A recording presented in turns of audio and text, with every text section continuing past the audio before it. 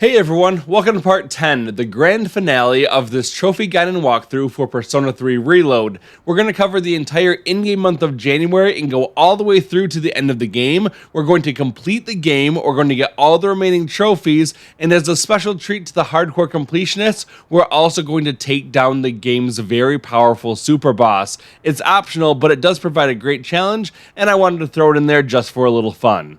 Thank you for coming along on this journey with me, and a special thank you to all of our channel members. If you've enjoyed this video series as much as I've enjoyed making it for you, please be sure to hit that like button. And now without further ado, let's dive right back into the action by loading up our game in the daytime period of January 1st. We find ourselves in the Naganaki Shrine. There's a special event going on with a bunch of people. You can talk to them if you want to, but we don't need to talk to anybody. All we've got to do is head over toward the right and have a short conversation with Mitsuru. When prompted, we'll choose the option Go Back to continue with the game. What did you wish for, Fuka? I wished for a great year. I know it sounds boring, but that's what I really want. That's what I wished for as well. We all wished for the same thing. However, I'm not praying for divine help. There's nothing to worry about. I have the utmost certainty that we can do this. Yeah, I know we can. We should get going. That will end the daytime period. Now we'll move on to the evening.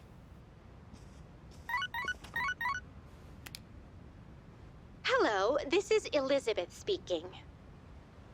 I'm calling in regard to a recent change in Tartarus. It seems that a path that had been blocked off is now open. I thought it prudent to inform you. Well then, I wish you a safe journey. Elizabeth said that a previously blocked path is now open. I should check it out next time I go to Tartarus. Now that we're back at the dorm, we're going to go forward just a few steps and talk to Ken.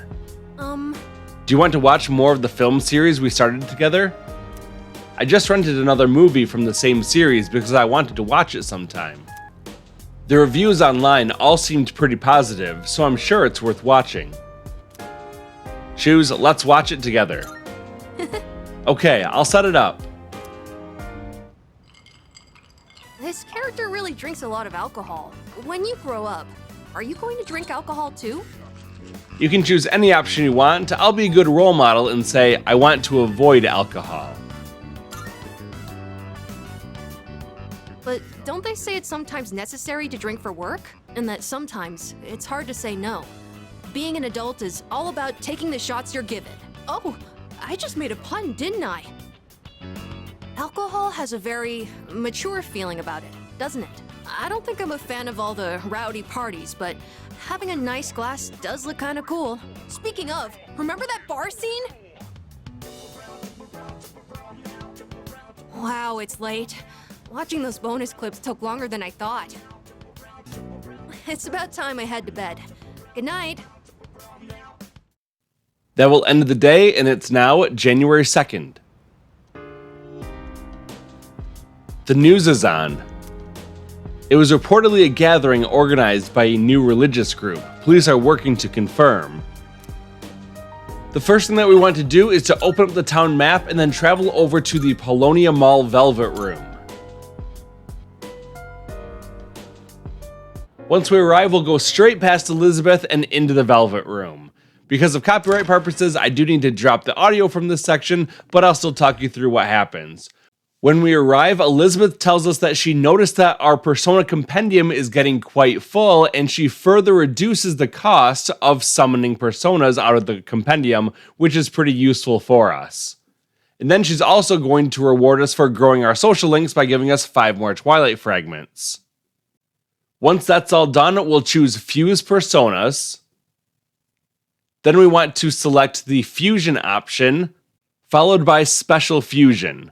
We'll scroll down until we can find the Fool Arcana Susanoo at level 77. We should have all the Personas required for this one. Let's go ahead and summon Susanoo now at a discount because our compendium is filled out a bit more. Even so, this will still cost us about 95,000 yen.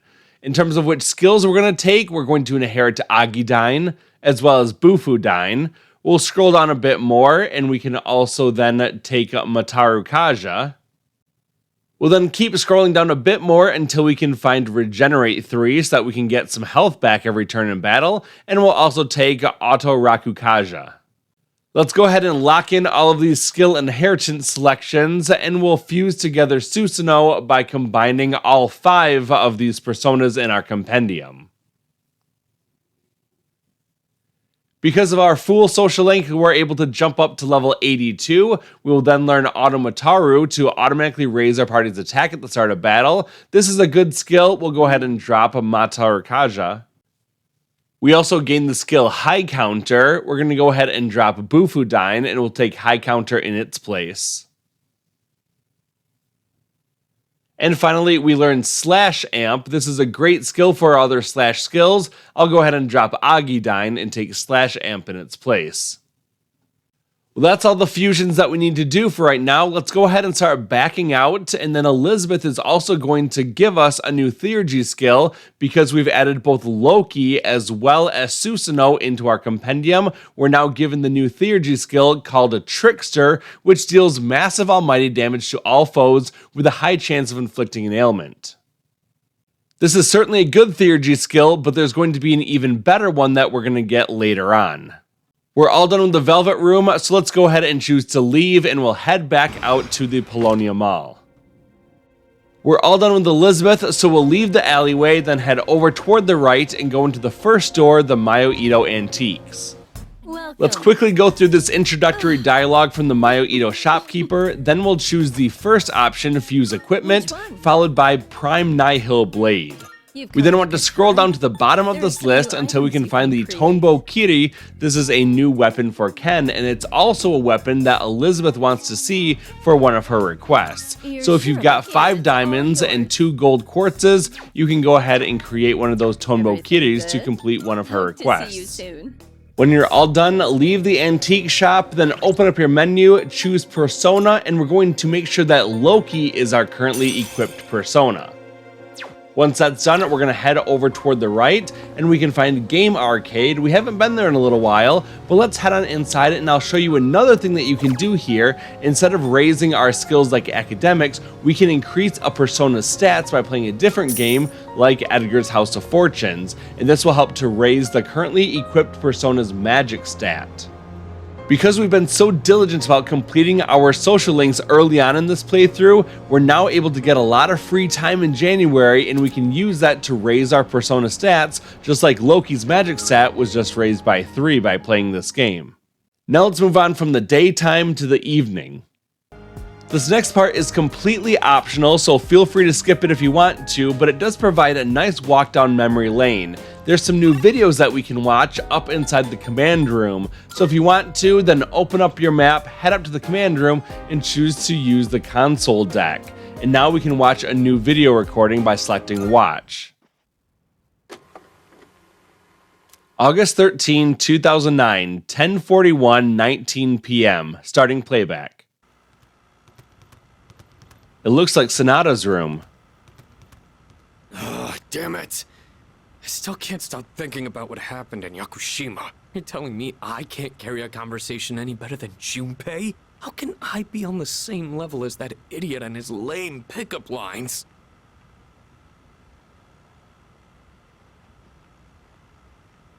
Are you able to make others laugh with a well-timed joke? Well, no specific examples come to mind, but I think I at least do that much.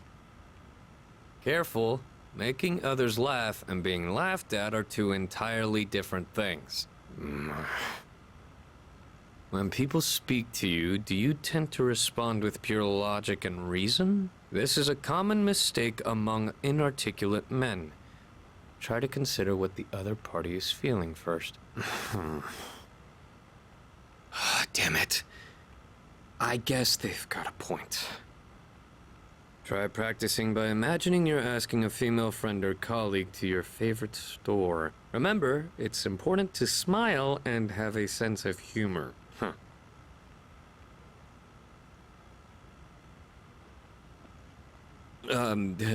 Hey there. What great timing to see you here. Nice one. I'm going to, Umiushi. Wanna come with? Oh, humor. Humor. You know the beef bowl place? Hey, maybe we could meet up there? Huh? Get it? What am I, the chairman? Screw this. The recording ends here. Now we can go forward, interact with the console deck again, and there's another new video for us to watch. September 6, 2009, 7:10:36 p.m. Starting playback. It's the lounge. Aragaki and Koromaru are watching TV. You two can follow along on page 39 of this month's issue. Today we're making spicy pepper pasta. It's a great dish to keep your energy up in the summer heat. The key ingredient is the manganji pepper. Remember to remove the seeds first. After that, we'll prepare some kombu soup stock. You'll need a pasta cooker about this size and... A pasta cooker. Do we even have one of those here?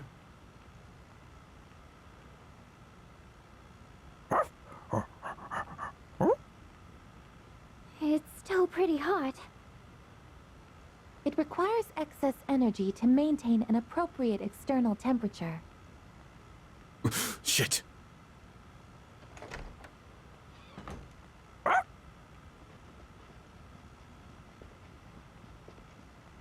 We have returned.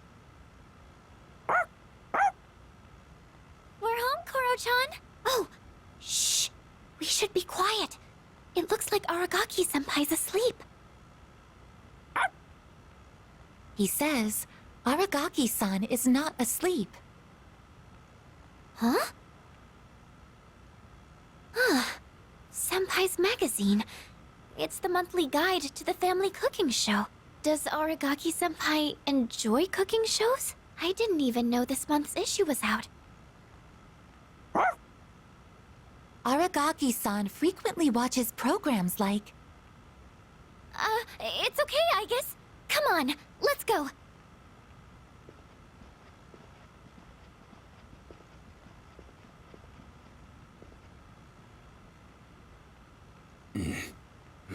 Damn. Forgot you can understand dogs.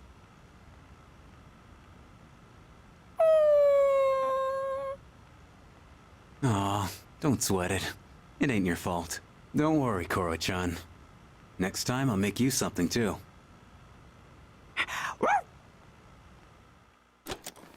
The recording ends here. Once again, we can interact with the console deck to watch another new video. September 20th, 2009, 1:13:41 a.m. Starting playback. This is my room. I can see myself sleeping in bed. Door unlocked in 92 seconds. My time has improved.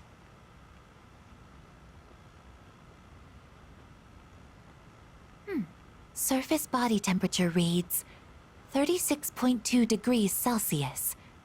No fever. At this rate, he should make a full recovery by morning. The pillow I prepared in the freezer will not be necessary. I cannot stay too long, or Yukari-san will reprimand me again. There are still 4 hours and 12 minutes until sunrise. I should be safe as long as I sneak out before morning. I will keep watch over him for a little longer. The recording ends here. Once again, we'll interact with the console deck to watch another new video. September 25th, 2009, 12:45:12 a.m. Starting playback.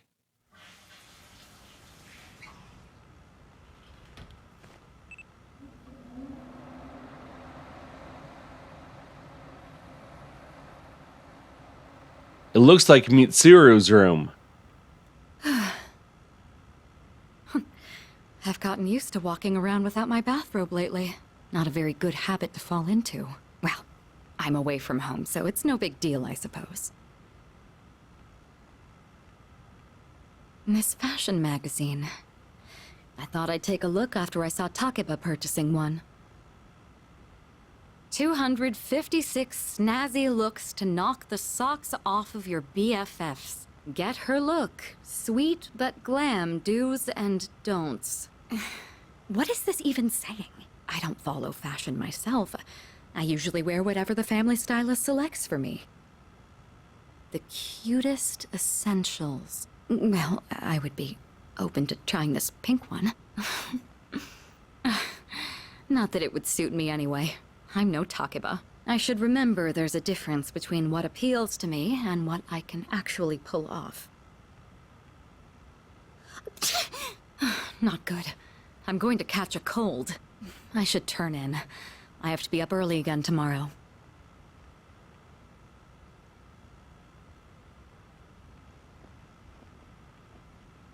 Now, which pajamas shall I wear tonight? The recording ends here. Again, we'll interact with the console deck and we'll watch another new video. October 12th, 2009, 2:56:22 p.m. Starting playback. It looks like Yukari's room. Like this, I guess? Welcome. I'll be taking care of you today. Are you ready to order, or do you need a little more time? It's too bad the school festival got canceled. I already went to all the trouble of putting this on, so maybe I should wear it around the dorm for the day. Sup, Yucatan? Hey, does that mean you gotta call me Master? What's going on, Takeba? You planning to work at Mitsuru's mansion or something? Forget it. I've been meaning to return this, but now that I look at it, it's a real uniform. It's not just a costume. Oh, I should take a picture before I give this back to Senpai. Yukari-chan, are you there? I need your help with something. Sure, one sec. I know. I'll drag Fuka down with me. At least then I won't be alone in the embarrassment.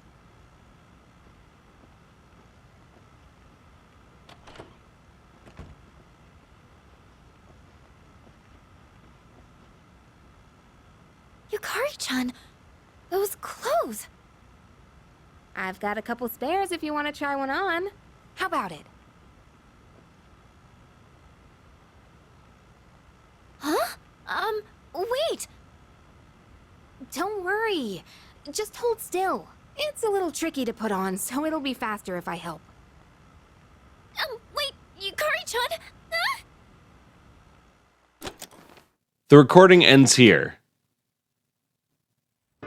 Once again, we'll go forward, interact with the console deck, and watch another new video.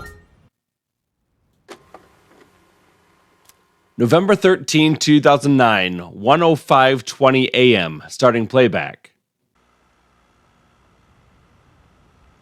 It looks like Amada's room.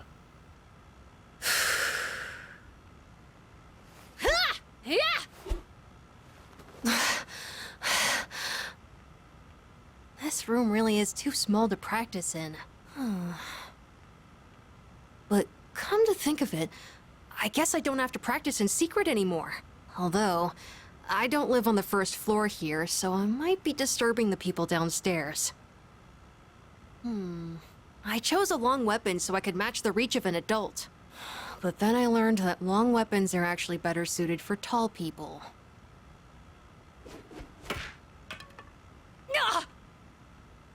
Oh, I hit my shin again. Jeez, I hope I get taller soon. Oh yeah, where'd my milk go?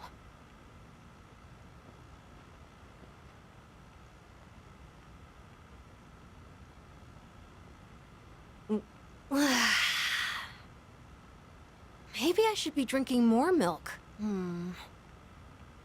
It hurts my stomach sometimes, though. The recording ends here.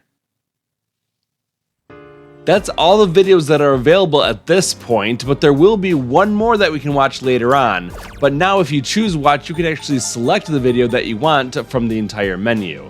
We're just gonna hit cancel at this point, then we can open up our map and we're gonna travel back down to the first floor lounge. When we arrive, we'll go forward and we can find Akihiko next to the TV. Let's go talk to him. Yeah. Hey, good timing. Wanna watch another DVD together? It's a match with the heavyweight champ who many consider to be the greatest of all time. I burned the TV recording of it onto a DVD a while ago, and I suddenly feel like watching it again. Sonata's eyes are glistening with excitement. Sonata might gain a new ability soon. What do you say? We can start it right away if you're up for it. Choose Let's Watch together. Yes. Alright, let's start watching. All right. Today we're gonna see some of the greatest matches the champs have ever... And here we are with the first match of the qualifiers. In the red corner we have Akihiko Sonata-kun from Gekkokan High It's School. me. This is footage from my first official match. My coach from back then recorded it for me. Sorry, looks like I put on the wrong video. Let me switch it out. I want to see this. Hey, come on. It's not that interesting. But I guess this might be a good opportunity. Let's watch it. I look so stiff and nervous. My form is all over the place. How did I even win this? At least I can tell I've improved since then. Here's where I get my left straight in. And the winner is Sonata-kun from Check the out my red face. corner. I'm trying to look calm, but on the inside, I can barely contain myself. I know I said before that I just wanted to learn how to fight with my bare hands. But this might actually be why I stuck with boxing. This victory gave me confidence. I wasn't so stiff in any of my later matches. Are you the type to get nervous in front of a bunch of people like that? Any of these options are fine. I'll just say, not really. That's what I like to hear. You're just as reliable as a leader ought to be. If you ever want to try getting in the ring, I'd be glad to have you. I've learned a lot from boxing, but there's a strict rule I follow when it comes to winning. Find your opportunity, then strike without hesitation. It's easy enough to remember, but hard to apply. You could say the same thing about fighting shadows, too. I've always tried to keep those words in mind, but now I'll be even more conscious of them. Sonata seems to have found a new potential within himself after watching the DVD. And now Akihiko gains a new personality characteristic called Buff Amp. Greatly increases the effects of buffs on self. You know, I never thought you'd see me like that. But it did help remind me how I felt when I was starting out. Anyway, sorry you had to sit through that. I'll save the champion matches for next time. Now we move on to round 2 of the qualifiers. In the red corner, There's another one? Akihiko Sonata-kun Well, from since we're Gekkokan already High here. School. Want to watch some more before we go to sleep? That will end the day, and it's now January 3rd. It's still winter break, which means we have a lot of free time on our hands. So let's start by opening up the map and heading over to the Polonia Mall. Once we arrive, we'll open up the menu, and then we'll go down to Persona. We want to make sure that Susanoo is our currently equipped persona. After that, we're going to head over toward the right side, and we want to go into Game Parade. On Sunday, there are 3 different games that we can play to raise persona stats. If we play Punch Boxer, we can raise Strength. If we play Real Wheel Racer, we can raise Agility. And if we play Edgar's House of Fortunes, we can raise Magic. We're going to play Punch Boxer for 2,000 yen. Now after playing this game, Susanoo's strength will increase by 3. That's it for the daytime. Let's move on to the evening. For our evening activity, we're going to open up the map, and once again we want to travel over to the Polonia Mall.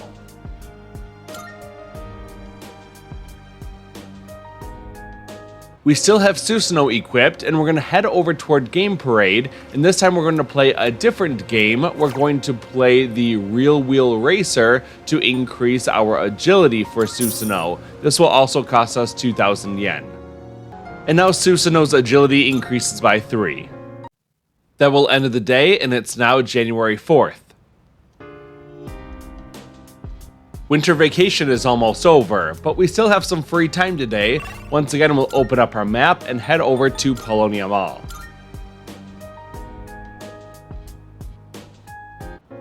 We still have Susanoo equipped, so let's head over toward Game Parade, and we're going to play the game Punch Boxer. That will increase Susanoo's strength by 3, and it will cost us 2,000 yen. Here's our notice that strength was increased by 3. That will end the daytime period, and now we can move on to the evening. We're not going to go to the arcade tonight. Instead, we'll head over and talk to Mitsuru, who's sitting by the counter. Yes. Ah, if you're free, why don't you join me for some tea? I'm planning to change things up this time. I can sense Mitsuru's quiet determination. Mitsuru might gain a new ability soon. Should I spend some time with Mitsuru? Before I start brewing the tea, there's something I want to do. Would you like to join me? Choose, sure, I'd love some tea. Thank you. Wonderful, I'll start the preparation. Today, I'd like to make a snack food that would pair well with tea. That said, I'm not terribly well versed in the art of cuisine. So I'm hoping to make some simple karumeyaki. Did your teachers ever show you how to make it? Any option is fine, I'll say, I think so. Excellent. Then I don't need to explain. All right, let's get started. Temperature control is key. We want to turn off the heat right before it hits 130 degrees Celsius. Oh, we should keep things moving. Let's put the sugar in the ladle first. I cooked karumeyaki with Mitsuru. Got 1 karumeyaki. What a nostalgic flavor. It may not require hours in the kitchen, and the taste isn't particularly complex, but I'm quite fond of these. And more than anything, it's nice that we can make it ourselves. You know, when I saw this for the first time, I thought it was like magic. I've tried making it myself a number of times, but I ended up burning it on every attempt. I guess you could call it a bittersweet memory. But I didn't give up. I continued practicing. And that's finally led to our success today. What do you think? That's so inspiring. Hearing you say that makes me glad to have shared it. Back home, there were plenty of opportunities to host formal dinners and tea parties, but I never considered it particularly admirable to have someone else prepare the extravagant dishes. Doing the cooking myself also allows me to talk with you like this. And isn't that sort of familiarity the key to understanding each other better? I think this might have been what I was missing. Instead of complaining about being difficult to approach, I needed to create an opportunity for change. By cooking this nostalgic dish, Mitsuru seems to have learned something new about herself. And now Mitsuru gains a new personality characteristic called Ailment Surge. Greatly raises critical rate on foes with ailments with Mitsuru in battle. It's fascinating the kind of things you learn by simply inviting someone over for tea. Thank you. I hope we can talk again like this sometime. Oh, right, I had a favor to ask. There's still some sugar and baking soda left. Do you think you could help me make another batch? Karumeyaki keeps for a long time. This could be a good chance to make some for the others. After making karumeyaki with Mitsuru, I went back to my room. That will end the day, and it's now January 5th. We've still got some free time today, and we're going to do something a bit different, so let's open up the map and go down to the option called Front Entrance. Once we're out front, we can head around the corner and talk to Koromaru. Should I spend some time with Koromaru today? Choose spend time with Koromaru.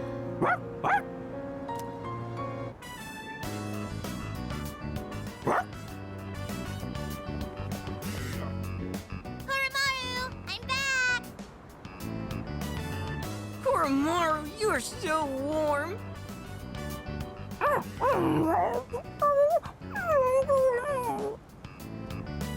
The kids are playing pretty rough with Koromaru. Don't get sick, okay, Koromaru? Lots of people haven't been looking so good lately. They say if you smile when you gargle, you won't get infected. And if your feet get too cold, you'll catch depression. So bundle up when you sleep. Okay, see you guys later!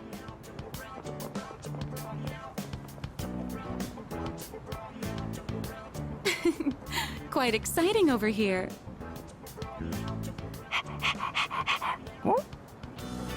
Well, it's been different around town lately, don't you think? So many people with dead looks in their eyes. Not to mention the wild stories going around. I couldn't help but worry, so I came to check in on you. But it looks like I had nothing to worry about. So that's enough of that for now. Next time, I'll bring some snacks, all right?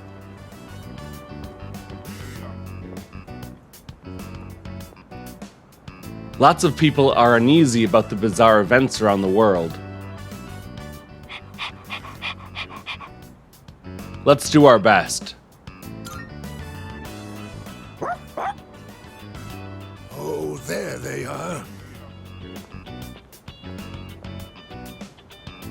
Ooh, I'm beat. And it's been getting chillier, too. Ah, right. Do you know how to play shogi, young man? Yeah, I'm pretty good. Ah, excellent, excellent. Then, would you humor this old man with a game? Koromaru seems like he's up for it. Well then, shall we begin? I don't have anyone to play with these days. This is going to be fun. Koromaru and I played shogi with the old man.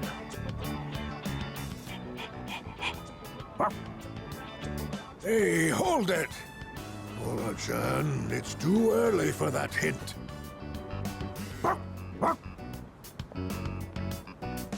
What's going on over here? Oh, pardon us. We are right in front of the entrance, aren't we? Oh, no, don't worry about it. Of course. This is a student dorm, right? And does that mean you'll leave this place one day too, young man? I see. Well, Koromaru, looks like the next batch of students will look after you too. Life may be filled with goodbyes, but they never get any easier. The old man shouldn't have let his guard down. You can choose either option. I'll say check. What? That was a good move. So what? We're just getting started. That was a good match. I'll have to stop by again. Until next time, you two. And to that lovely lady over there, adieu.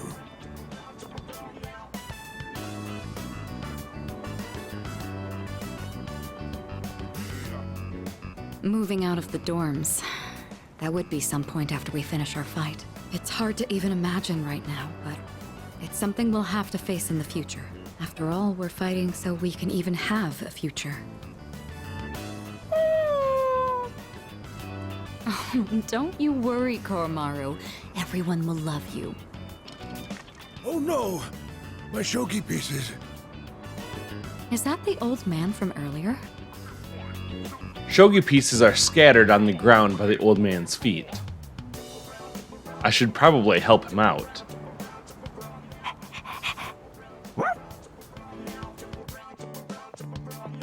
Koromaru and I helped the old man and walked him back to his home. After the fighting ends, once the battle is over, Iwatodai Dorm will have completed serving its purpose. We'll all eventually go our separate ways.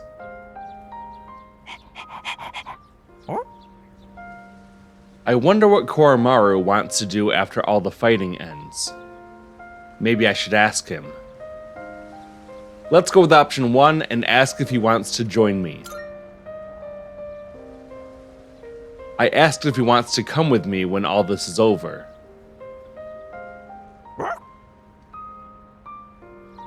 It seems like Koromaru wants to stick with me after the fighting's over. Let's see this through.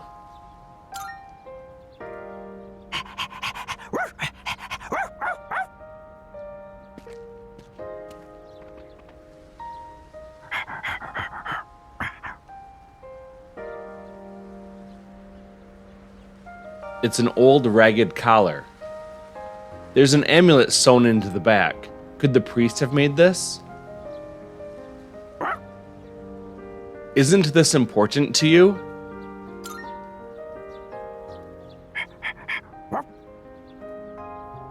He seems to want me to keep it for him.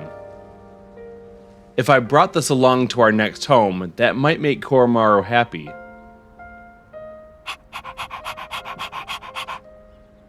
You can count on me.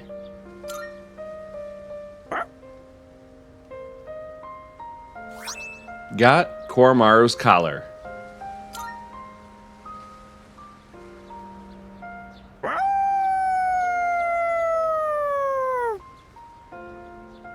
Koromaru's howl resounds throughout the quiet shrine. I can feel a strong sense of resolve from Koromaru.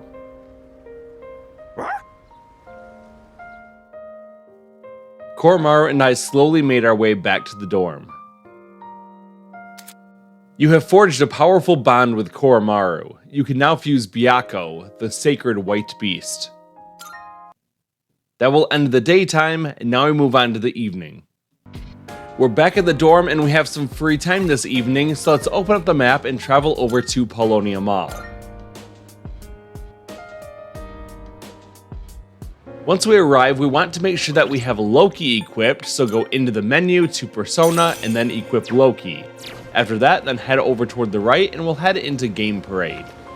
Tonight we're going to play the game called Real Wheel Racer. This will cost 2,000 yen and it will have the benefit of increasing Loki's agility by 3 points. That will end the day and it's now January 6th.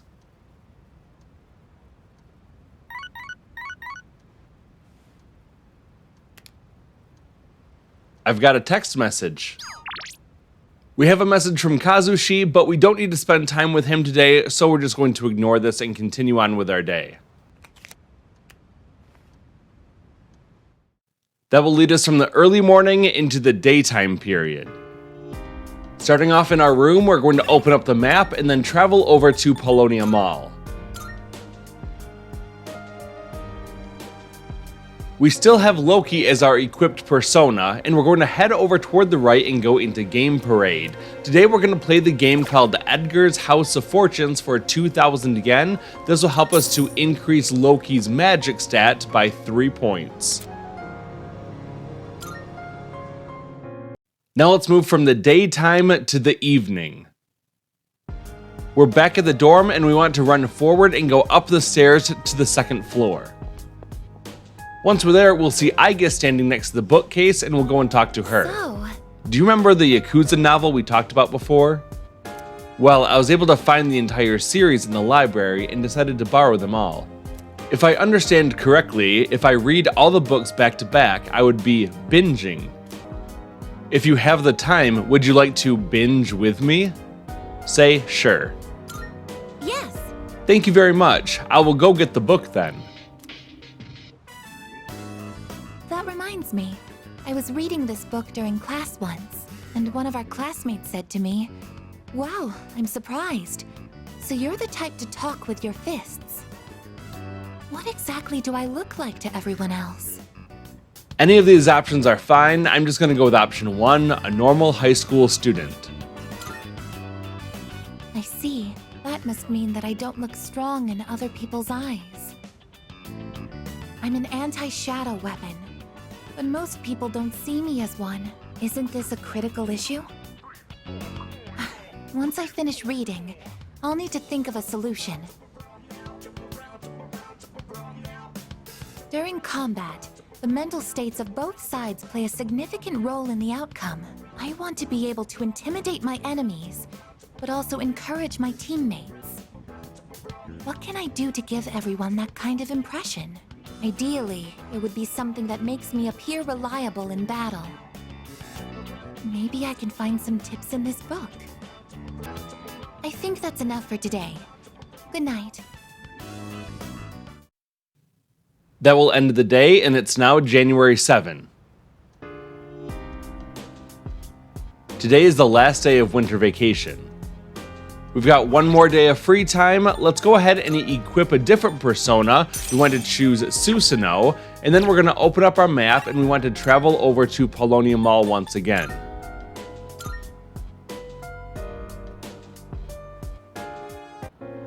We'll head over toward the right side and then go into Game Parade. Today we're going to play the game called Punch Boxer for 2,000 yen, and this is going to increase Susanoo's strength stat by 3 points. That's it for the daytime. Let's move on to the evening.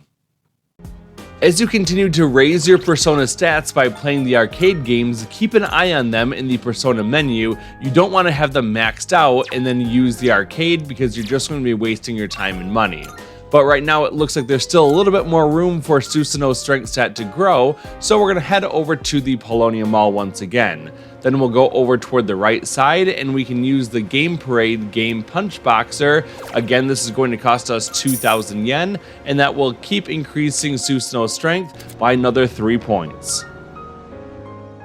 That will end the day, and it's now January 8.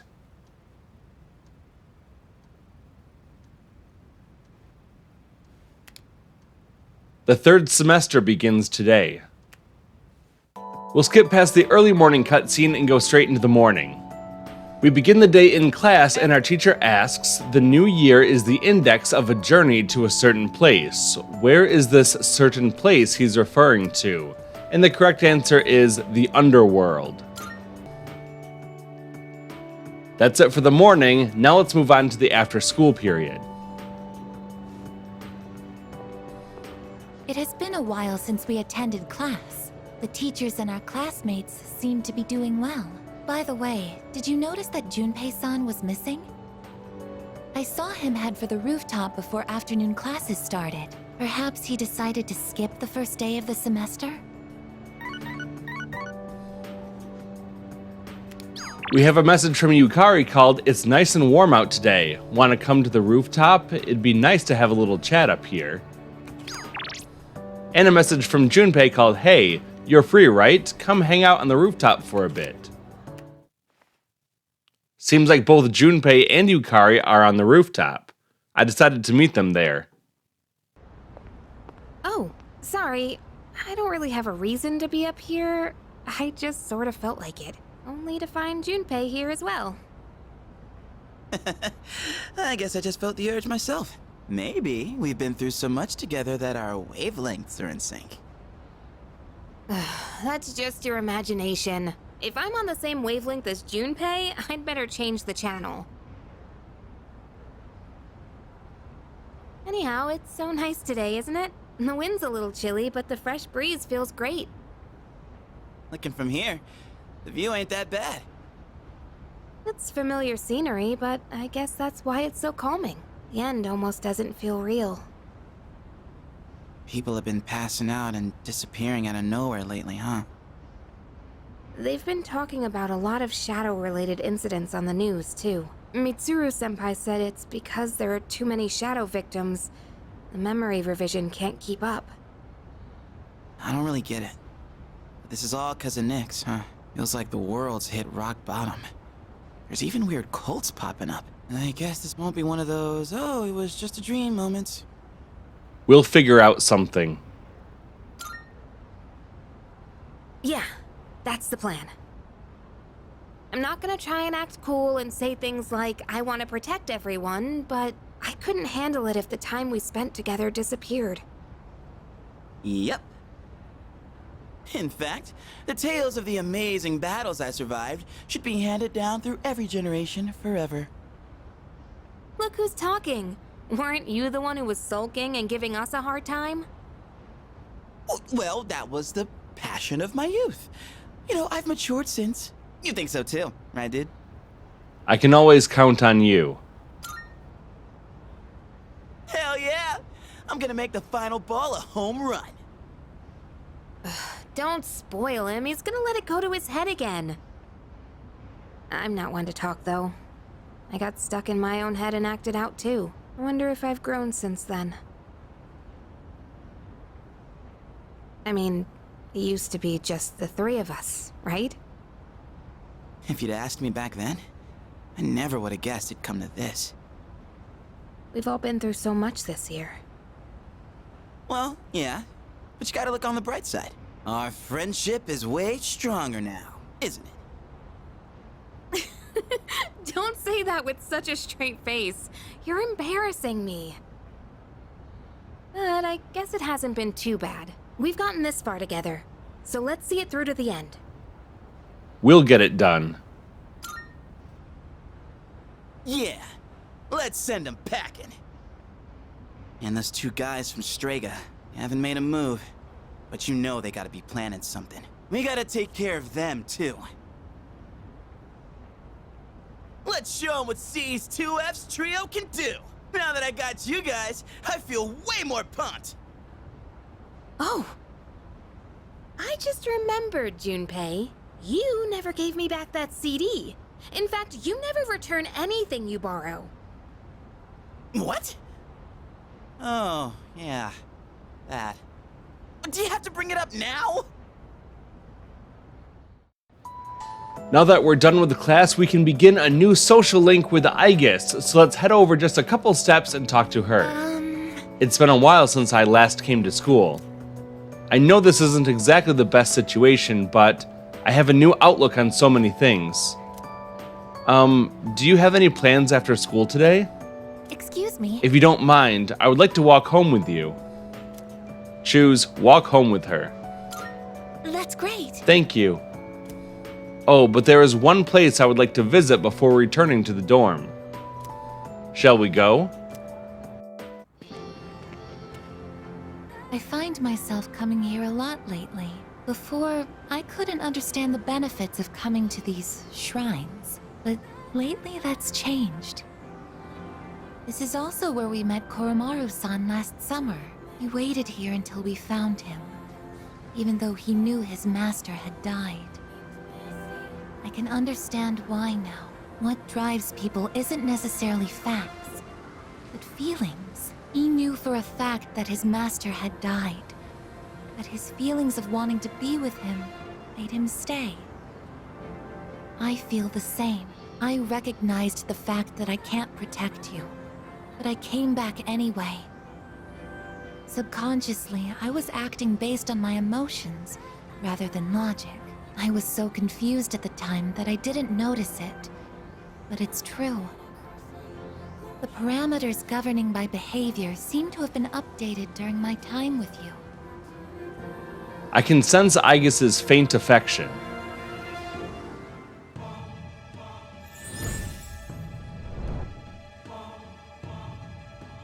I am thou. Thou art I. Thou hast established a new bond. Thou shalt have our blessing when thou choosest to create a persona of the Aeon Arcana. We're now rank 1 with the Aeon Arcana social link, and we also get a trophy called People Person for unlocking all the different social links in the game. We'll get another trophy once we get all of them up to rank 10. Oh, I misspoke. I mentioned what drives people. But of course, Koromaru-san and myself aren't people.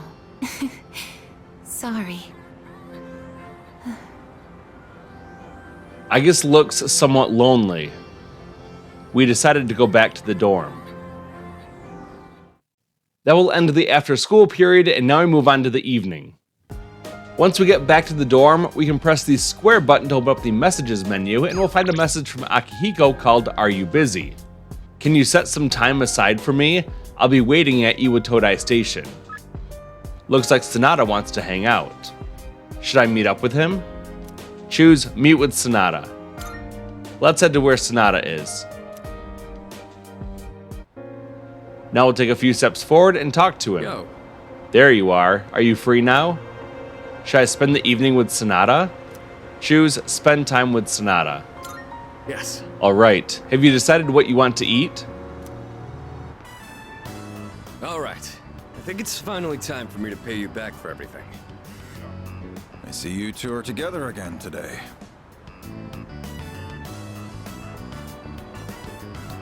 Kurosawa-san, I don't usually see you around here. Is there something wrong? No, I'm just helping patrol the area. You might have noticed already, but the city's been feeling a little different lately. We can't be sure what'll happen. Make sure not to stay out too late. Thanks. You be careful too. I will.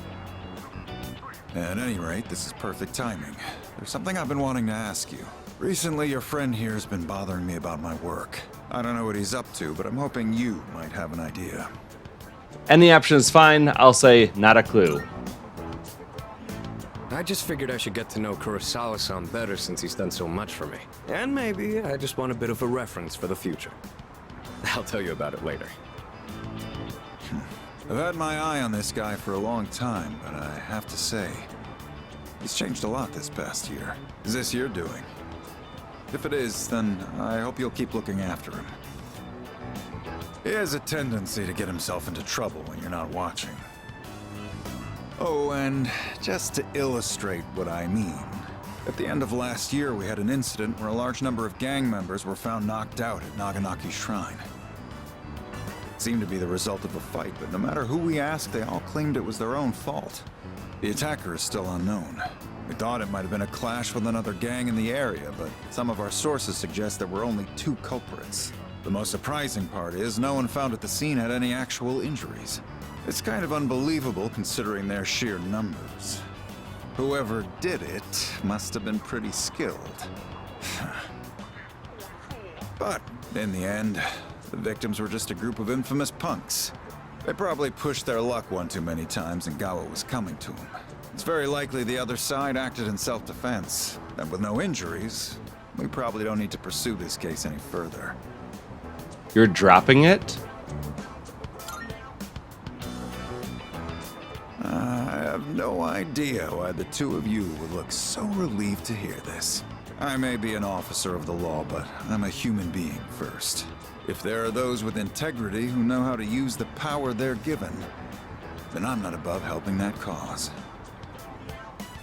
I think I'm starting to see the path I need to take. Thank you, Kurosawa-san. I haven't done anything to deserve thanks. I was just musing to myself. Things may have turned out fine this time, but you'd better avoid pulling a stunt like that again. Nowadays, it's becoming more common for goons like them to carry guns. Maybe it's inevitable given how connected the world is, but things just seem more dangerous lately. Sounds scary. Yeah, guns are pretty common in other parts of the world. Not to mention all the tough fighters abroad. Nothing abroad, though. Now that's a thought. I'll have a lot of freedom once I graduate. It might be fun to see how far my fist can take me.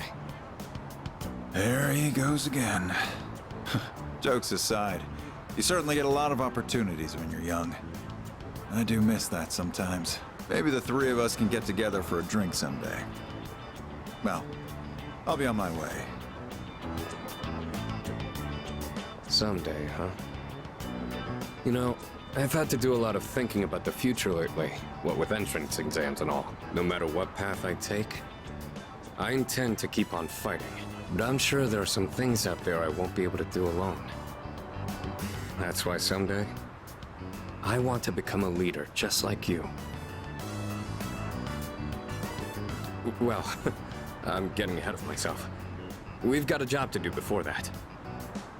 I'm gonna protect you and all my friends. I'm gonna fight for our futures. And I'm gonna be the big brother she'd be proud of. That reminds me, I should give these to you before I forget.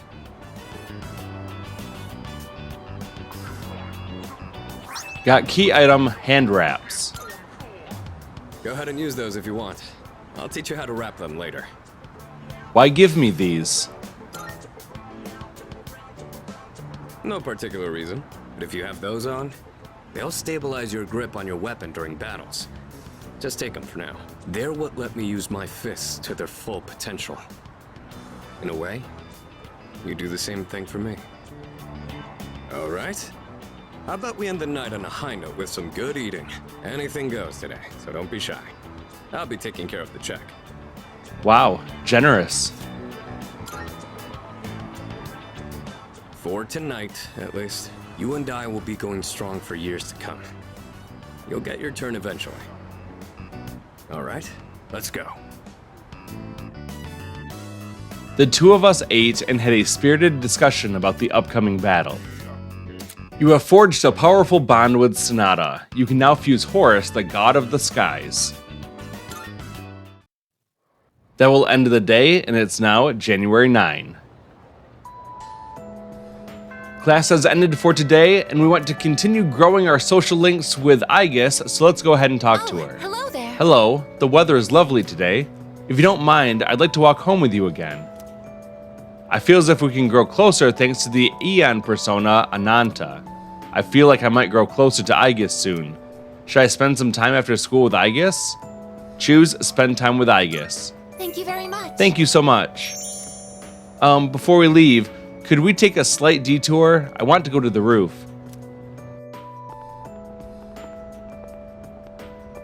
I like this place. I can see the entire town from here. The Moonlight Bridge is to the right, and over there is Polonia Mall. Oh, and did you know you can also see our dorm from here? Back in Yakushima, where I'd been sleeping, the ocean waters were much clearer than they are here. But I prefer the view here. Before I came here, I didn't even think about whether I liked the scenery or not. What about you? Do you like it here? Choose option 1. I like it here. I'm so glad to hear that. Feeling the same way? Watching the same scenery? It's nice. I began to feel emotions towards various things that I hadn't felt before. It's a little scary sometimes. But if I can change by being with you, then I want to cherish these feelings. Aegis revealed her resolve to me. It seems we've grown closer. And now we reach rank 2 with the Aeon Arcana social link. Oh, I'm sorry to have gone on for so long. It's still January, so the winds can get quite chilly up here. It would be awful if you caught a cold. We decided to go back to the dorm. That will end the after-school period, and now I move on to the evening. Now that we're back at the dorm, we want to go forward and talk to Aegis at the base of the stairs. Excuse me? Would you like to go tend to the planters together? I don't want to deprive our plants of the care that they need. The quality of the produce might improve if we tend to the rooftop planters together. I've been practicing how to properly mix fertilizer. I would like to try it out. Choose, alright, let's go. Come to think of it, I don't think I've planted anything in the rooftop planters yet. And we'll choose the buff potato sprout. Looks like it can be harvested on January 21st. Choose plant it. Yes. Thank you, then I will get prepared and head to the rooftop right away. There isn't as much damage from pests as I was expecting. That's a relief. But we haven't taken any special measures. What's going on? Oh, this is... Look! There's a ladybug larva! It's so small and adorable. Let's choose option 2, just leave it alone. Yes. to interrupt it while it's eating. Ladybugs are the natural predators of pests that damage plants. That explains why there weren't any harmful insects around. Thank you very much, little ladybug. Even in just these tiny planters, there is so much life. There's no one to teach them. They're just doing the best they can. Huh. Sorry, I got distracted. Shall we keep going? I tended the plants with Aegis. Oh, look over there. It may be rude to interfere, but we can't let them ruin our harvest. Let's give the ladybug some assistance this time. Thanks to the care we put in, it looks like the plants will grow nicely. Status reads all green. I don't see any problems. That should be enough for today. Let's head back now. That will end the day, and it's now January 10.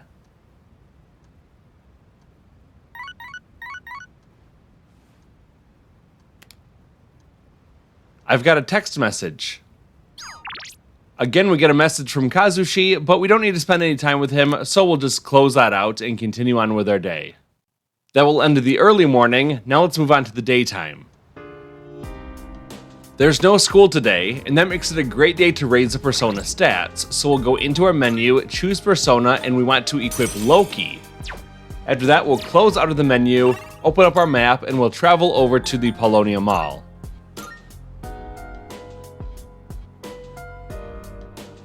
Once we arrive, we'll head over toward the right side and we'll go into Game Parade.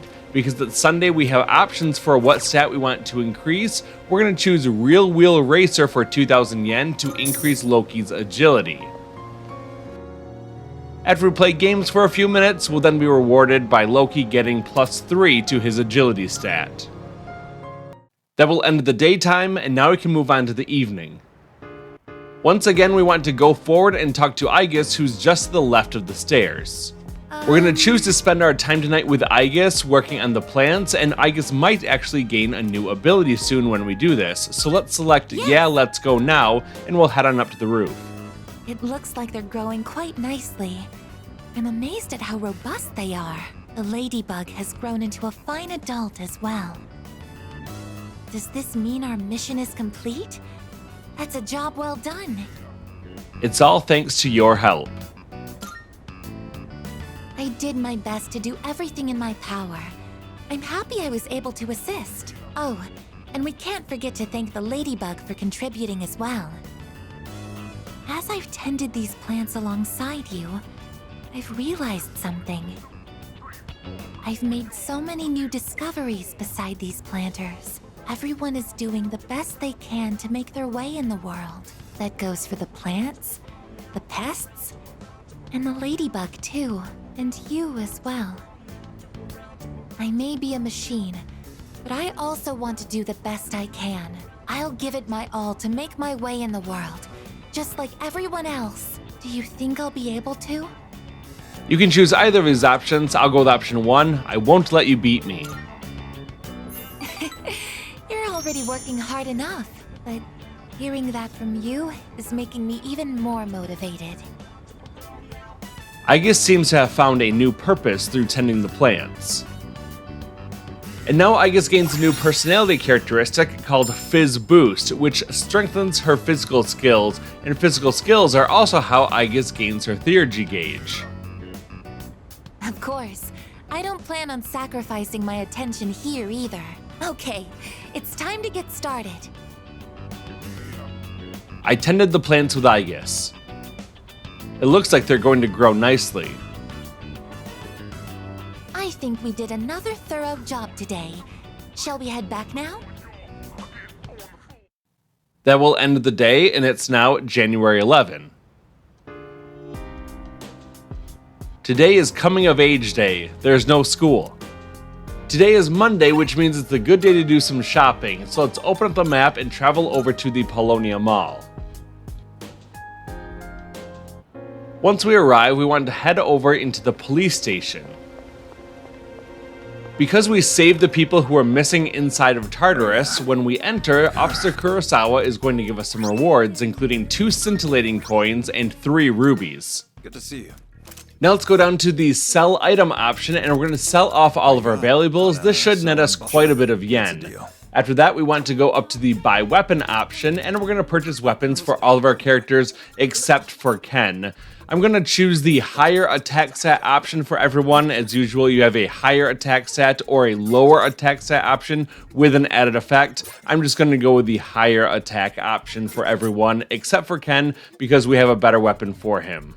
Then after we've purchased all of those weapons, equipped them, and sold the other weapon that was already equipped, we'll go to the armor option. Again, we have a higher defense option, the silver plate, and a lower defense option with the added effect of reducing dark damage with the demon's mail. We'll just purchase the silver plate for our characters.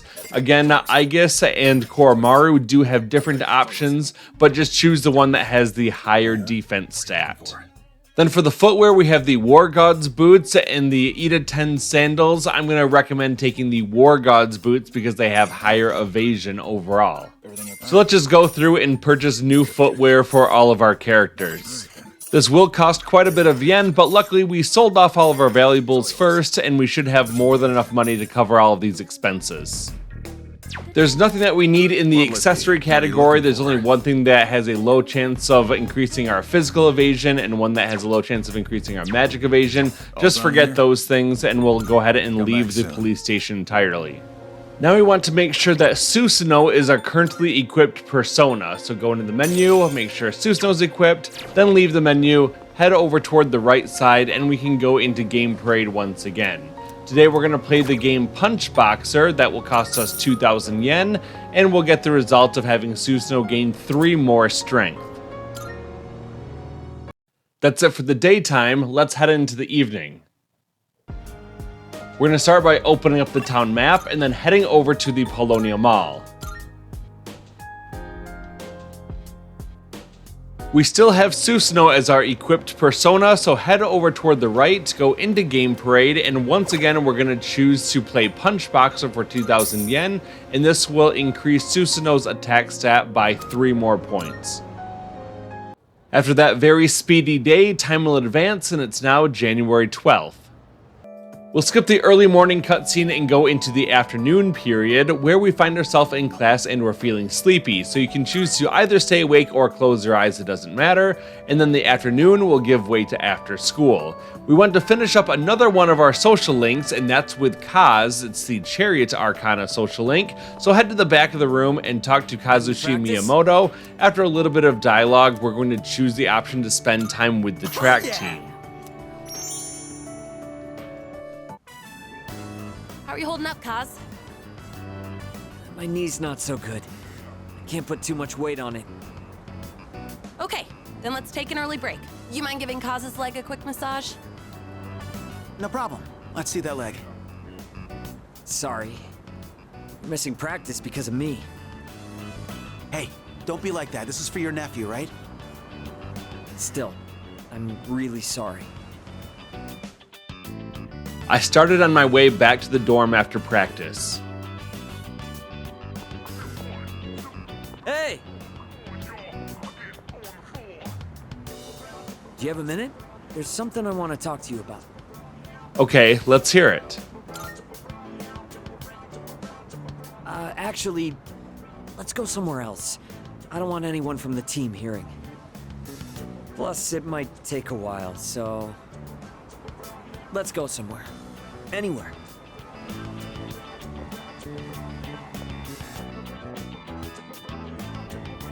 The scent of broiled fish fills the air inside the restaurant. Where do I even start? It's all a mess in my head. First things first. This is for you. Got key item, sports tape. My nephew gave it to me. He said it's a good luck charm. He gave me more than I'll ever need. And if you get hurt during practice, now you can tape yourself up. I wanted you to be the first to know. I've made up my mind. I'm gonna have surgery to fix my knee. What about the big meet? I don't think there's enough time for me to recover by then, but that's okay. I don't mean to pout or anything. I'm just trying to stop making selfish choices. I don't think it's right for the whole team to suffer because of my knee and my nephew. Even if I managed to win, I don't think I'd feel good about it afterward. Up until now, all I could think about was winning. But my eyes opened up after Coach grilled you about my knee. It was such an obvious thing. I realized I can't keep thinking only about myself. Winning still means a lot to me. That's part of who I am, and that's probably not gonna change.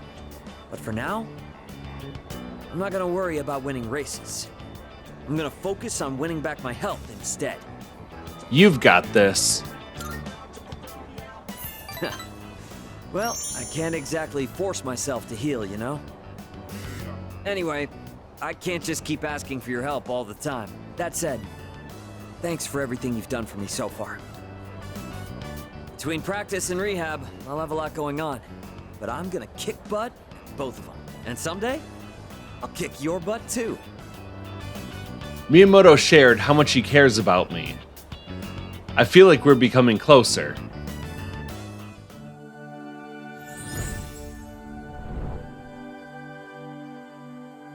I am thou. Thou art I. The bond thou hast nurtured hath finally matured.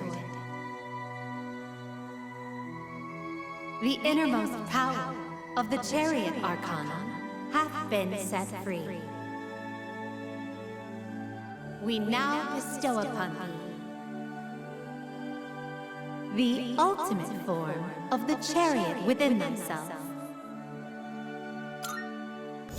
And now we reach rank 10, the maximum rank of the Chariot Arcana social link. The Chariot social link reached its maximum level. You can now fuse Thor, the mighty god of thunder. I'm gonna go tell my nephew what happened and offer to go through rehab with him. I wonder which one of us will recover first. He's a tough one, you know, just like me. I passed the time chatting away with Miyamoto. That will end the after school period. Now I move on to the evening. Oh, there you are. We're all going to Hagakure. Wanna come? Sure. Wow, that was easy. Sonata-san's buying today. You remember that bet we made in Yakushima? Ah, you probably forgot all about it by now. Well, you won in the end, even if it was ice. But whatever, Sonata-san still lost, right? Even if it took me like 6 months to make him admit it. Come on, everyone else already left. We got a jet. Everyone's okay with the special, right? Sounds good to me. Okay, 5 specials, please. Man, this is awesome! Sonata-san's never treated us all to ramen before. I'll accept that I lost, but why do I have to treat all of you? You're still going on about that? Come on, Sonata-san, a bet's a bet. You gotta pay up. All right, all right. I never said I wouldn't. What's wrong, Aegis? You doubting me too? No, but have you seen the magazine on the counter? The headline caught my attention. What magazine?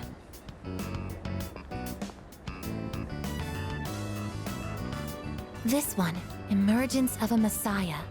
The charismatic one speaks.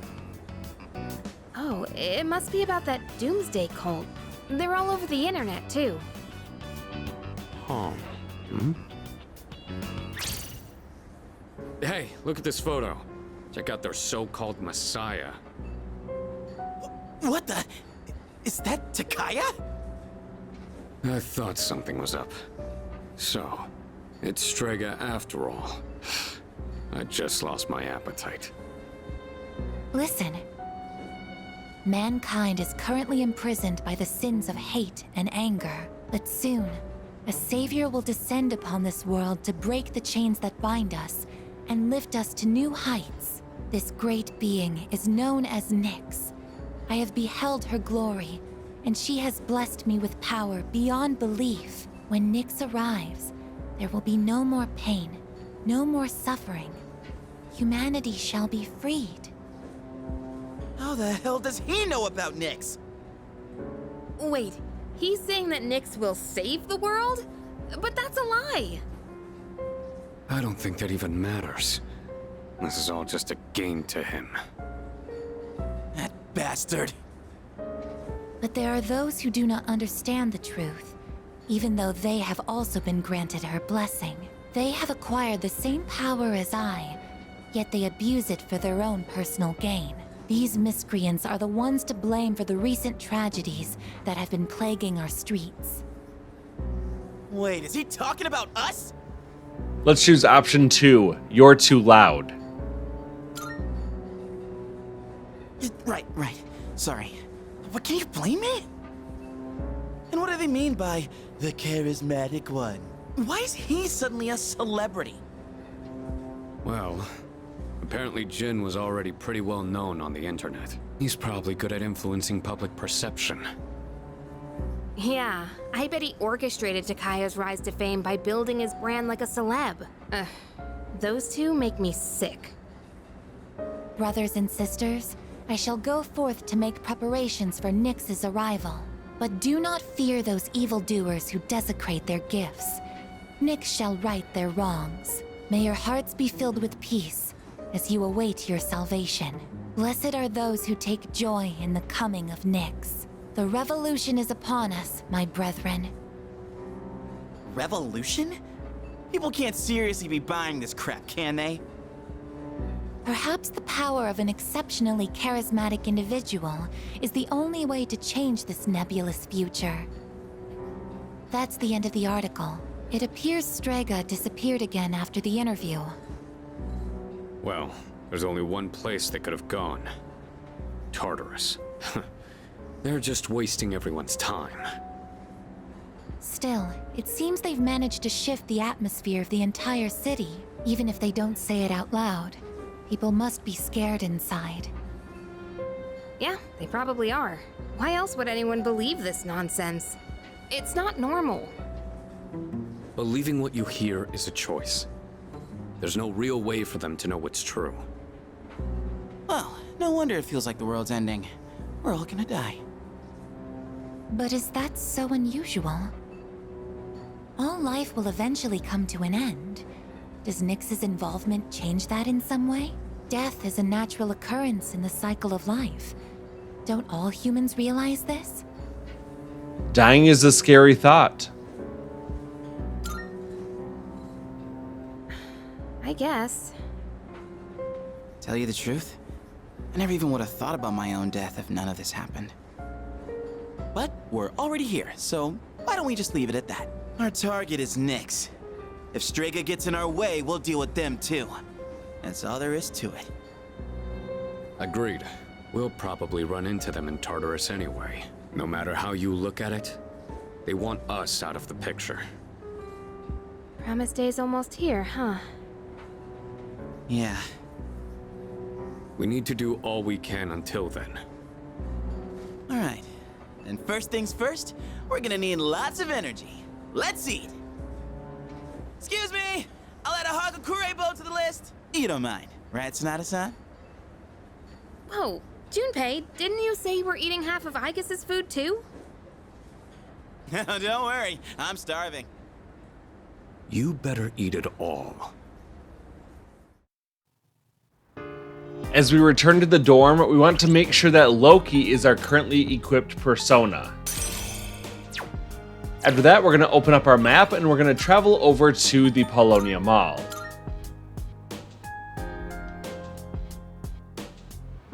Once we arrive, we'll head over toward the right and we'll go into Game Parade. We're going to play another game tonight. Tonight we're going to choose the Real Wheel Racer for 2,000 yen, and this will increase Loki's agility by 3 points. That brings another day to a close, and it's now January 13. We'll skip over the early morning section and go straight to after school. Now that class has ended for today, we want to talk to Aegis, and after a little bit of dialogue, we're going to choose to spend some time with Aegis.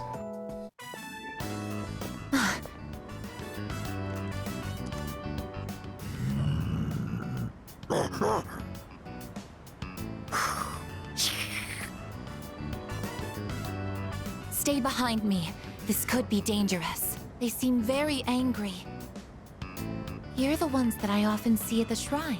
What's wrong? What? Koromaru-san? You think we what? Wait, we aren't mistreating Koromaru-san. It's true that he's been helping us in our battles, but... What? No. Oh, these are Koromaru-san's old friends. They doubt our intentions regarding Koromaru-san, since he's been more frequently injured lately. How can we make them understand? You can choose either option. I'll go with option 1. Just try explaining. This is all a misunderstanding, everyone.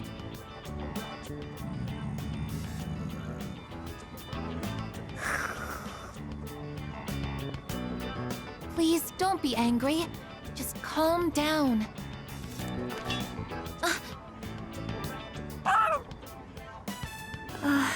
I'm so sorry. My hand is hard.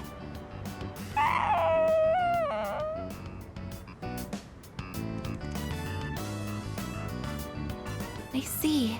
No wonder they're suspicious of me. My body is completely unnatural to them. I hope that dog isn't hurt. I've been thinking lately. No matter how human my heart becomes, my body will always remain a machine. Of course, it's obvious when you think about it, but I'm not strong enough to be a weapon, and I'm too stiff to pass as a human. There's nowhere I truly belong. I'm neither completely machine, nor quite human. Choose option 2. That's not true. But... Oh, I'm sorry. Thank you. You're right. Even if I can't quite explain it, I have to be true to myself. Sorry for bringing all of this up. If I hadn't been created, I never would have met everyone. And that includes you. If I can stay by your side, then nothing should faze me. I know that, but... I can sense Aegis's faint affection. And now we reach rank 3 with the Aeon Arcana social link. I should make sure that Koromaru-san's friends understand our situation. I don't want you to end up in danger again. I'll see you later. Excuse me.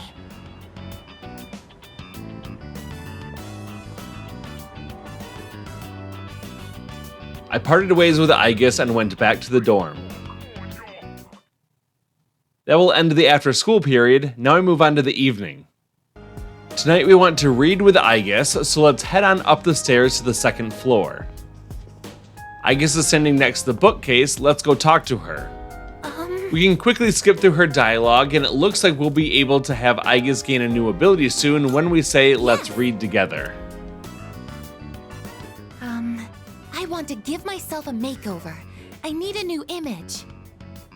Maybe I should triple my current height, so I can look down on my enemies. Or maybe I can add spikes to my shoulders, or carve a giant dragon onto my back. What are you talking about? Reading this book has convinced me. This is what I need to do if I want people to think I'm strong and reliable. Outer appearances carry an unimaginable amount of influence. The main character of this story also put a lot of effort into looks, so people would take him seriously. That's why I wanted to change my image too. If I want people to think I'm strong, I need to look the part. What do you think? I'd like to hear your opinion as our leader. We'll go with option 2. What's important is attitude. Attitude? So it's not about appearances then? Oh, could it be... I'm sorry. It looks like I've had the wrong idea. At one point, the main character of the book says, "Can't have people think I ain't cool." Up until then, he'd cared so much about his image, yet he goes to raid his rival's territory wearing nothing but a shimekomi. I finally understood what he really meant after hearing what you said. The most important thing is to hold true to your beliefs, no matter what. I'm going to hold true to my beliefs as well. I may not look reliable, but I will make up for that with attitude. I'm going to operate at maximum output so that I can be useful to everyone. By understanding the essence of the story, Aegis is fueling her fighting spirit. And now Aegis gains a new personality characteristic called Fizz Amp, greatly strengthens physical skills. This allows her to do a lot more damage in battle. For some reason, I feel like going to Tartarus and raising some hell. Maybe we can organize a raid. Oh, I didn't realize it was so late. That's unfortunate. I suppose I'll just go back to my room for tonight. That will end the day, and it's now January 14. We can skip over the early morning cutscene and go straight to the after-school period. Once class is done for the day, we just want to talk to Aegis, and once again, we're going to choose to spend some time with her today.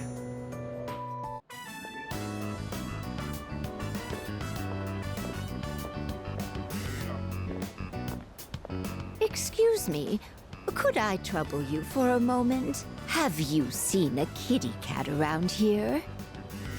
She's a precious little white-spotted cat named Michan. She slipped away when I wasn't looking. I'm so worried about where she could have gone. She's getting on in her years, like me, so I doubt she could have gotten very far. A white-spotted cat. Did you see one? Choose option 2. No, I haven't. Oh, I see. I've been so worried. I hope my little Michan is eating all right.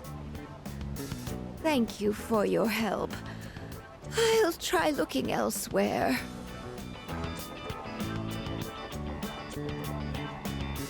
A white-spotted cat named Michan.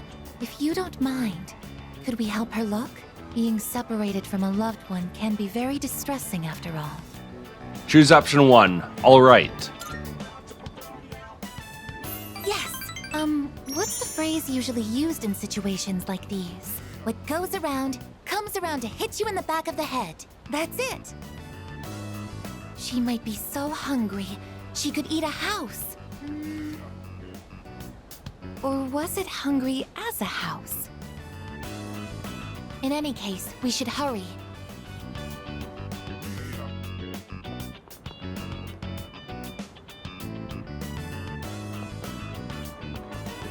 Michan-san!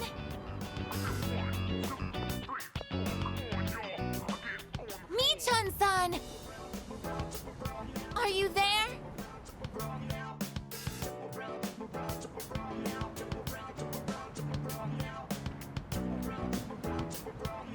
There's no trace of her. I can detect hostile readings like shadows. But when it comes to this, I'm useless, aren't I? And I was the one who insisted we search. I'm sorry. You can choose any of these options. I'll go with option 1. Don't let it get to you.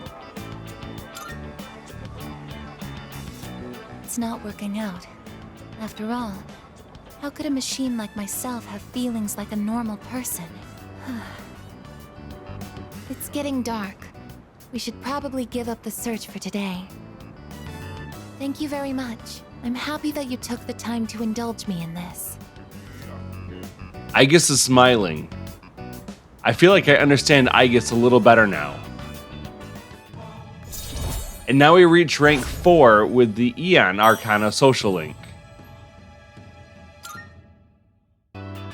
I'll be going back alone today. I need some time to think. I'm sorry. After you invited me out, too. We decided to go back to the dorm separately. That will end the after-school period. Now I move on to the evening. Tonight we're going to do something a little bit special. Let's open up the town map and travel over to the Polonia Mall's Club Escapade. You there. You live in a world where emptiness roams and chaos reigns. You struggle so fervently, twinkling like stars in the night. But such delusion will not lead to deliverance. Why not join us in the Messiah and await the moment of salvation? We still have time. You say that only because you don't know the truth. Heed the voice of the Messiah and follow the path to true salvation.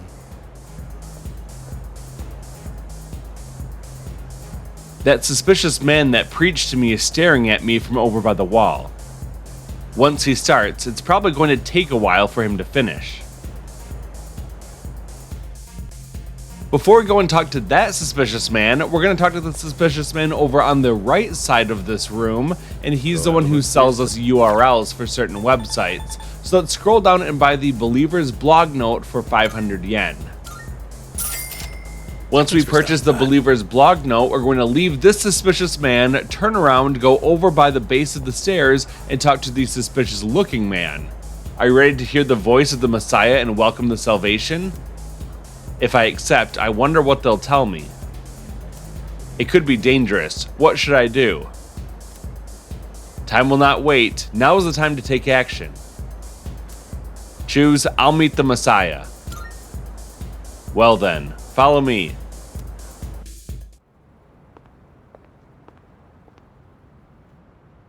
Now, go and speak to our Savior.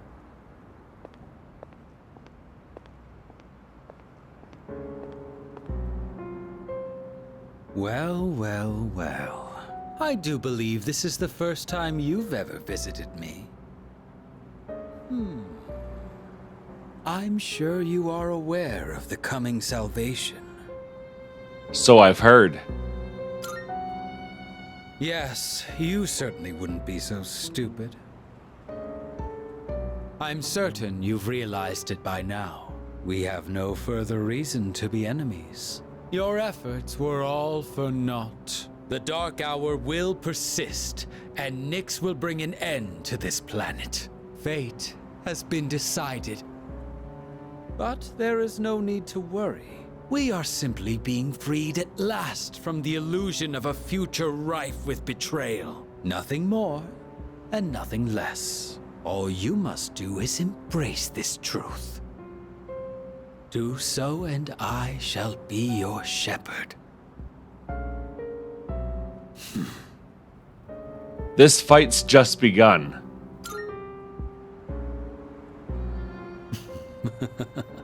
But of course, that's just the kind of person you are.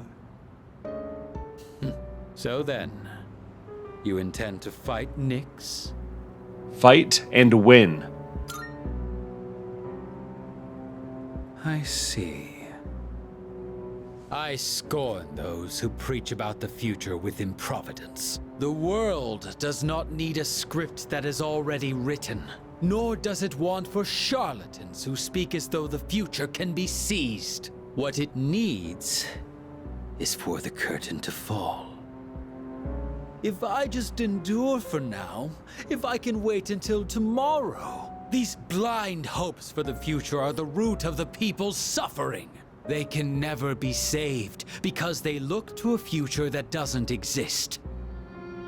It doesn't matter whether you can defeat Nyx or not. Why, you ask? Because you won't even be able to reach her. On the day of salvation, I will wait atop the Tower of Demise for Nyx to arrive. And be warned, if you dare to oppose me, I will show no mercy.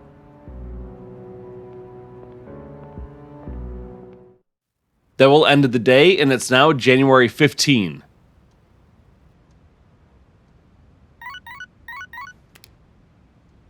Good morning. This is Elizabeth. I am calling to inform you that more humans have wandered into Tartarus. 2 this time, I believe. Please swiftly and safely conduct a search and rescue. Goodbye now.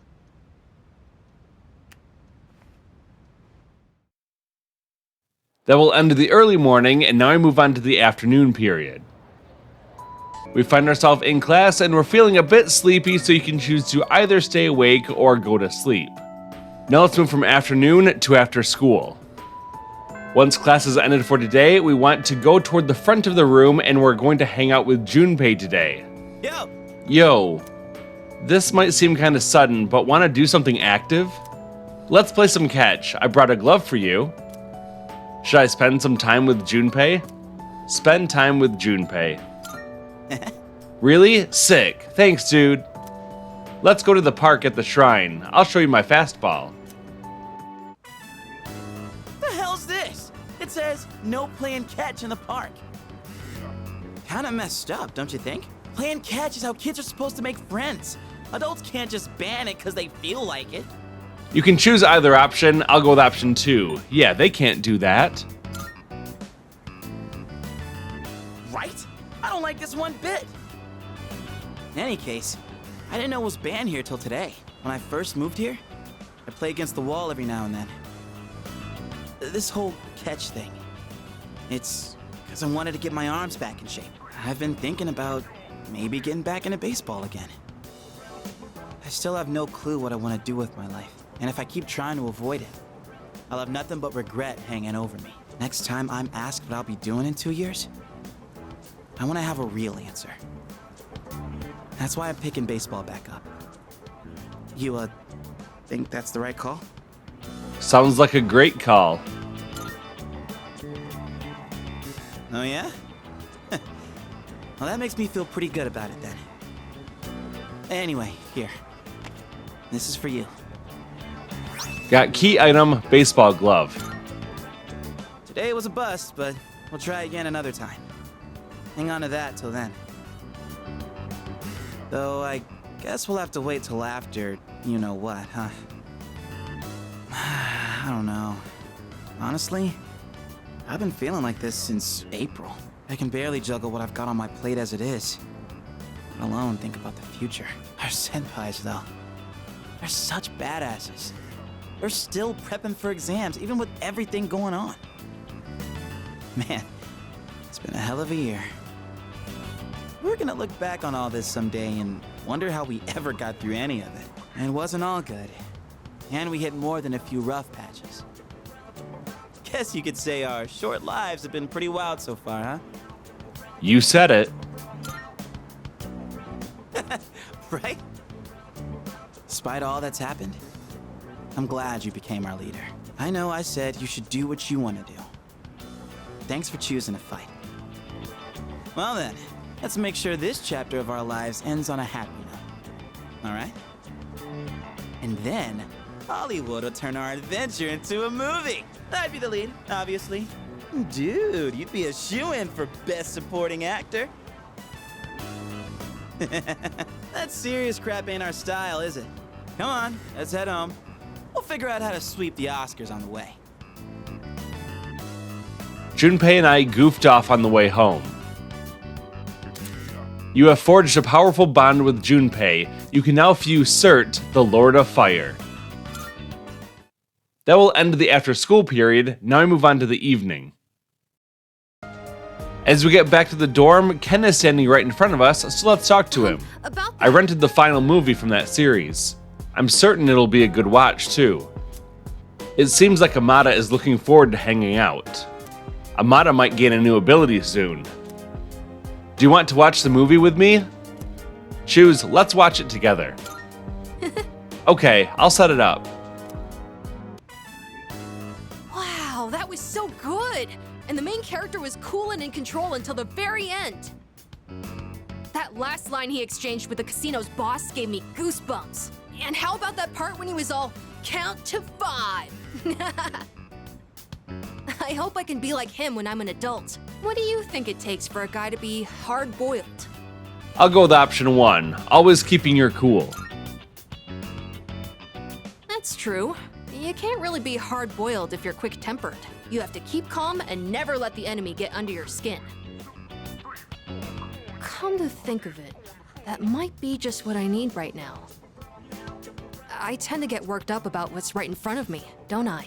That's exactly the kind of thing a kid would do. I need to fix that. Well, now's as good a time as any to start. I'll give it my best shot.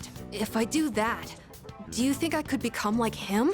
A cool, hard-boiled guy, just like the detective in the movie.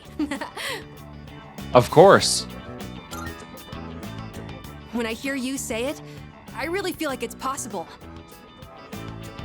Looks like Amada has learned how to be an adult by observing the movie's main character. And now Ken gains a new personality characteristic called Spirit Restore. Automatically recover 10 SP each turn in battle. This is twice as powerful as his previous personality characteristic. Oh boy, look at the time. But I still want to talk about the movie. Wait, I'm not sleepy yet, okay?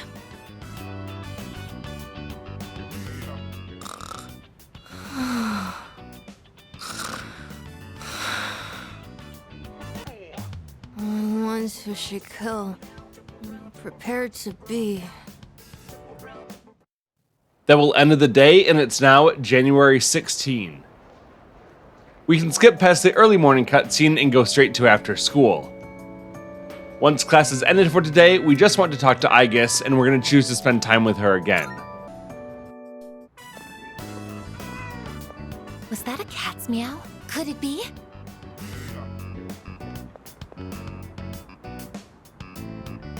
Are you Mi-chan's son? It is Mi-chan's son! I'm so glad! Let's go tell the old lady about this. Oh, there. You seem a little skinnier than you used to be. This little one is all I have left to keep me company. I was so lonely when Mi-chan was missing. I don't know how I can thank the both of you. Lonely? Is being by oneself lonely? Oh, yes, dear. When you get to be my age, you'll find that all the wealth in the world won't take care of you. No one can truly live alone.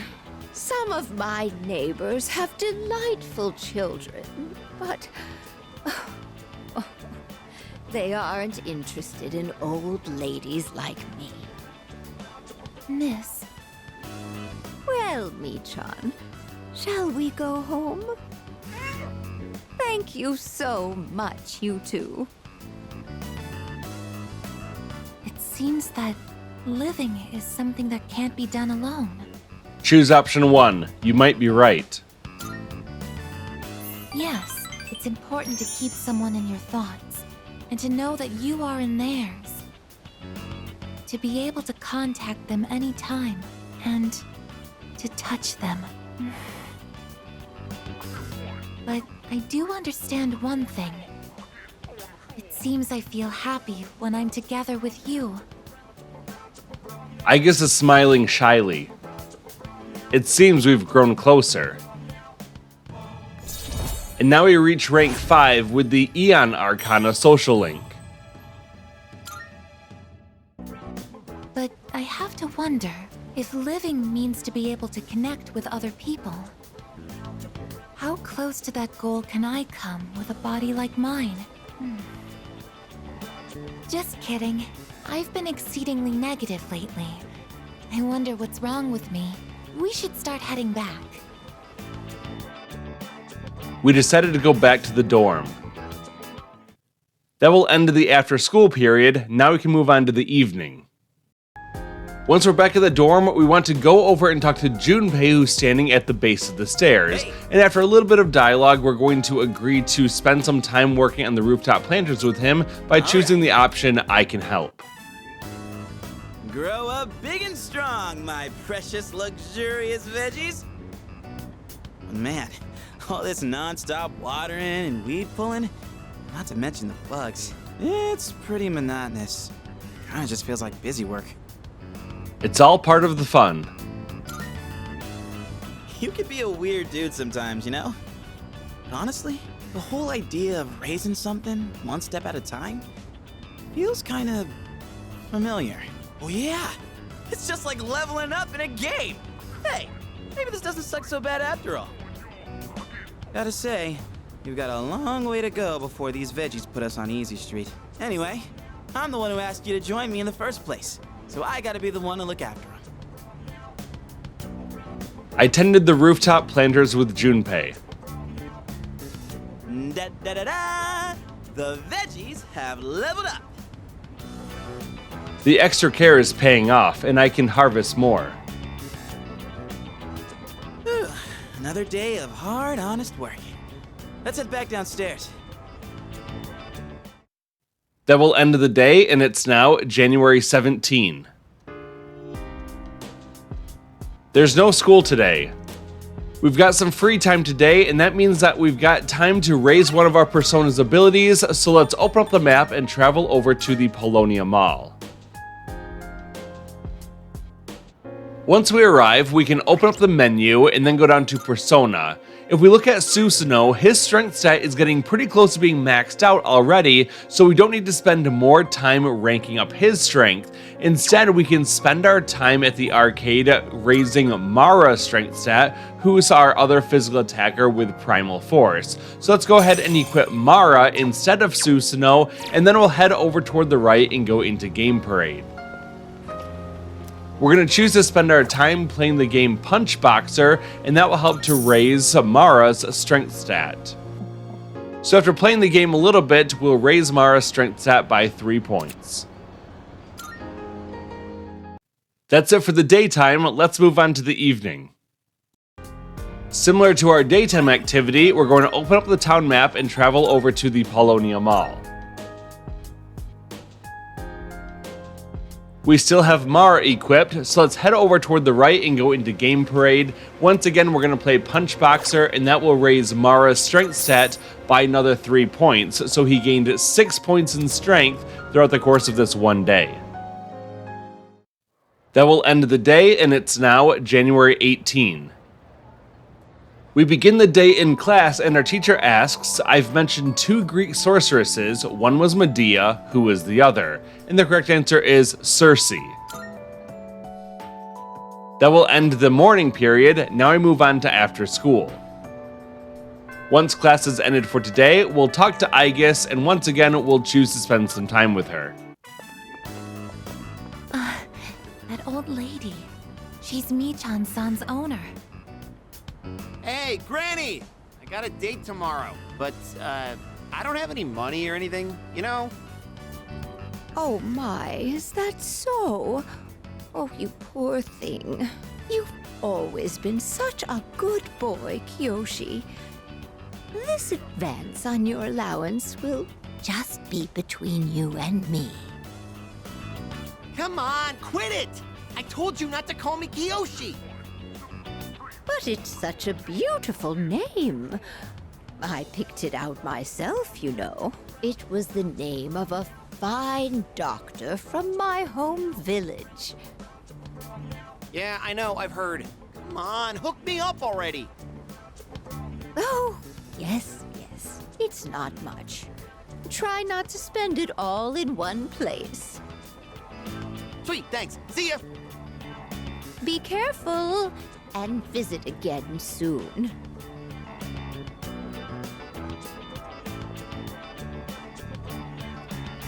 I have something I want to ask that Kiyoshi-san.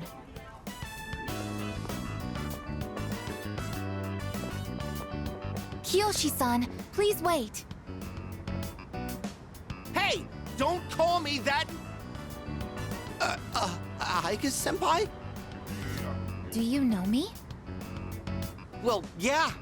You're famous. I'm Kiyoshi Sakuma. I'm a first year. Everyone calls me Joe, Aegis-senpai, so you can just... I would like to ask you something, Kiyoshi-san. Do you mind? Sure. Kiyoshi-san, do you feel lonely when you are by yourself? Huh? What? Your grandmother said that she's lonely because she has nobody else. What is this, a lecture? No, I just want to know. Why don't you visit your grandmother more often? If you are her relative, you may have the power to alleviate her loneliness. I mean, I am her grandson, but look, I don't need a lecture from you, all right? It's none of your business, okay? Kiyoshi-san, have you ever considered what it means to live? To live? Personally, I think the bonds between people are what's most important. That's what your grandmother is slowly losing. To live? Are you kidding? No one actually talks like that. What more do you need out of life than to have a blast? To have a blast? I mean, you're happy when you're having fun, right? So hell yeah! We're alive to have a good time! A good time? So, what do you say, Aiga-senpai? If you got time, why don't we... Thank you, Kiyoshi-san. Let's go. Huh? What the hell? What, so you were just trying to play me? Screw you!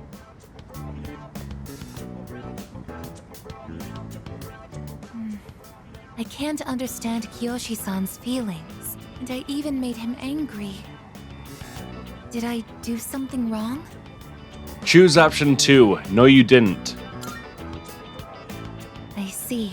I wonder why hearing you reassure me that way is... well, it makes me happy. Ever since I decided to live, I've been asking why and how more frequently. The more time I spend with you, the more I discover that I don't understand. That when I ask myself why I'm not alive, I never have an answer. Is this what you call frustration? But at the same time, I feel extremely lucky. I would even say I'm more fortunate than others, despite not being human myself. After all, you are very important to me, and I get to be by your side. It's strange how two conflicting feelings can coexist. Aiga seems to be deep in thought. It seems we've grown closer. And now we reach rank 6 with the Aeon Arcana social link. In all honesty though, my feelings towards Kiyoshi-san are unusually harsh. Kiyoshi-san has warm, soft hands to embrace those precious to him. And yet he... What is this ugly feeling? Is it jealousy? Let's stop this. It isn't right. Yes, I am stopping right here. Shall we go home then? We decided to go back to the dorm. That will end the after-school period, and now we move on to the evening. Tonight we're going to read some baseball manga with Junpei, so let's head up the stairs to the second floor, and we can find Junpei standing by the bookcase. After a little bit of dialogue, we'll also see that Junpei might gain an ability soon, and we'll choose to spend time with him reading by saying sure. So, in the last volume, we left off just as the hero passed out from pushing himself too hard. That part where his teammates managed to keep an even score while he's out was such a tearjerker. The game's almost over, and our hero, still weak after a short rest, steps up to the bat. It's getting exciting. Hey, you totally get it. I honestly thought you wouldn't be into it so much. It's predictable, but it doesn't stop it from being awesome. Man, I forgot how good stories like these are. All right, now that we're at the best part, let's go full speed till the end. Whew, what a ride. The hero totally kicks everyone's asses in the end. And that part where he's so exhausted that he like surges with power, it's like his senses heightened to a whole nother level. Would it be so freaking cool if we could do that? Why don't you give it a shot? Think so? It's gonna be intense, you know.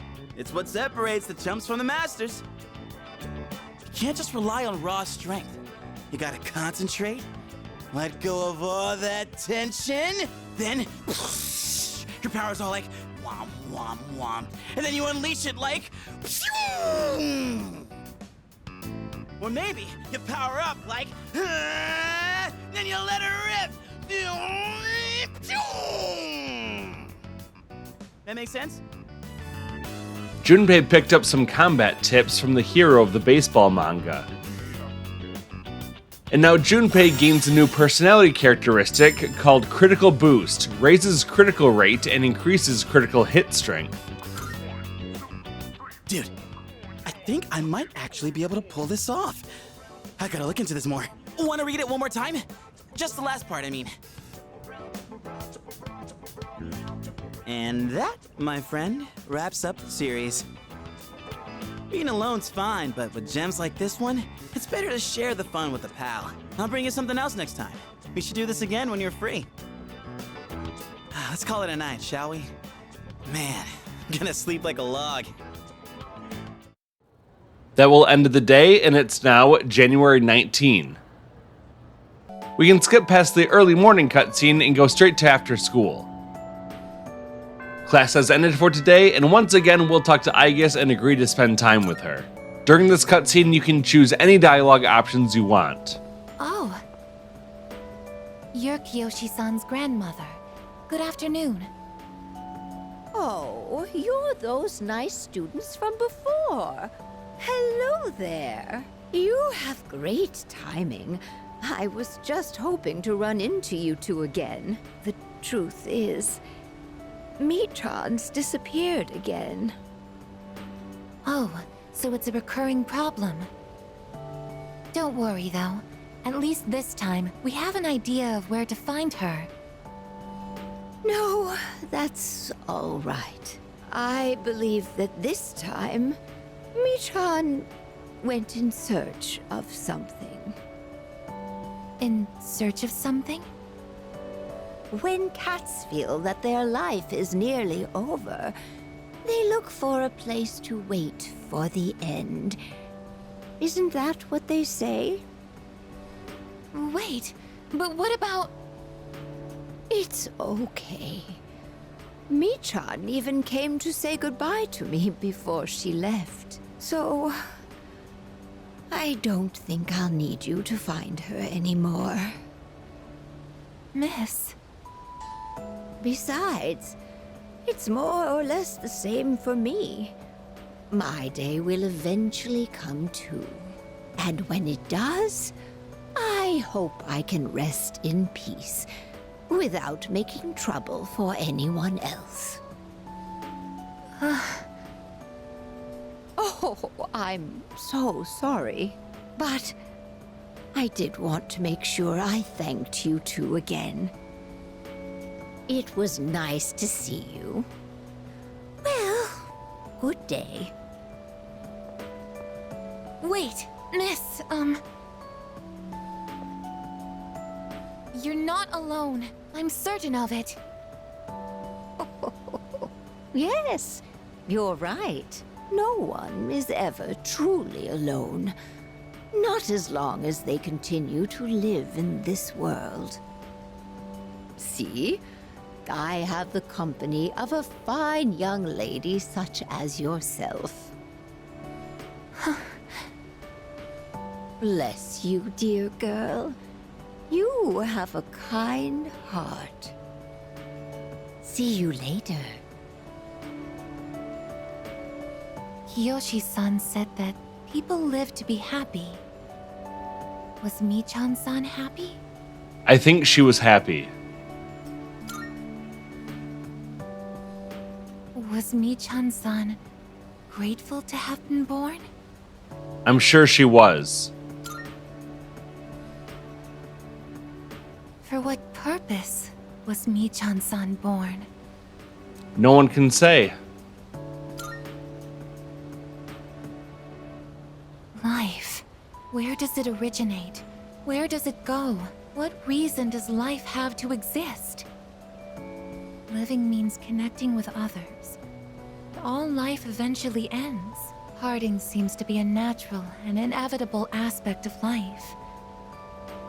An unavoidable end. Life is cruel. I wonder, will I too someday have to part with you forever?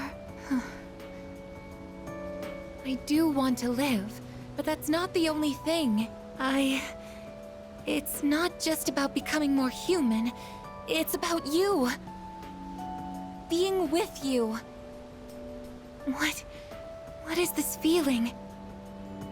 What do I want to do?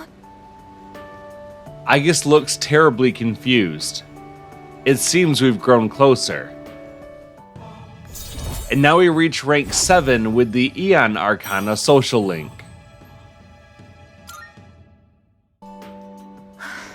I'm sorry for getting upset. I'm going to head back. I decided to go back to the dorm. That will end the after-school period, and now I move on to the evening. Now that we're back at the dorm, let's press square to open up our messages and read the one from Ken called I Challenge You Again. I've been training even harder since last time. This time I'm not going to lose, so let's go again. I'll be on the 4th floor of the dorm. Looks like Amada wants to hang out. Should I meet up with him? Choose Meet with Amada. Let's head to where Amada is. Now let's talk to Ken. Oh! Thanks for coming. Do you have a moment? Seems like he was waiting for me. Should I spend the evening with Amada? Choose spend time with him. Yes! Okay, let's head out then. Here comes the champ. Now things are getting exciting. Get him, Amada. Why are you here? We heard you guys were gonna have a match, so we came to witness it. These kinds of things need an audience, don't you think? When I told them I wanted to beat you, they all offered to help. I set up a training routine for him and gave him advice on his movements. I also wanted to build my legs and core, so I've been going on runs with Koromaru. And I took on the role of being you for practice matches.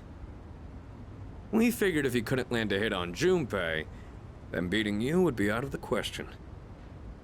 But hey! Spare a thought for the guy covered in bruises over here! Man, he really didn't hold back anything on me. Well then, let's do this.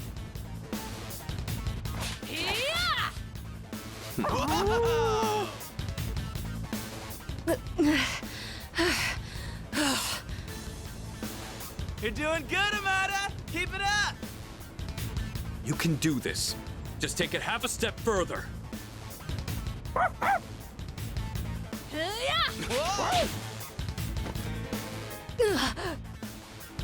Crap, did he get hit? The next one's coming. Get up! You can choose either option. I'll say no hard feelings. Hey, are you guys up there?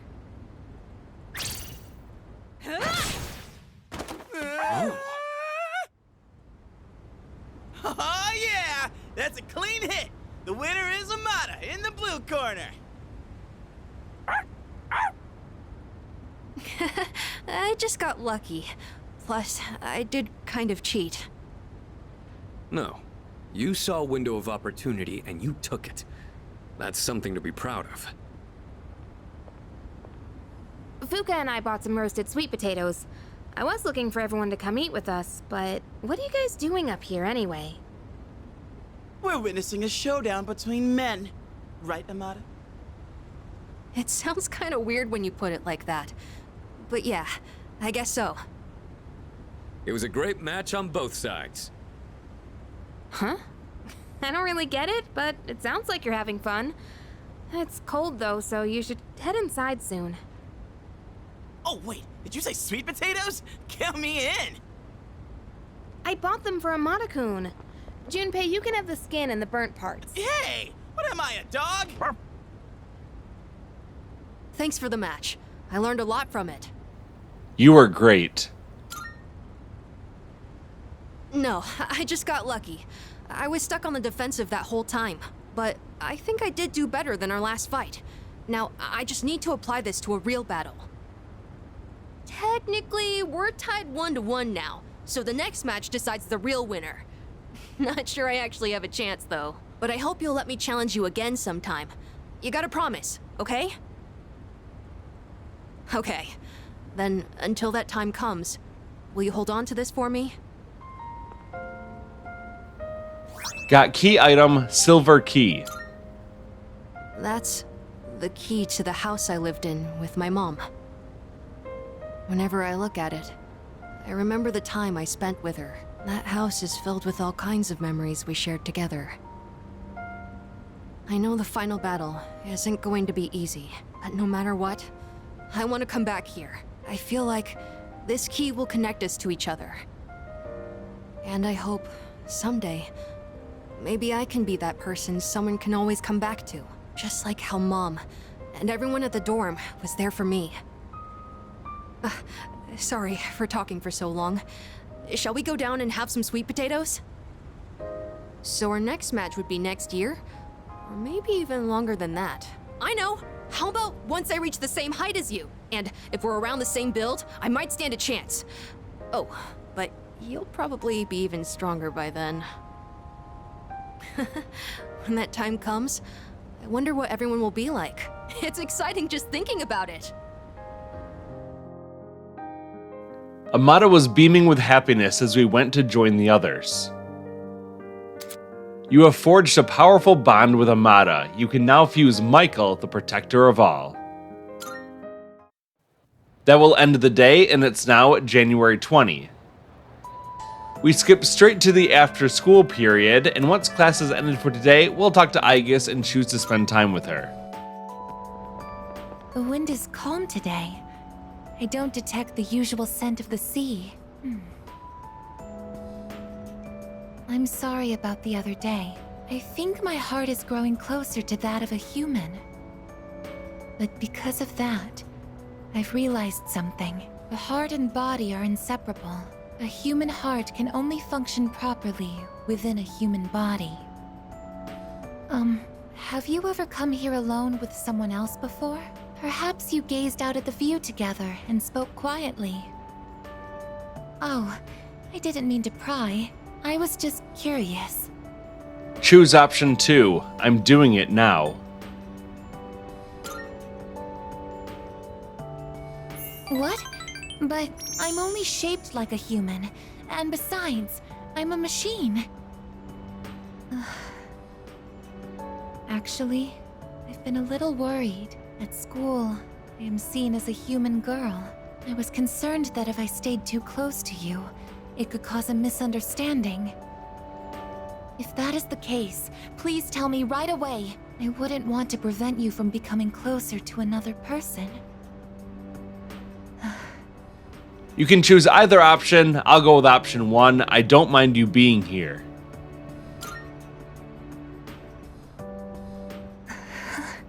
The view from up here is beautiful. That must be why I sometimes see couples alone up here after school. They might be leaning against one another, or embracing. I never gave it a second thought before, but lately, it pains me to see them.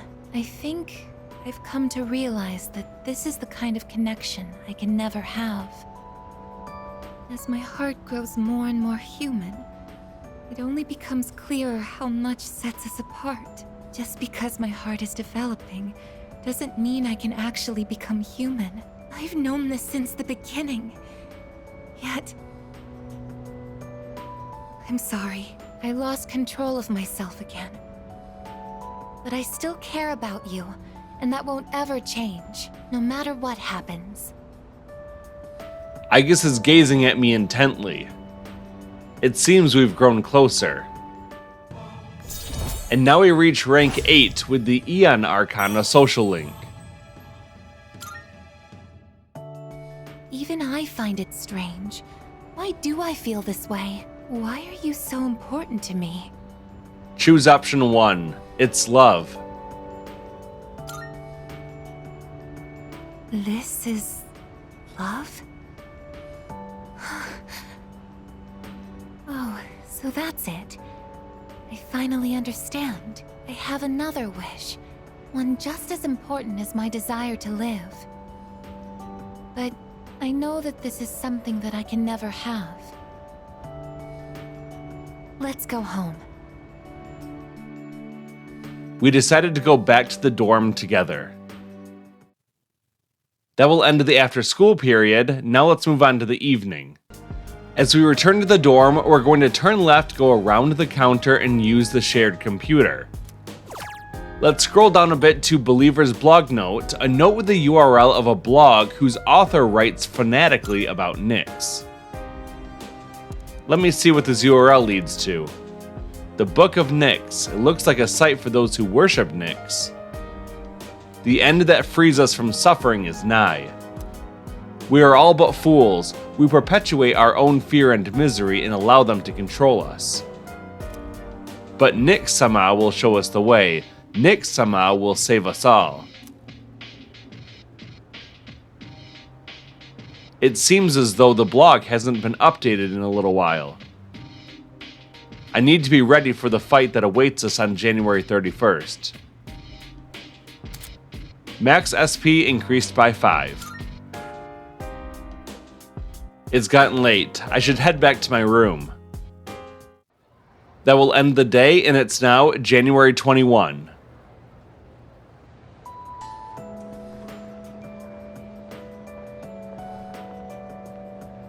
I'm sorry to ask this so suddenly, but can you come with me? There's something we need to discuss. You want all of us or just him? Just him for now. Come with me to the student council room.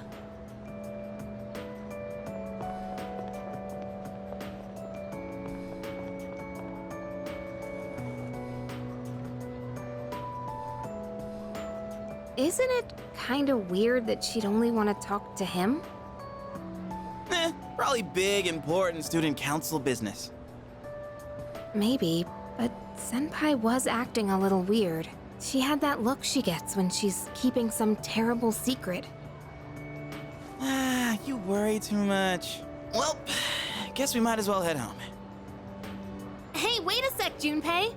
According to the seating chart, if he's not here, you have to take over cleaning duty. Have fun sweeping the hallway. What? Since when? There's something you have to know. Do you remember Chidori, the girl who was with Strega? I don't mean to alarm you, but the truth is, there's a chance that she may wake up today.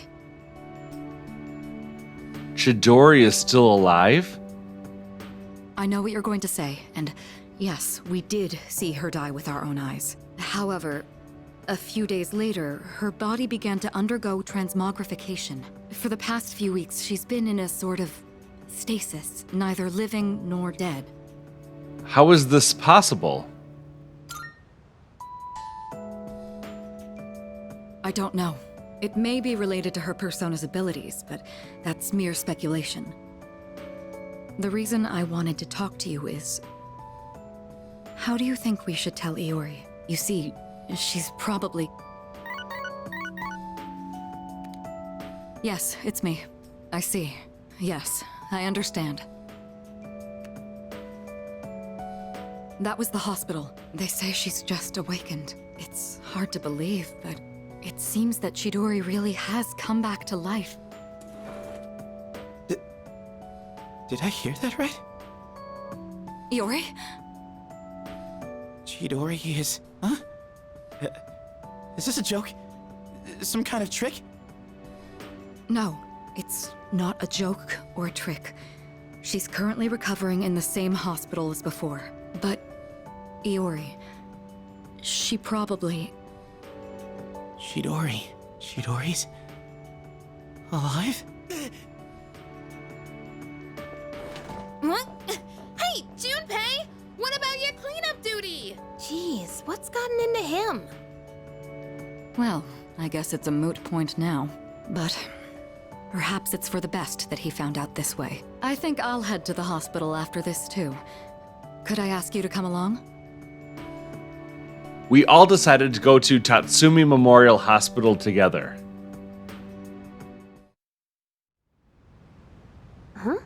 Junpei, you took off that fast and you still haven't gone inside?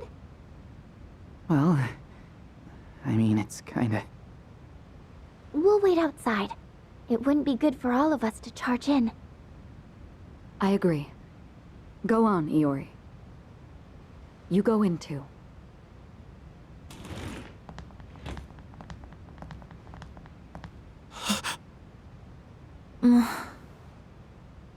Her damaged endocrine system and other internal organs have completely healed. She's still weak, but there's no more danger of her dying in 2 years. Chidori? Is it really you? I'm not dreaming. Am I? Dreaming?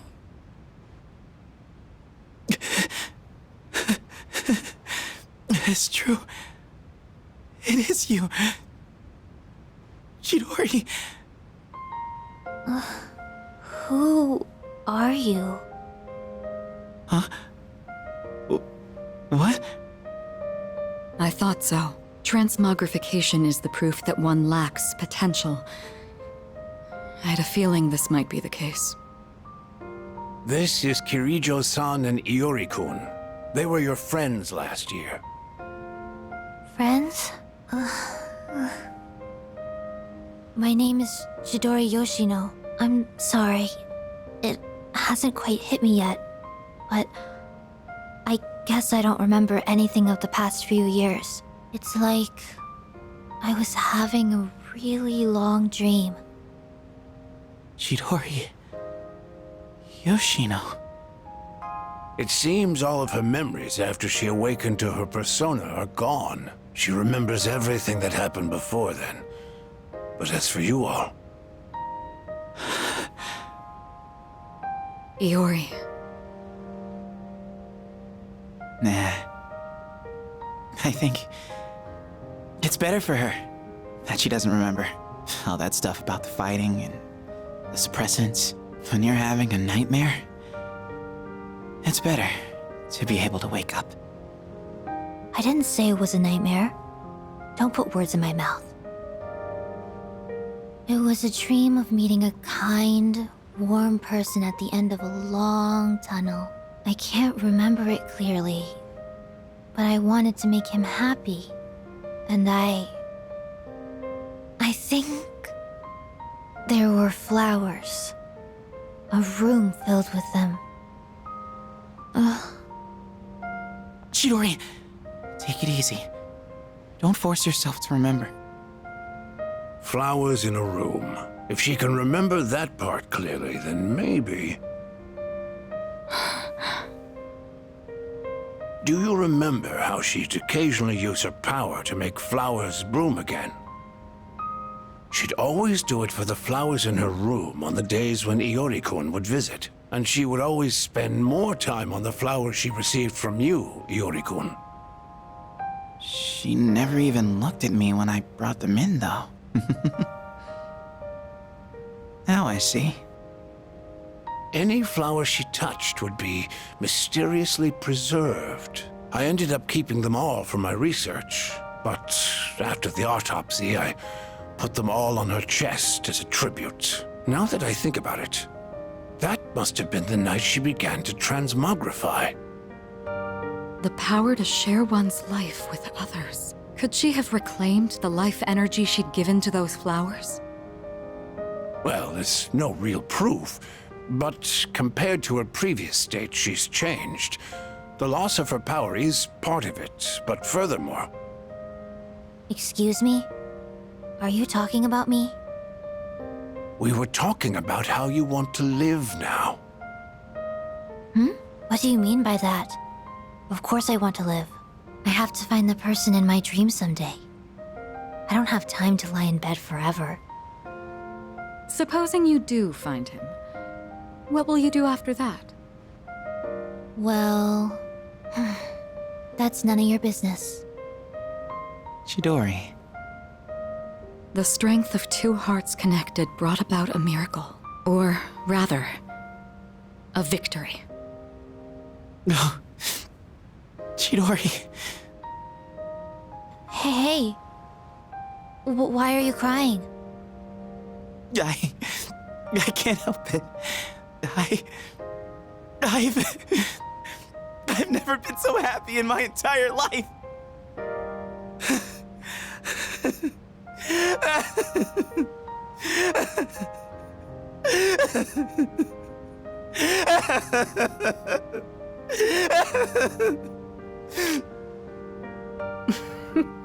Have some self-control now. Let's go.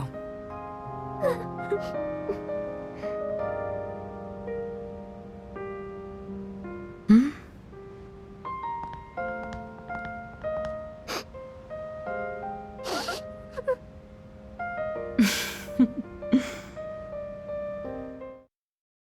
That will end the after-school period. Now I move on to the evening.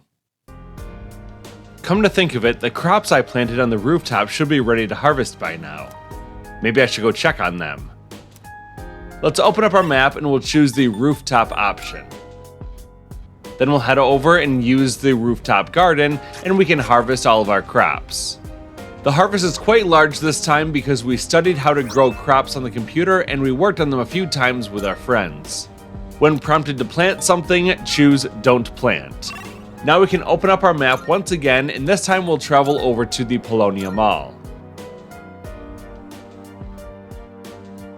We still have Mara as our equipped persona, so let's head over toward the right, go into Game Parade, and we'll choose to play Punch Boxer for 2,000 yen, and this is going to increase Mara's strength stat by 3 more points.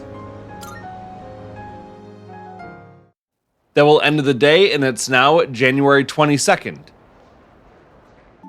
We can skip past the early morning cutscene and go straight to afternoon, where we find ourselves in class and we're feeling sleepy. You can choose to either stay awake or close your eyes, it doesn't matter. After that, we'll move from the afternoon to the after-school period. Once class is ended for today, we'll go and talk to Aegis and once again choose to spend time with her. This is also your last opportunity to enter into a special relationship with a girl. Remember, you have to do that at least one time for a trophy. Isn't it interesting how the sunlight on a clear winter day seems stronger than it is during the summer? Perhaps it's because the sun is lower in the sky, and you don't have to look up to see it. I've gotten so used to this view, but no 2 times is it ever exactly the same. You could say the same thing about one's day-to-day, and each life as well. The promised day is almost here. January 31st. Choose option 1, you're right. Whenever I come up here, I get lost in my thoughts. I can't let it end like this. I want to protect it all. Thoughts like that. Since last time, I've tried thinking things through more rationally. I thought about that old lady and Michan-san, and Kiyoshi-san as well. I wonder if Michan-san was alone until the moment of her death, somewhere no one could find her. I think the old lady wanted to be there for her at the end. To live means to be connected to other people, but life is finite. Farewells are unavoidable. It's sad to think about, but you and I will have to part one day as well. And then I'll never be able to see you again. There are so many things in life I don't understand. It's filled with so much pain. You meet others, forge relationships, and spend time with them. And then they're gone, leaving you behind, leaving you alone. When I think about that, I just can't hold back my feelings, but I understand now. That's just how it is. No 2 views are alike. No 2 days are the same. It's natural for everything to disappear, re-emerge, and constantly change. Life is both short and finite.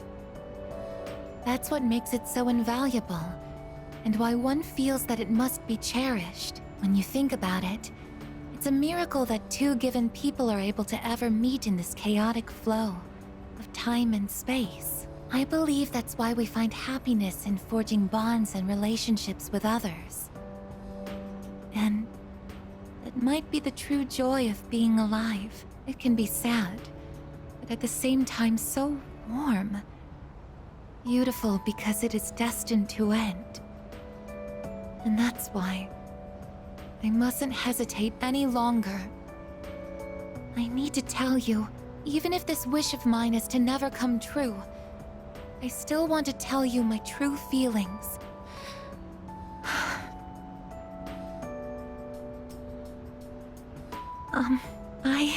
I love you.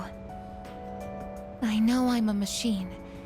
I know that I cannot truly touch you as a human. But I can't help it. All I can see or think about is you. I sense Aegis's strong affection towards me. I'd better choose my words carefully.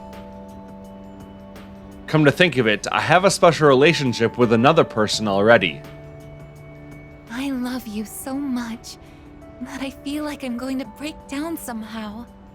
If you choose option 1, you'll enter into a special relationship with Aegis, and if you choose option 2, you'll just remain as friends. But because we're romancing all the girls in this playthrough, we'll choose option 1, I love you too.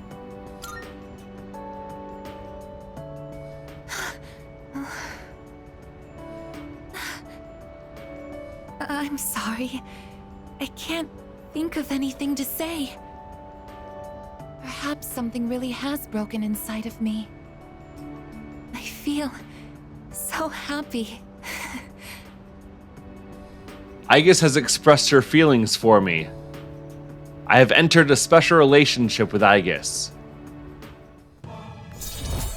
And now we reach rank 9 with the Aeon Arcana social link. There's no going back now. We should go back.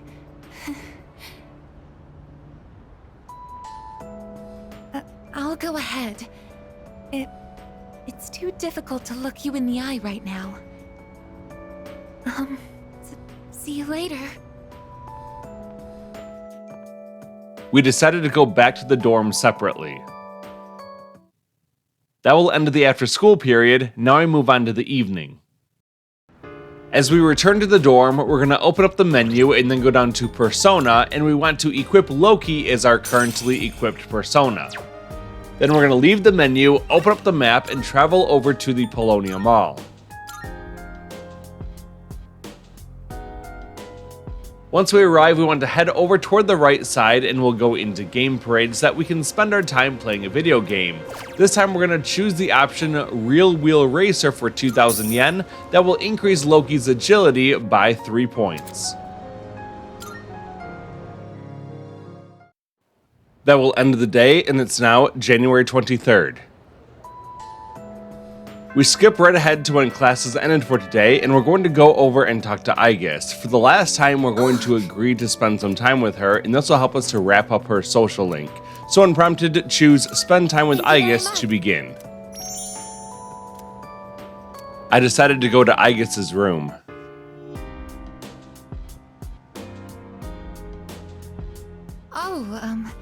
Please don't worry. The shells on the floor are only blanks. There's no gunpowder in them. So, what do you think of my room? Are you surprised? To be honest, I was hesitant to invite you here. I don't have any welcoming decorations to make this feel like a home. It's hard to believe I ever thought this room was normal. But that's exactly why I wanted to show it to you. As you can see from the decor, I'm a machine. I'll never be the same as humans like Yukari-san or Mitsuru-san. It used to bother me, but I figured something out. There's something only I can say, because I am unable to die. What is it? I will never leave you, no matter how or when your life comes to an end. At that moment, I will be by your side. You will always remain in my heart. Oh, yes. Will you take this? Got key item Charred Screw. That's one of my parts that had to be replaced after I collapsed at the Moonlight Bridge. I asked Mitsuru-san to have it sent here. I've grown since then. I'm not afraid, and I won't give up. I'll get back up, no matter how many times it takes. I'll fight by your side and protect you. This is the proof of my resolve, and I want you to have it. It's a part of me. If living is about spending time with people you've forged relationships with, then I want to be closer to you than anyone else. My connection to you is my reason for living. What's most important to me is to be by your side. Aigis has a genuine smile upon her face. I feel a strong bond with Aigis.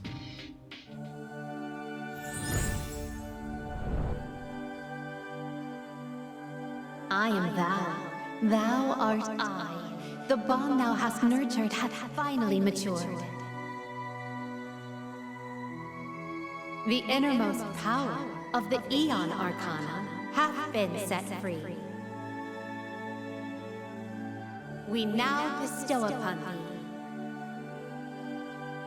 thee the ultimate form of the Aeon within thyself.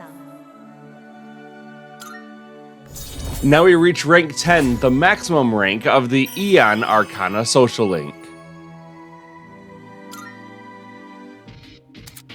The Aeon social link reached its maximum level. You can now fuse Metatron, the attendant to the infinite. I, actually have one more favor to ask. At the base of my neck, behind the knot of my ribbon, that's where my most important component is. The artificial psyche that makes me who I am, my emotional engine. The Papillon heart. It's extremely delicate, and I'm not allowed to expose it outside of the laboratory's clean room. But I want you to touch it. If you make direct contact with it, your genetic information will most likely be burnt into it. Even so, I want you to do it. I want to leave irrefutable proof on my body of our connection, not just as a simple memory, but as something permanent. Something that can never be erased. Aigis is gazing at me intently. Choose nod silently. Thank you. I'm so glad. Please, come closer. Oh, since you'll be coming into direct contact with my heart, I apologize in advance if I say something odd or make unusual noises. For safety, I'll be shutting off the motor functions to my arms and legs. Well then, will you untie my ribbon? I spent a long time with Aigis. That will end the after school period, and now I move on to the evening. As we enter the dorm, we come downstairs and Ken asks us if we got any studying done. Yeah, we studied Aigis' anatomy. And then we can turn around and we can find Junpei at the bottom of the stairs. Let's go ahead and talk to him. Once again, we're going to choose to spend some time with Junpei working on the rooftop planters, and Junpei might gain a new ability soon. So when prompted, choose Sure Let's Go, and then we'll choose the buff potato sprouts as the item that we're going to plant. Unfortunately, it won't be ready to harvest until after the promise day of January 31st, but that's okay. My thumb's getting a little greener every day, don't you think? For an amateur vegetable patch, it's really coming along. All that back-breaking work was worth it. Listen, you hear that? That's the sound of our precious little veggies cheering us on. Yeah, I think I do. Right? They're kind of growing on me. And this might actually be my calling. Maybe I should just ride this wave and start a farm or something. It's really cool how well they respond if you take care of them right. It's one of those times where you see the fruits of your labor after lots of slow, steady work. I never followed through on anything, and even I pulled it off. That counts for something, right? You've really grown up. I thought I was the one raising them. Maybe they were raising me all along. Wait, did real, actual wisdom just come out of me? Holy crap, I grew up more than I thought. We owe a lot to our nutritious little veggie babies. Who am I kidding? Our veggie mentors. Well, whatever we do in life, we can't expect to hit a home run on the first swing. We gotta stay on our toes and wait for the perfect chance to strike. And when that time comes, you knock it out of the park. That's how the real sluggers do it. A valuable lesson straight from our vegetable teachers. Don't go forgetting it, you hear? Junpei learned new things by tending to the vegetable garden. And now Junpei gains a new personality characteristic called Critical Amp. Greatly raises critical rate and greatly increases critical hit strength. Maybe I'm finally figuring this whole life thing out, huh? You know, I think I'll write a book. I could call it something like Life's a Vegetable Garden, the Junpei Iori story. Selling books and vegetables? Ooh, we're gonna be rolling in dough. Man, am I a genius or what? All right, enough dreaming. Let's get a little bit more work done. I tended the rooftop planters with Junpei. Woo! We did a heck of a job. See you later, my darling veggies. I'll be back again when I'm free. Well, let's call it a night. Hit me up again when you have some time. That will end the day, and it's now January 24. There's no school today. We've got about a week to go before the promised day and the end of the game, and at this point we've done all that we need to do side content wise of getting all the social links up to their maximum level, and we've also got all of our characters to gain their personality characteristics.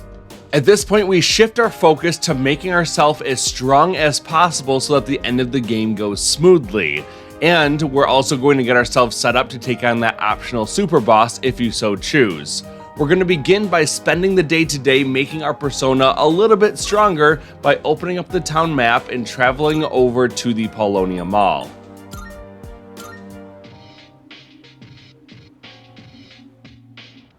Once we arrive, we can open up our menu, go to Persona, and we're going to make sure that Mara is our currently equipped persona.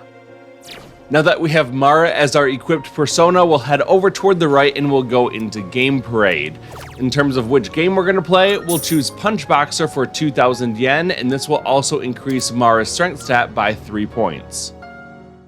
That will end the daytime, and now we move on to evening. Let's open up our town map and we're going to travel over to the Polonia Mall's Club Escapade.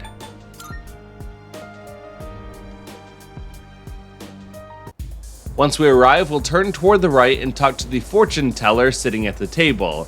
We're going to choose the option I want to know my fortune, and then we're going to choose the rarity fortune for 3,000 yen. That will increase our chances of encountering rare shadows while in Tartarus tonight.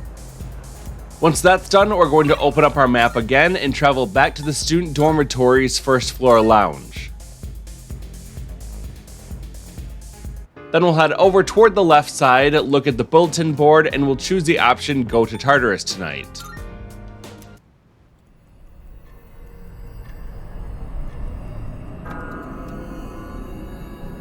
Let's begin by reviewing our 6 main objectives for this trip into Tartarus.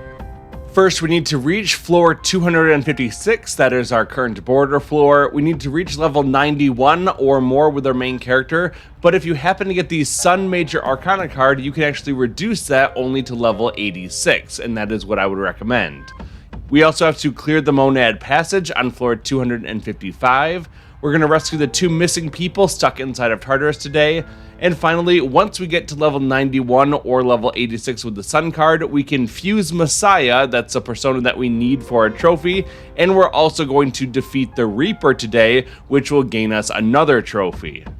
Defeating the Reaper in a Persona game is normally a fairly difficult encounter, however we can one-shot him with a setup that we're going to be using, and that makes farming him actually very easy. That will help us to also gain a lot more power, and we can also gain some really good items from that as well that we can use for creating new and better equipment. So now that we know what we need to do, let's look at the party that we're going to use to accomplish this, and we're actually going to use the same party members for this entire trip into Tartarus. We'll go into the stats screen and we can remove Akihiko and Mitsuru, and in their place we're going to take Junpei as well as Aigis.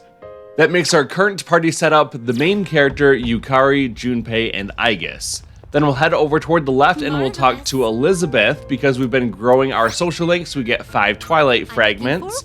And then we're going to choose the option about requests. Here are my requests. We can turn in request number 91, bring me a Tonbo Kiri because we created that earlier, and we get 2 Nihil Black models. After that, we're going to accept request 100, bring me a Bloody Button. We get this when we defeat the Reaper, and we'll be doing this in just a little while. Now that we're done with these requests, we can go ahead and leave that screen, and then we want to leave Elizabeth by saying never mind. We're then going to open up our menu, and we want to go down to the Equip option. We'll select the main character, and then go down to Accessory. We can scroll way down toward the bottom of the list, and we're going to find an item that we received from Elizabeth for one of her earlier requests, and that's going to be the Avaricious Ring. That will increase our experience by 15%, allowing us to get up to level 86 or 91 much easier. We don't need to adjust any of our other weapons or equipment, so we're just going to leave the menu, and then we just want to save the game before we venture into Tartarus. So once that's done, we'll head over toward the right, and we'll go into the teleporter. Let's choose to go back to floor 225. Because this floor was already mapped out, we can open up the map and choose go to the next floor to jump up to floor 226. Then we're going to go forward and we're going to get the cutscene where the stairs open up, allowing us to go to the highest level of Tartarus. Now, as usual, I'm only going to be highlighting the main things that you want to pay attention to, all of the enemies and how to defeat them. There's not many new personas that we need to pay attention to, and there's going to be many boss fights, but luckily most of them are pretty easy to do. So let's go ahead and get started by running up to floor 227, which has a very different aesthetic. Leader, can you hear me? It seems there are multiple gatekeeper types up ahead. We'll need to defeat them all. I'm getting powerful readings from all of them, but we can manage, right? Choose, of course. Yes. You're right. I mean, we've already made it this far. It's reassuring to hear, though. Our goal is the summit of this tower. Let's take it one step at a time. I can sense everyone's strengthened resolve as we head into the final battle. And now we reach rank 2 with the Judgment Arcana social link. We'll be increasing this as we go up the tower naturally and defeating more and more bosses. Well then, please continue onward. Make sure to be careful as you keep going and don't push yourself too hard. Because we got a rarity fortune, it's very likely that we'll be encountering rare shadows on our trip inside Tartarus today.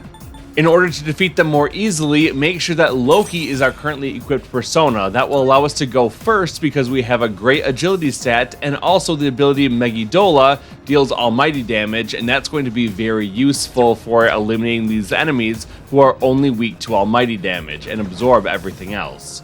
Let's start by running forward, trying to navigate through this area. We'll be destroying all of the Shadow Remain pillars, collecting all the treasure chests as we go, and of course defeating the shadows. Here we have some bigoted Mayas who are weak to light damage, and we also have the rare Shadow Glorious Hand, who's only weak to almighty damage and absorbs everything else. So we'll use Megiddola to eliminate all of them.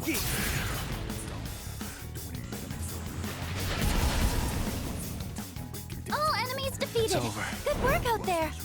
During shuffle time, I wasn't really offered anything that great. The Hanged Man Arcana card gives us an incense card, which is okay, but not super useful. Most of the personas that we'll find are ones that we already have, so we can mostly skip over those. There was no coins or wands for additional money or experience, so I'll just take that Hanged Man card, and that will be the first of 12 major Arcana cards that we can get. We'll then get a lot of experience, allowing our party members to level up quite nicely. Junpei got up to level 58, and his persona Trismegistus gains high counter at level 57. This is a good skill. It's a little bit better than the counter strike because it gives a 20% chance of reflecting damage instead of 15%, and they don't stack. So we'll drop counter strike and take high counter in its place. Okay, let's keep on exploring.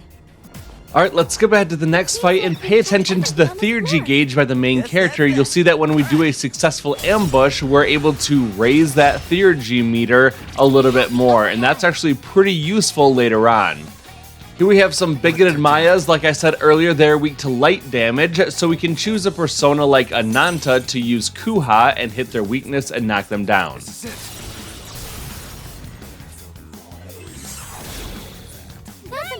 With one down, we'll then shift our focus onto the other one and we'll also knock him down. The other enemy here is the Amenti Raven, and it is weak to pierce attacks, so we'll shift our turn over to Yukari, and her basic attack will hit its weakness to piercing, knocking it down, and now we can use an all-out attack to win the fight.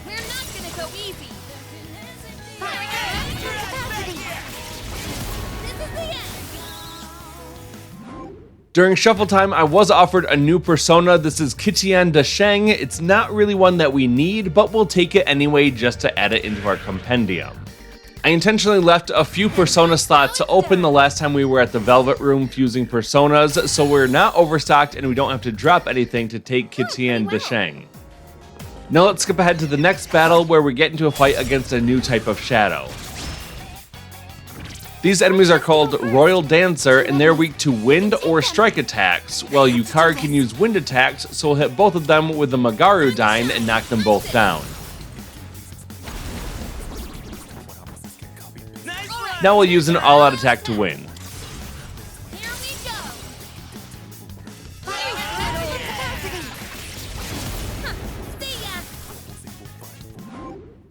During shuffle time, I'll take the wands for some additional experience.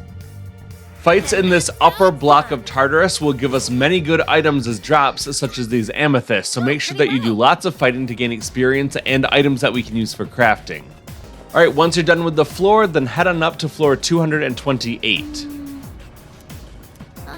This floor had the first of 3 of the unique monad doors in this section of Tartarus, so we'll head on over and go inside. To find the enemy inside these monad doors, just follow the squiggly lines on the floor. They'll arc around toward the side, and we'll follow those over and we can find the enemy waiting for us, and we'll choose Let's Do It to begin the fight. I am fully determined. This enemy is called Fanatic Tower, and it is weak to piercing attacks, so Yukari can do that naturally with her normal attack.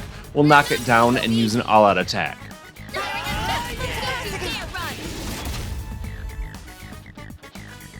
The enemy uses its turn to use Concentrate, boosting its damage on its next turn, but it won't get a next turn. We do have another character who can use piercing attacks normally, and that's Aegis, so we'll skip the turns over to her, and then she'll use her normal attack to hit the enemy's weakness, knock it down, and we can finish it with a second all-out attack.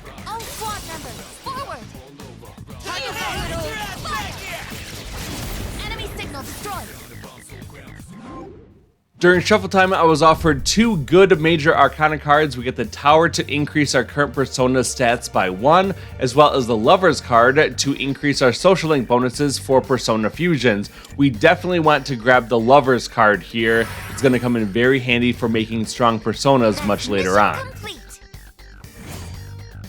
We'll then collect our experience and any items. Aegis gets up to level 60, and her persona Athena learns Insta Heal. This allows her to recover from ailments in 1 turn, and it's better than Fast Heal, so we can drop Fast Heal and take Insta Heal in its place. This is the last time I'm going to show this section, but it's just going forward, collecting the different items that we get at the end of this monad door. We're going to get some items that we can use at the antique shop for creating new weapons and equipment. So grab everything here, and then Fuka is going to teleport us back out toward the door.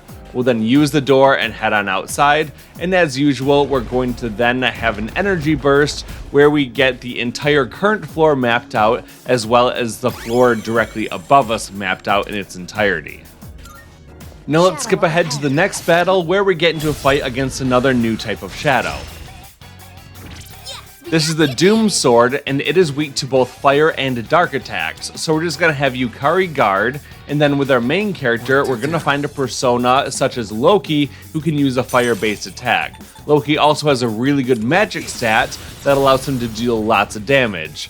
And we're able to knock this enemy down by hitting its weakness, and then we're going to use an all-out attack to win the fight. Get ready.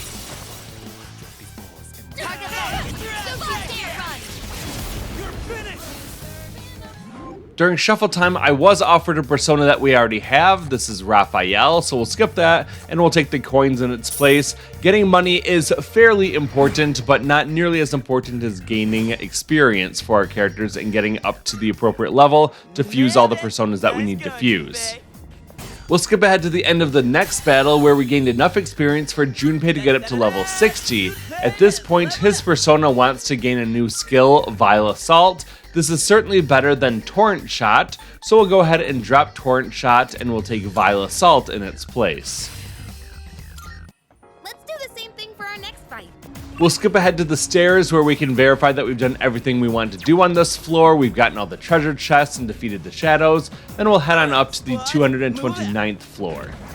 This floor didn't have anything noteworthy, no new shadows or personas for us to get, so we'll head on up to the 230th floor, which is our first boss floor. Powerful enemy spotted. Please be careful. Before we go and fight him, we're going to go into the teleporter and return back to the first floor. Let's quickly use auto recover just to get all of our characters back up to full health. Then we want to go into our menu, we'll go down to persona, and we want to equip Susanoo as our currently equipped persona.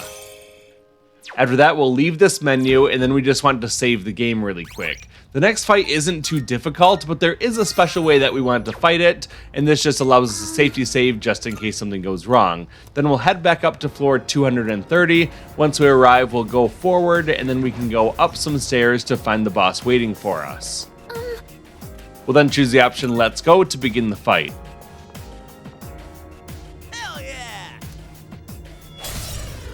This enemy is called Obsessive Sand, and we only want to use physical attacks against it, but we don't want to go too crazy too soon, because otherwise then it will start to heal itself to full health, and that makes the fight harder. So the main character will only use a normal attack at first that will not allow the enemy to heal, it'll just use a basic attack, and then we'll have Yukari use a basic attack, Junpei is going to use Vile Assault to deal lots of damage to him.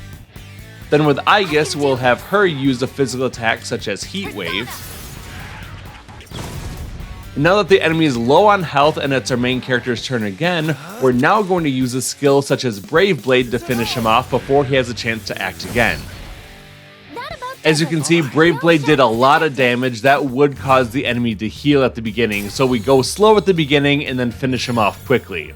After that, we gain a lot of experience. Mara gets up to level 81, and we gain its heart item, Mara's Head. Kinda gross. The main benefit of having Growth 3 on your personas as a passive ability is that they gain lots of experience even if they don't participate in battle. So Mara didn't participate in battle, and neither did Vishnu, but Vishnu gets up to level 84 and wants to learn Salvation. We can just forget that though, we don't need to learn it. Also, Junpei gets up to level 64 and wants to learn Agidine. We'll take that in place of Agilao. I have learned a new skill. And finally, Aegis gets up to level 64 and wants to learn Primal Force. This is a great attack. We're going to take it in place of Cruel Attack. Every time you defeat a boss in this section of Tartarus, you're also going to get a little cutscene after it. And after the cutscene, you're also going to gain 1 rank toward the Judgment Arcana social link. And this time we get up to rank 3 with the Judgment Arcana social link.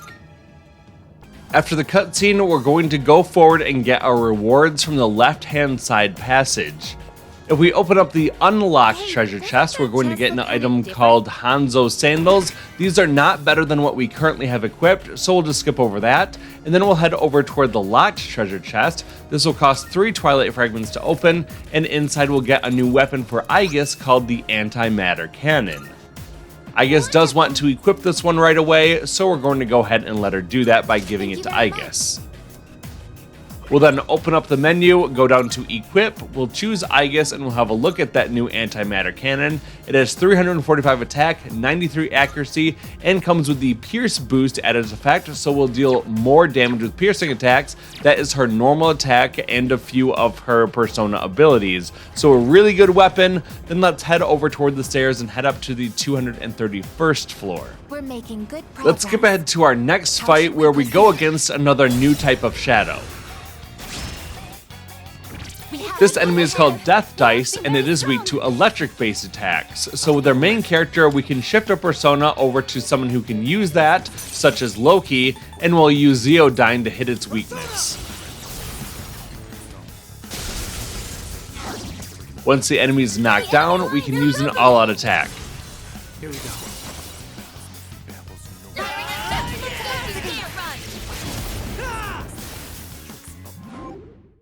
During shuffle time, I wasn't offered anything particularly useful, so we'll just take the coins and be on our way.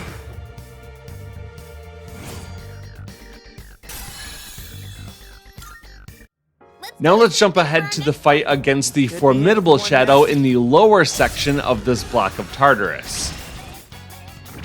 This enemy is called Divine Mother, and it has no weaknesses that we can exploit. Also, you want to avoid using light, dark, and electric-based attacks against her.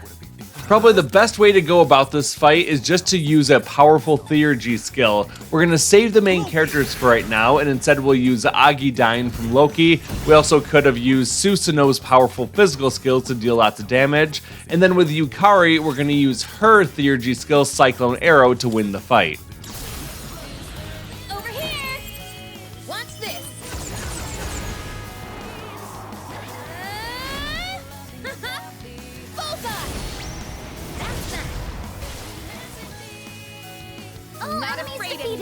Good work out there. During shuffle time, I was offered the very good Sun Major Arcana card. Personas up to 5 levels above yours can be fused until you leave Tartarus. If we take this card, we only have to get up to level 86 instead of level 91, so this is a great time-saving card. I definitely recommend taking the Sun Major Arcana card if you find it. We'll then collect all of our experience and any items that may have dropped, and we'll continue on.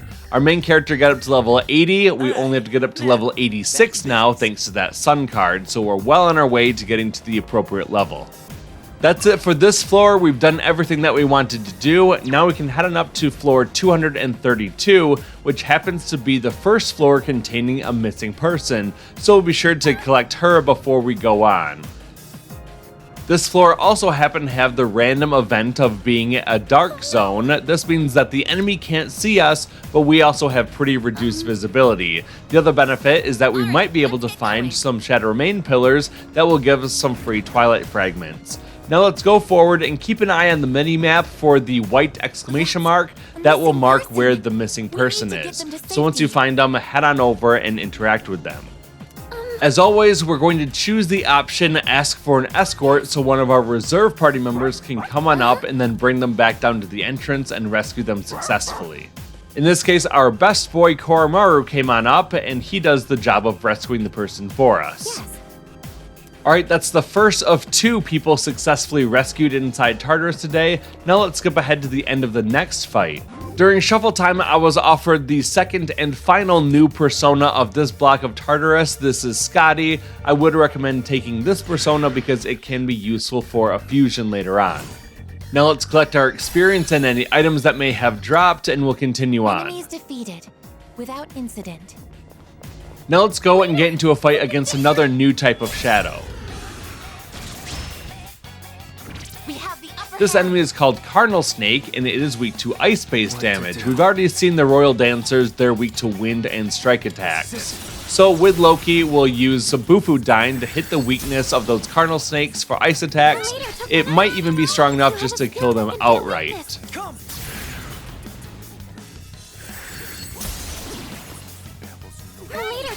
Now we're going to shift the turn over to Aegis. If Aegis uses Heat Wave, she can knock the enemies down with their weakness to striking attacks, or you can use Myriad Arrows. You'll see how much damage that Pierce boosted damage can do, and then we can just have Yukari finish off the enemies with a Magarudyne.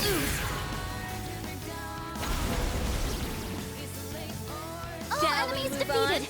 Good work out there. That's it for that fight. Let's collect all of our experience and any items, and we'll continue on.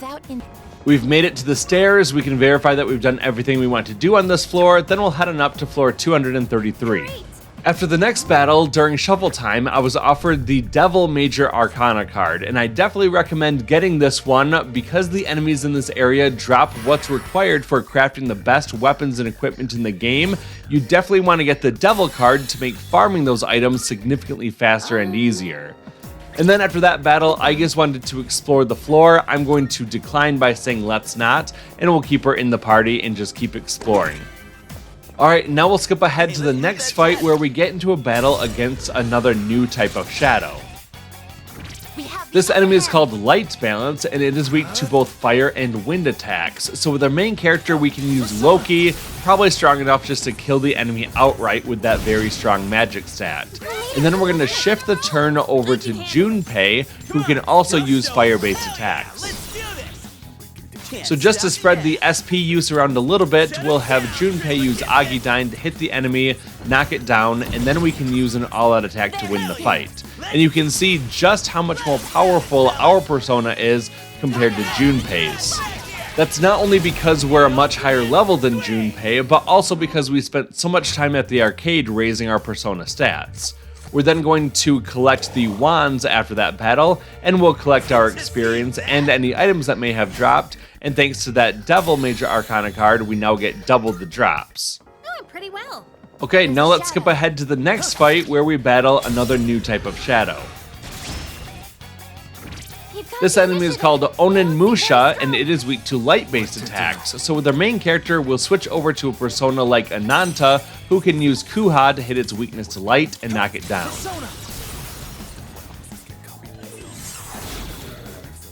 After that, we'll use an all-out attack to win the fight.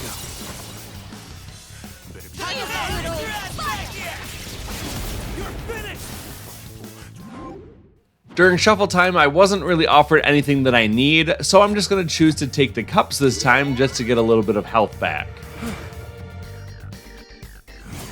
And then we'll collect all of our experience and any items that may have dropped. Odin gets up to level 81, and at this point we gain his heart item, the Eye Patch of Wisdom. That's something that we can use for crafting if we so choose.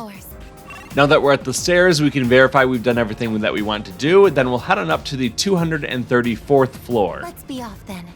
After the next fight, I got enough experience for Mara to get up to level 82, and that's when it wants to learn Drain Light. Now this will help us to not only get rid of its weakness, but also will completely reverse it and will drain light-based damage. It's not really something that we need though. I kind of like all the skills that we currently have equipped, so I'm just going to avoid learning Drain Light. We'll forget that one, and we'll continue on. And now there are no more skills that Mara can learn. I defeated another rare shadow on this floor and gained a lot of experience, enough for many of our personas to level up. At this point, Vishnu got up to level 85 and gave us its heart item, the Preservation Conch. That is something that we can use for crafting. And then Masakato got up to level 86 and wants to learn Unshaken Will, which will completely protect us from many different ailments. So we're going to remove Myriad Arrows and take Unshaken Will in its place. And we also get its heart item, the Emperor's Sake Cup. And that's a wrap, folks. That's it for this floor. We'll verify we've done everything that we want to do, and then we'll head on up to floor 235. Oh, there's a treasure chest. After a fight on this floor, I gained enough experience for Ananta to get up to level 74, and at this point it can learn Evade Slash, which will help us to avoid its weakness to slashing damage a little bit easier. And then after another fight during shuffle time, I was offered the Major Arcana card for Judgment. The party member with the lowest level will gain a large amount of experience. Well, this isn't a bad card necessarily, especially because we've got some low-level characters, Junpei and Aegis, so we'll take that, and then Junpei is going to gain a large amount of experience. At this point, he jumps up to level 68, and his persona wants to learn Regenerate 3, giving him 6% of his max HP back each turn in battle. That's really good considering he uses a lot of physical skills that drain his HP. I'm going to drop Muraku Kaja, and I'm going to take Regenerate 3 in its place. Let's do the same thing for our next fight. Okay, that's it for this floor. Once we've confirmed we've done everything that we want to do, we'll head on up to floor 236, which is our next boss floor. Powerful enemy spotted! Please be careful! Before we fight the boss, we'll head over to the teleporter and go back down to the first floor. Once we're there, we'll use a quick auto recover to get our health back, and then we just want to save the game. Once that's done, we'll get back into the teleporter and return to the 236th floor. Before we go and fight this next boss, we want to make sure that we have the correct persona equipped. So let's go to our menu, choose persona, and we want to equip Mara as our current persona. After that, we're going to go forward, up some stairs, and we'll find the boss waiting for us. We're going to choose the option, Let's Go, to begin the fight.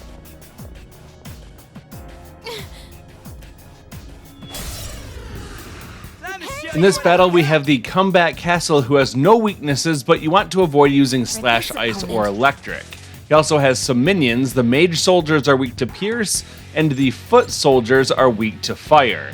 So starting off with Yukari, we're going to target those Mage Soldiers with her normal piercing attack and knock both of them down. Now we can shift the turn over to Junpei. Junpei is going to use his fire attacks, such as Agidyne, to hit the weaknesses of those foot soldiers and knock them both down.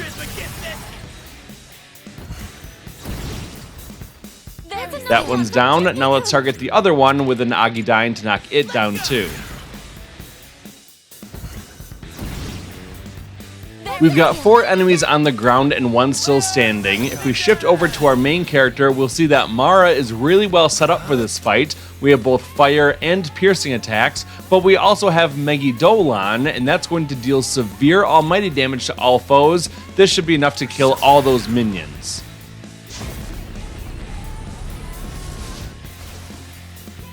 With all 4 of those minions down, now we're just going to focus on using physical attacks like Primal Force to deal lots of damage and hope to get a critical hit.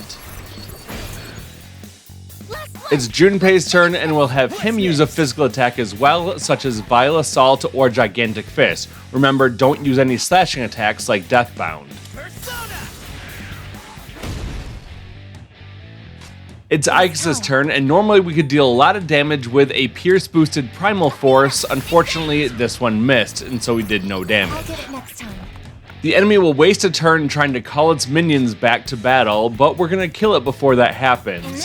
With Yukari, we're going to use Mediarahan to get all of our party members back to full health.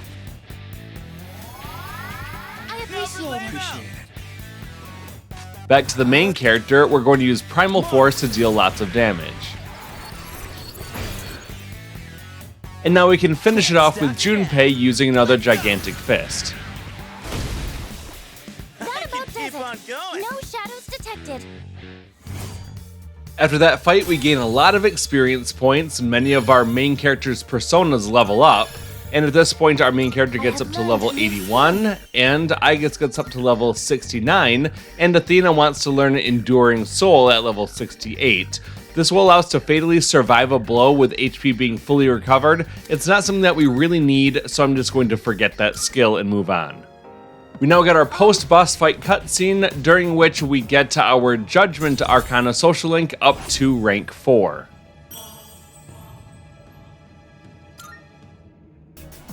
After the cutscene, we're going to go forward and stick over toward the left-hand side to get our rewards from inside the treasure chests. We'll start by opening up the unlocked treasure chest, and inside we'll get 2 magic mirror items, and then we'll open up the locked treasure chest. This takes 2 twilight fragments, and inside we're going to get the Endure skill card. This is incredibly important if you want to defeat the optional Superboss. We'll definitely be making use of that card. Then we'll head back out to the main hallway, turn left, and we'll move up the stairs to the 237th floor.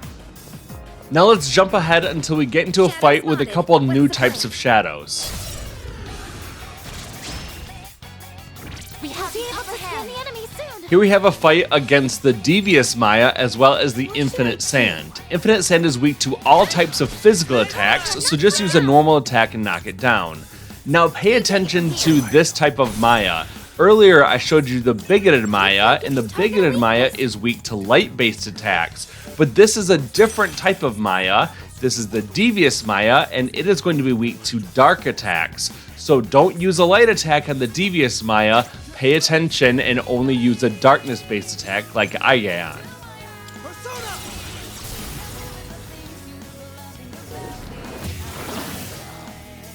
So now that we've knocked one down, we'll use another Aeon to knock down the other one.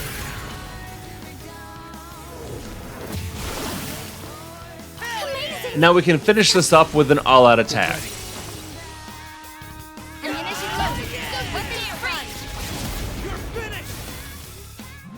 During shuffle time, I was offered the Moon Major Arcana card that will refill all of our HP and SP. It's not a bad thing, we're about halfway through this part of Tartarus, so we'll go ahead and take that. Now we'll collect all of our experience and any items that may have dropped, and we'll continue on. Excellent teamwork. We'll jump ahead to our next fight where we battle a new type of shadow. This enemy is called Green Sigil, and it is weak to electric-based attacks, which is something that our main character can use. So let's just guard until it's the main character's turn, and then we'll be able to attack it. What to do? Let's choose a persona that can use an electric-based attack, such as Loki's Zeodyne.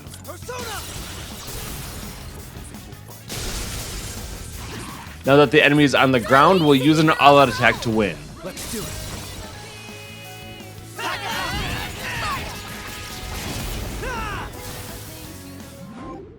During shuffle time, I wasn't offered anything too particularly great, so we'll just take some wands for additional experience. Now we'll collect all of our experience and any items that may have dropped, and we'll skip ahead to where we found the monad door of this floor, and we can head on inside. This is the second of 3 unique monad doors. Let's go forward following the squiggly lines on the floor over toward the right, and we'll find the enemy waiting for us. We'll choose Let's Do It to begin the battle.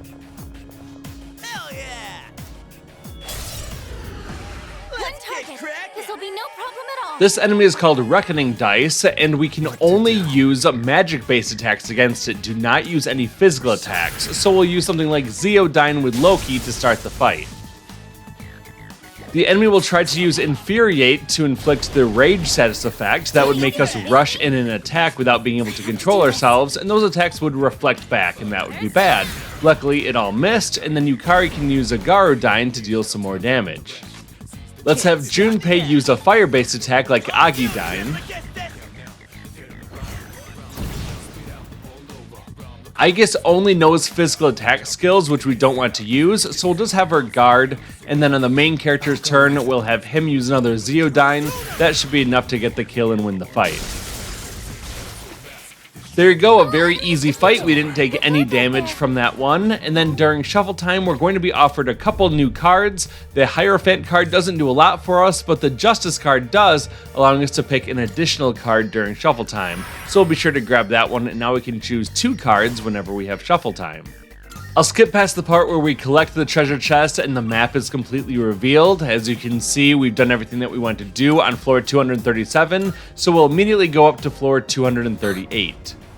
Now let's skip ahead to the end of another fight where we did get enough experience for Junpei to get up to level 71. At that point, his persona wants to learn Brave Blade. It's a good attack, it's certainly better than what Deathbound is, so we'll drop Deathbound and we'll take Brave Blade in its place.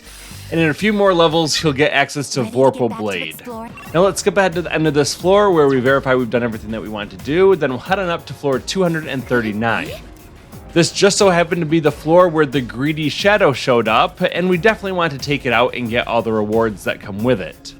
During the cutscene, we're going to choose the option Let's Chase the Thing Down, and then Fuka is going to allow us to do a Tartarus search. That way we'll be able to go directly to the greedy shadow and fight it without having to try to guess where it went.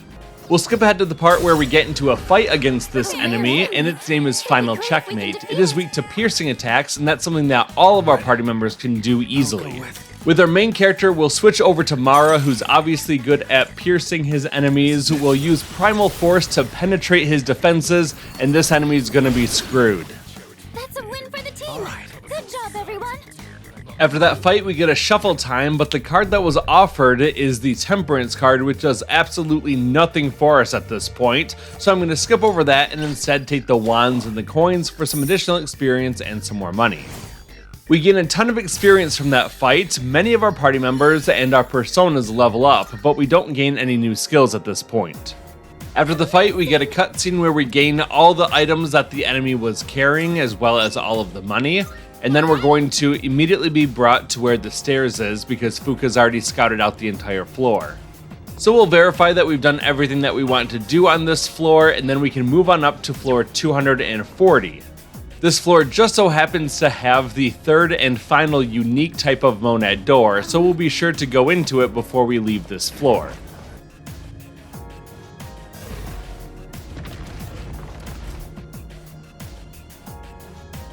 Once again, we're going to follow the squiggly lines on the floor forward and then over toward the right, and we'll find the enemy waiting for us. I'll do it. I'll be able to scan the enemies. This enemy is the Intrepid Knight. It has no weaknesses that we can exploit, and you also want to avoid using piercing, ice, light, or dark attacks. So we'll begin by having Yukari use Garudyne just to deal some wind-based damage. And this is where the fight gets annoying because the enemy uses Heat Riser to raise all of its stats, including evasion, so that when we try to use a physical attack like Susanoo's Brave Blade, we completely miss. Then we tried to follow it up with Junpei using his Brave Blade. Unfortunately, this one also missed. It's Aegis's turn, and we can't use a piercing attack like Primal Force, so we'll use one of her support skills, like Mitaru Kaja, to raise our entire party's attack for 3 turns. It's Yukari's turn, and we'll have her use Masakunda to lower the enemy's accuracy and evasion, and hopefully we'll be able to start hitting this enemy. The Intrepid Knight uses Mabufu Dyne. Luckily, it doesn't do a whole lot of damage to our party. Alright, back to the main character, and now we're going to use Brave Blade once again, this time hoping that it connects. And the same with Junpei, we'll have him use Brave Blade, and this attack also connects. It's Aegis's turn, and she's going to use Heat Wave for some striking damage.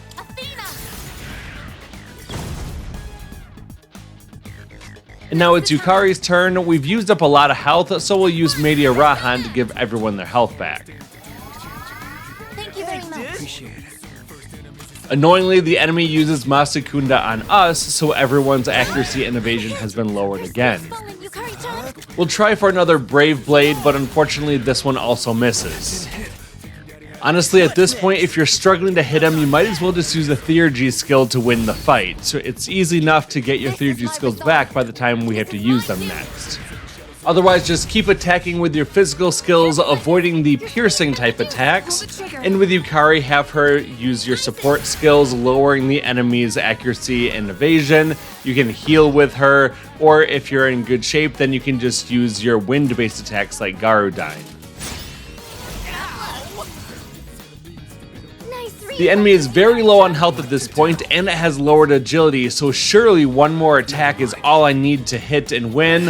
Unfortunately, I missed again, and luckily Junpei can come in and get the kill for me. So that was a much longer fight than necessary, only because the enemy dodged so many attacks. But then during shuffle time, I was offered the Tower card to increase our current persona stats by 1, as well as the High Priestess, so all attack damage increases for the rest of the trip into Tartarus. We'll take both of those, and now we have 9 out of 12 of our major Arcana card slots filled. We'll then collect our experience, items, all the treasure chests, and we'll move out of the Monad door. Looks like I still have some treasure chests to collect on this floor, so we'll go around and get them. Let's skip ahead to the next fight where we encounter another new type of shadow. Here we have the Emperor Beetle. It doesn't have any weaknesses, and you want to avoid using piercing and ice attacks. With our main character, we'll use Susanoo's Vorpal Blade to deal severe slash damage to all foes, and with a lucky critical hit, they'll all be dead. Man, I wish I could have done that against the Intrepid Knight. That would have saved a whole lot of time. We'll collect all of our rewards, and then we'll continue on. After exploring the rest of that floor, I did find the stairs. You can verify that we've done everything that we want to do. Then we'll head on up to the 241st floor, which is another boss floor. Powerful enemy spotted. Before we fight the boss, we're going to step into the teleporter and go back down to the first floor. Once we arrive, we'll go into the menu, then go down to the persona option, and we want to make sure that Susanoo is our currently equipped persona.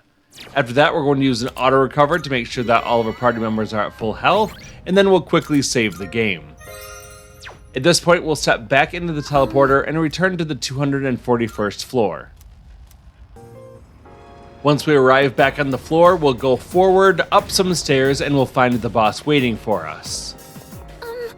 Then we're going to choose Let's Go to begin the fight.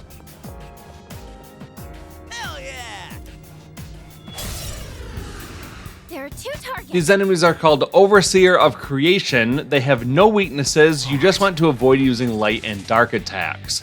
So with the main character, we'll use Vorpal Blade to hit them both for severe slash damage. Unfortunately for us, these enemies can use magic attacks that hit all of our party members, and there's a good chance that they can hit one of your weaknesses. But that's okay, they're not going to do that much damage. Yukari is back on her feet, and you can use a Gardyne or Magardyne just to deal some wind damage to one or both of these enemies. The enemy retaliates with its own Magardyne, and that does a little bit of damage, but some of our party members also block the damage entirely. Did you miss me? Junpei gets back up onto his feet, and he's going to use his ability, Brave Blade, to hit one of the enemies with more health. I won't be beaten. Now it's Aegis's turn, and she's going to use Heat Wave to hit both of the enemies for striking damage. Got a critical hit, and that means that she can act again. She'll just use another normal attack to win the fight. All in all, it was a pretty quick and easy fight for us. We'll then collect a lot of experience, many of our party members will level up, as well as the personas that we have equipped, and at this point our main character gets up to level 82. I guess also got enough experience to learn Akasha Arts, which deals heavy strike damage to all foes 1 to 2 times. This is slightly better than what Heat Wave is, so we'll drop Heat Wave and take Akasha Arts in its place. Then during the following cutscene, we do get to our Judgment Arcana social link up to rank 5. After 5 more ranks, we'll be at the max rank, and that will give us a new trophy because we've maxed out all of the social links in the game.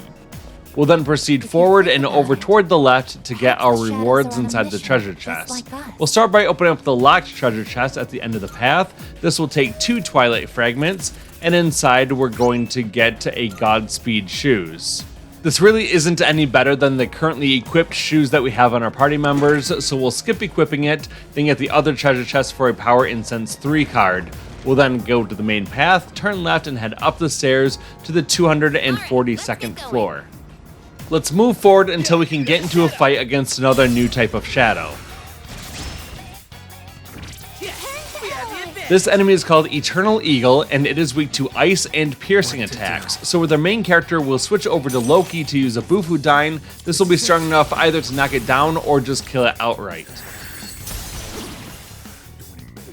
And now we'll shift the turn over to Yukari, who can use her normal attack to hit the enemy's weakness to piercing damage. Now that it's on the ground, we'll use an all-out attack to win.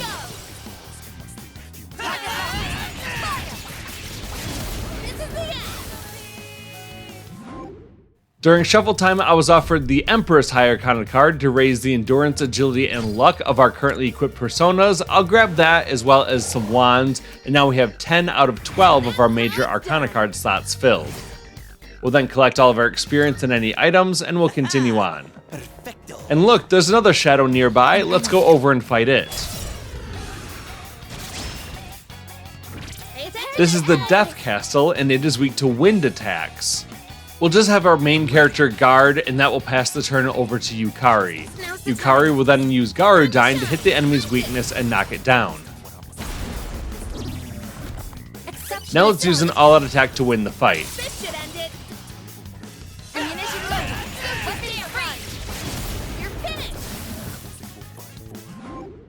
During shuffle time, I was offered some coins, the cups, as well as the Persona Garuda, who we already have, so I'm just going to take the coins as well as the cups. We'll then collect all of our experience and any items that may have dropped, and then we'll continue on. Looks like we've found the stairs just beyond this door, and we've done everything that we want to do on this floor, so we'll head on up to the 243rd floor. Even though we defeated all the shadows on this floor and got all the treasure chests, nothing really noteworthy happened, so we'll just skip ahead to the stairs and then we'll head on up to the 244th floor. This is where we start to see the repeat monad doors, so I won't show going into the doors or the boss fight because we've already shown that, but maybe only the reward if necessary. During the next shuffle time, I was given the Chariot Major Arcana card, which increases our maximum HP by 10, so we'll take that, and now we have 11 out of 12 of the Major Arcana card slots filled. There's only one more slot, and I want to save that one for the Fool card, just so that we can get some extra experience. And now we'll skip ahead to the fight where we did get the shuffle time with the Fool Major Arcana card. We'll collect that one for additional experience from every fight throughout this trip to Tartarus, and we also collected all 12 of those Major Arcana cards, and now we get an Arcana Burst, and now we can get even more experience and money and better rewards after battle when we select a Minor Arcana card. This also was the fight from inside that monad door, which was a repeat fight. We get enough experience for Junpei to get up to level 75, and now he can learn Vorpal Blade, which deals severe slash damage to all foes. I'm going to replace Brave Blade with Vorpal Blade. Okay, this floor is now complete, and we can just go straight from the map up to the next floor. There are no enemies on this floor, but there is a teleporter here which tells us that we're about to enter into a boss gauntlet where we have multiple fights in a row. So before we do that, we're going to hop into the teleporter and go back down to the first floor. We then want to make sure that all of our characters are at full health by using an auto recover, and then we'll save the game. Once that's done, we'll head back into the teleporter and we'll go back up to the 245th floor. We're then going to run forward and we'll go up the stairs, and we want to proceed on to the 246th floor, which will be another boss fight floor.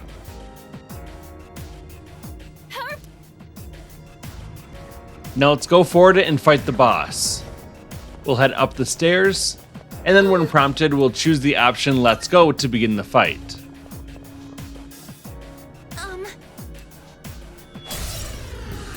Prepare yourselves. This fight is against the invasive serpents, who are weak to striking attacks, as well as the appropriating noble, who's weak to ice. We'll begin by having Yukari use Masakunda to lower all the enemies' accuracy and evasion. Then with our main character, we want to use a persona such as Thanatos, who can use an ice-based attack like Bufudyne, and will aim it right at the appropriating noble in the middle.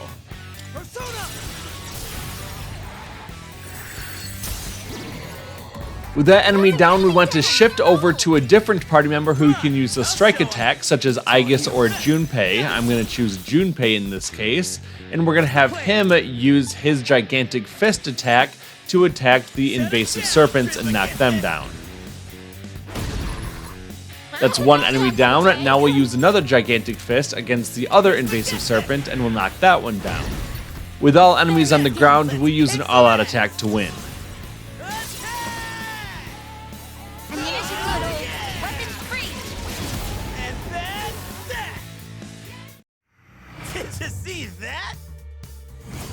And there you go, that was a pretty easy fight. We get lots of experience, many of our party members and our personas level up, and our main character reached level 83. After that, we get our cutscene, during which our Judgment Arcana social link gets up to rank 6. After the cutscene, we're going to go forward and stay over toward the left side so that we can get our rewards inside the treasure chest. We'll start by opening up the locked treasure chest, so this will take 2 Twilight fragments.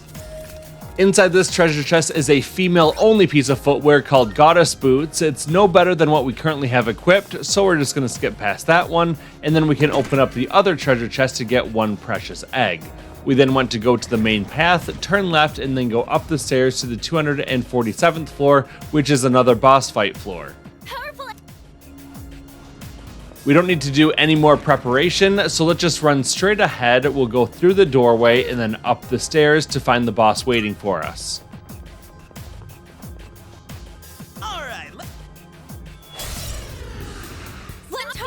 This'll be no problem at all.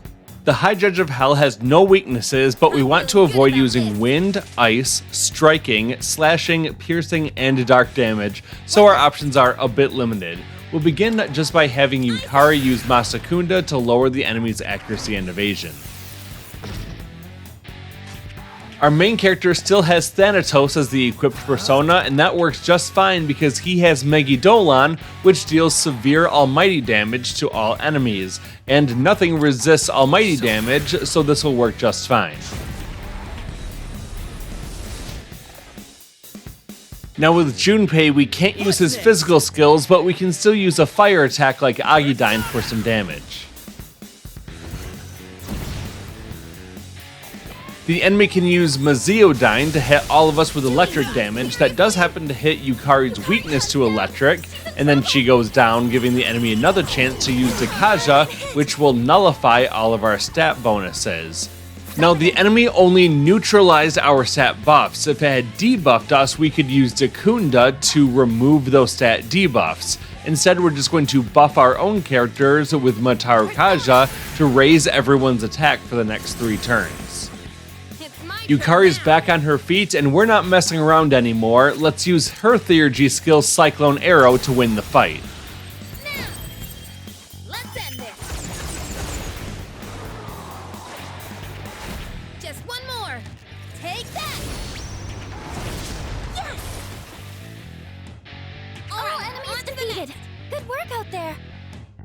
After that fight, we gain a ton of experience, all of our characters level up, as well as many of our personas, and our main character gets up to level 84.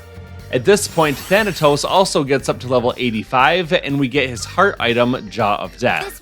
Aegis also gains enough experience for her persona Athena to learn Resist Fizz, which increases resistance to physical damage and negates physical weaknesses. This is a pretty good passive ability. It's certainly more common that we'll get hit with a physical attack than we'll get hit with a status ailment, so I can remove insta-heal and we'll take Resist Fizz in its place. After the fight, we get another cutscene, and during that cutscene, we get our Judgment Arcana social link up to rank 7. After the cutscene, we're going to go get our rewards from the treasure chests on this floor, so go forward, then over toward the left, and we'll start by opening up the locked treasure chest in the back. This requires 3 Twilight Fragments, and when we open it up, we're going to get a new weapon for the protagonist called Excalibur. This weapon is pretty good, and we're going to equip it right away by saying replace with new equipment. We're then going to open up the menu and have a look at it in the equip option. We're going to see that the Excalibur does a little bit more attack and has the same accuracy as the Gimlet, but this weapon also gives us plus 100 SP, which is pretty awesome. We're then going to open up the other treasure chest, and inside we're going to get 1 bead chain. Then we'll head back to the main path, turn toward the left, and we'll go up the stairs. And this will take us up to the 248th floor. Before we go on, we're going to put Loki on as our equipped persona. Thanks to his high agility, that will allow our main character to go first, and we can switch to the persona that's most appropriate for the situation. We're then going to get into a fight against the next type of formidable shadow, the one that you can find in the upper part of this block of Tartarus, and it's the Tenjin Musha. We can't use any elements against it, we can only use almighty attacks and physical attacks. We'll switch back to Thanatos, and we can use Brave Blade.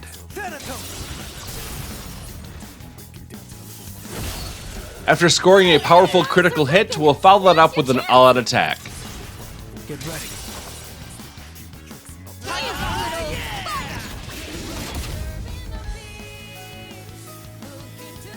He's still got about a quarter of his health left, so Yukari will just use a basic attack, and then with Junpei, we'll have him use a Vorpal Blade.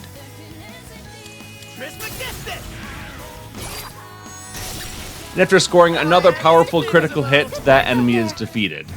These formidable shadows are a good source of gold quartz items, which is something that we need for crafting, so make sure you grab some of those. We've completed floor 248, now we'll head on up to floor 249. Now we'll run forward until we get into a fight against another new type of shadow.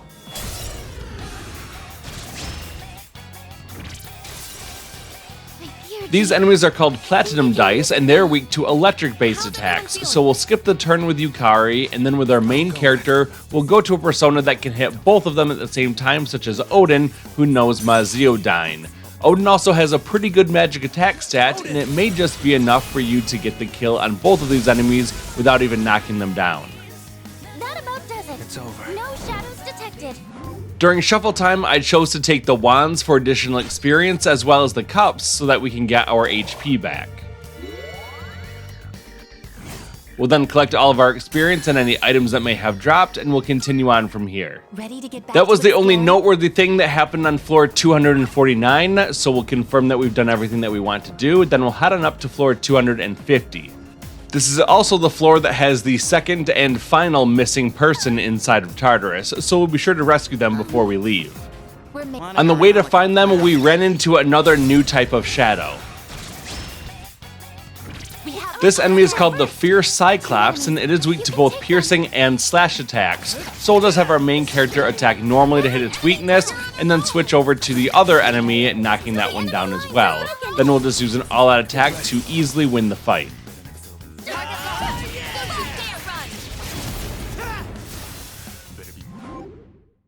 Once again, during shuffle time, I decided to take both the wands and the cups.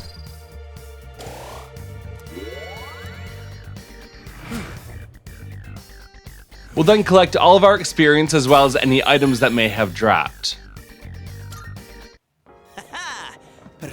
You can see the white exclamation mark on the minimap that tells us where the missing person is located, so we'll go over there and initiate a conversation with him. And once again, we can choose to either take him back to the entrance ourselves or ask for an escort. I'm going to choose to ask for an escort, and this time Akihiko comes up and will escort this person down to the first floor for us. And this is the second and final person that we needed to rescue. There are no more people. That's it for floor 250. Let's then head on upstairs to floor 251. As I was exploring this floor, I ran into another new type of shadow. This enemy is the Jotun of Evil, and it is weak to all types of physical attacks, slashing, piercing, and striking. So the main character will shift over to Susanoo and will use Vorpal Blade to hit both of the enemies at the same time. This was enough to kill the Emperor Beetle, and now we can use an all-out attack to finish the Jotun of Evil.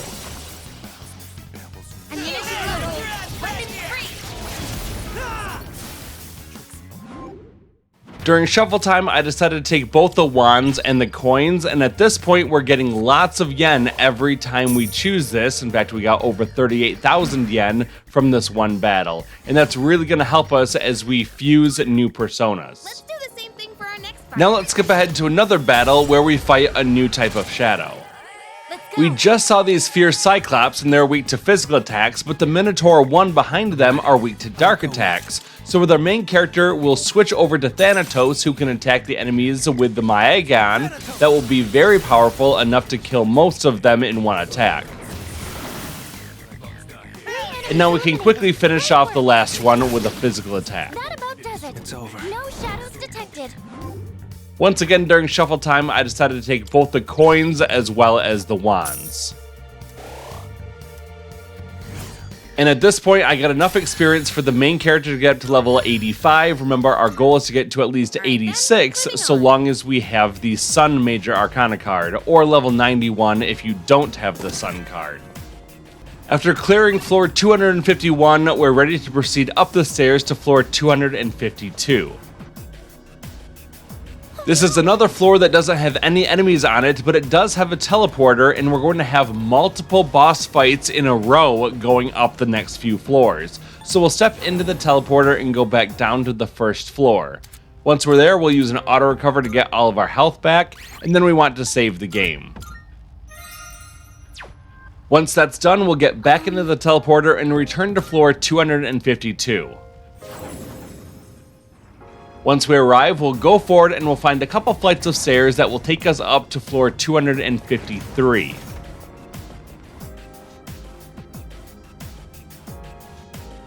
Powerful enemy spotted! Please be careful! We don't need to do any more preparations, so we'll just run forward, go up the stairs, and find the boss waiting for us. When prompted, we'll choose the option Let's Go to begin the fight. Alright, let's go! One target!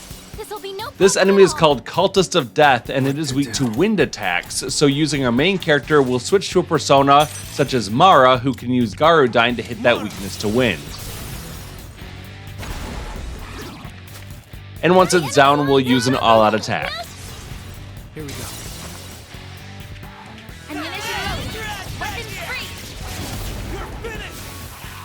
There you go, that was a very easy boss fight. If necessary, you could also have Yukari use a wind-based attack to knock it down, and then do another all-out attack to win.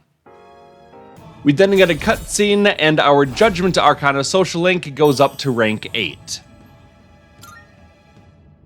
We're getting very close to the end now. Let's go forward and over toward the left side so that we can get our treasure chest rewards.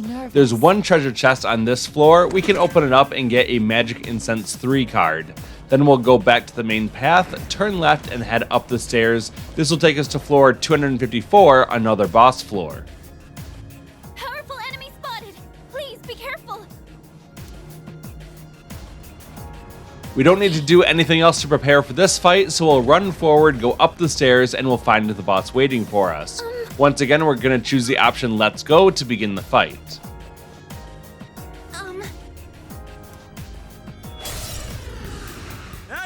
These enemies are called hedonistic sinners, and they do not have any weaknesses for us to exploit, and we can't use slash, pierce, fire, or electric attacks against them. To begin this fight, we're going to have Yukari use Garudine to hit both of them with some basic wind damage.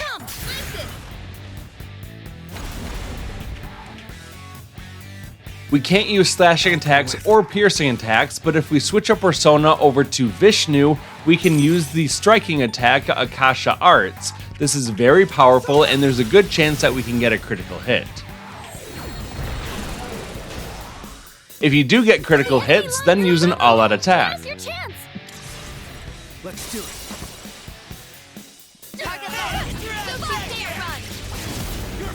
If you need to do a little bit more damage, then you can just have Junpei and Aegis use their striking attacks, and that should be enough to win. At this point, our main character did get up to level 86, which was our goal. And because we defeated another boss, our Judgment Arcana social link goes up to rank 9. There's another reward for us to get on this floor, so we'll go forward and over toward the left to find the treasure chest. Let's go ahead and open this one up, and inside we're going to get one bead chain. Then we'll head over to the main path, and then over toward the left. We'll go up the stairs to floor 255, which is our third boss fight floor in a row. Powerful enemy spotted! Please be careful! If you want to restore the little bit of health that we lost by using physical attacks, you can use an auto recover, and then when you're ready, head on up the stairs and you'll find the boss waiting for you. Choose Let's Go to begin the fight. Hell yeah!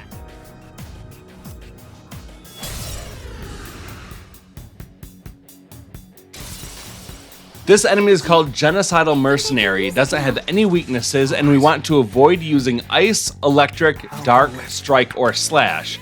But that means that we can use piercing attacks, so we'll shift our persona over to Mara, who can use a very powerful Primal Force.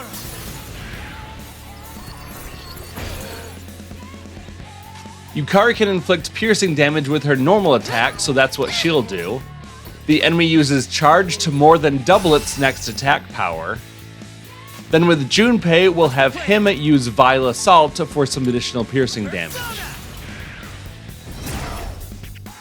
It's Aegis' turn, and she's going to use another Primal Force against the enemy. Unfortunately, it missed. Back to our main character, we'll have him use Primal Force. This one does connect for some decent damage. And then Yukari is going to make sure everyone is healed up nicely with the Media Rahan. your support. And now, thanks to the enemy charging up in the last turn, its Akasha Arts does quite a bit of damage. However, we do absorb it with our main character. Back to Junpei, we'll keep using piercing attacks like Vile Assault. Over to Aegis, she's going to use Primal Force. And finally, our main character will use a Primal Force of his own. Unfortunately, I didn't get any critical hits despite using numerous physical attacks.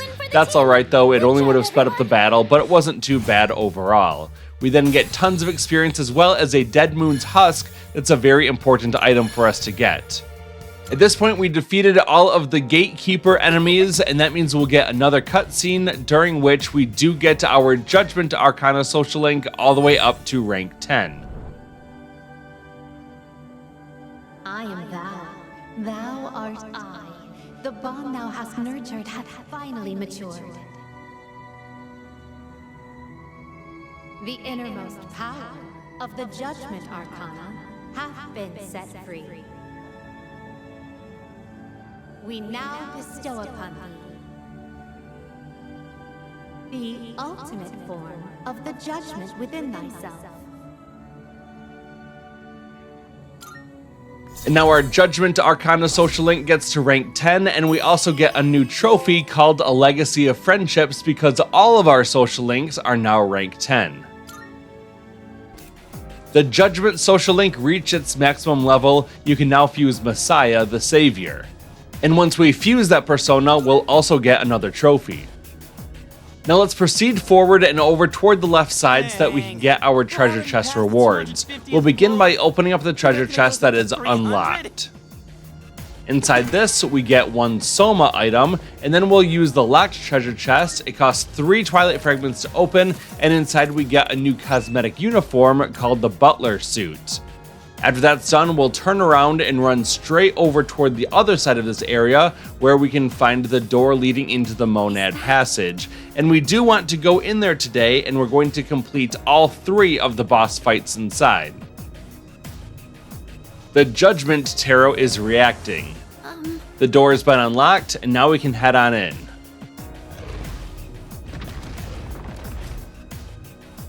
There's not much to do in this first section. We'll just run straight ahead and we can see the door waiting for us down the hallway.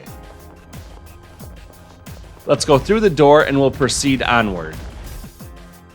There is a boss fight in this section, so we'll use an auto recover to get our health back, then just follow the squiggly lines on the floor. None of these little offshoots have anything worthwhile in them. Powerful enemy spotted. Please be careful. Here's the boss, and we'll say, "I'm ready to begin the fight." I am fully determined.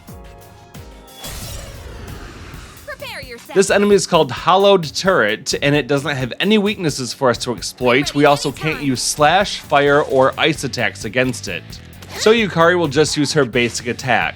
Now over to the main character, we can use piercing attacks, so we'll have Mara use Primal Force. Then with Junpei, we'll also have him use a piercing attack, Vile Assault. The enemy then uses myriad arrows, but it doesn't do too much damage to us. The enemy will also load more bullets, and that means we'll be able to do additional attacks in future rounds. We want to get this fight over with as quickly as possible. So we'll have Aegis use another Primal Force, and then Yukari is going to use Meteorahan to get everyone's health back up to full. I appreciate it. That was close. Back over to the main character, we'll keep up our attacks using Primal Force. We're really hoping to score critical hits because an all-out attack would make this fight go significantly faster. Junpei will use another Vile Assault, and then it's the enemy's turn to attack with the Maegan to deal darkness damage to our team. It then uses Makugan to deal light damage to our whole team, unfortunately hitting our main character's weakness and getting another turn. Now the enemy loads 3 bullets and will get 3 attacks next turn. We want to keep up the pressure by having Aegis use another Primal Force. Unfortunately, she missed, and that's a good indication that Yukari can use her skill Masakunda to lower the enemy's accuracy and evasion. This has the chance of lowering the amount of damage we'll take, and also making sure that we hit our attacks against him. The protagonist is back on his feet, and will use another Primal Force against the enemy. Back over to Junpei, we'll use Vile Assault. The enemy uses Dekaja to try to eliminate all of our stat bonuses. Unfortunately, there was nothing for him to impact. It uses Heat Riser to raise all of his abilities, and finally Charge so that the next turn he'll do bonus damage. We want to finish this one off as quickly as possible because next time he gets 4 turns. Let's go ahead and use a Primal Force to deal some additional damage with Aegis. I'm trying to hold off on using my Theurgy skills because I want them for the other 2 boss fights in this area. So I'm just going to brace myself for some additional attacks by healing everyone with Media Rahan with Yukari, and then back to our main character, we'll use Primal Force. So overall, that wasn't a very tough battle, it just took a while because I didn't score any critical hits, but by chipping away at it with some piercing attacks, we were victorious in the end. We'll then take the wands and the coins as our reward, we'll get tons of yen, as well as a large amount of experience, and 2 Nihil Black models, which are items that we can use for crafting when we get back to town and go to the antique shop. We'll then choose continue during the next cutscene so that we can keep going from here. We'll run forward and we'll see the door that will allow us to proceed, and just to the left of it we can open up this treasure chest and we'll get the Elegance Bikini, another cosmetic item for our characters. There's nothing else we need to grab in this area, so we'll go through the door and proceed onward. The next boss fight is in this area, so keep following the squiggly lines on the ground. If you run into a dead end, just turn around and keep following the squiggly lines. We'll then eventually see the enemy waiting for us up ahead. When you're ready to fight, choose the option I'm ready to begin.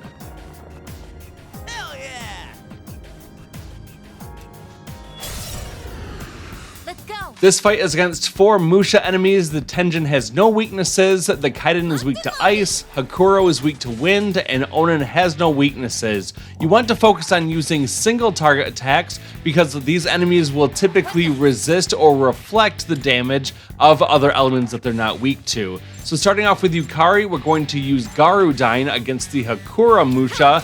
That's going to target its weakness to wind and knock him down. Okay, next up, we're going to shift our turn over to the main character. Sure. Okay, now we're going to switch to a persona that has a very high strength stat or magic stat. In this case, it's either Susanoo or Loki, and I'm going to use Susanoo, and now I want to use a Theurgy skill. I've got a couple to choose from. I could either go with Scarlet Havoc, or I haven't shown Trickster before, so we'll use that for massive almighty damage against all enemies.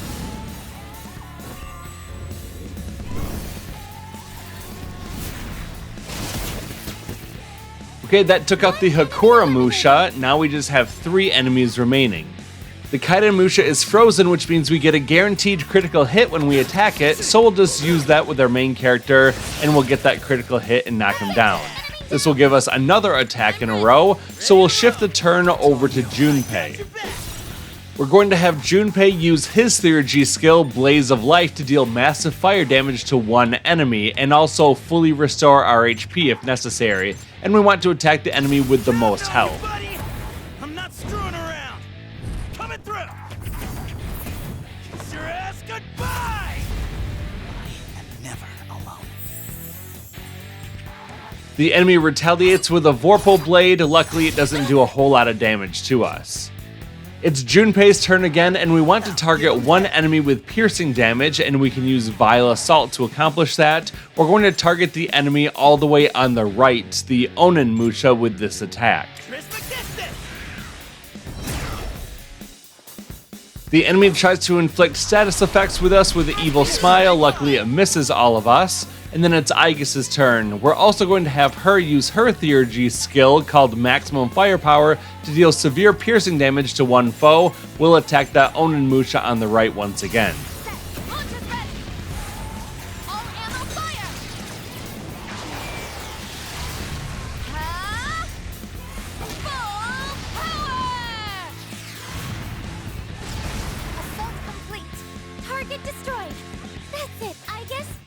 Maziodyne is a bit of a bummer because it can target some of our weaknesses and knock us down, giving the enemy another chance to attack. Luckily, we're not taking too much damage from these attacks. Yukari's back on her feet, and we're going to have her heal up all of our party members with Media Rahan.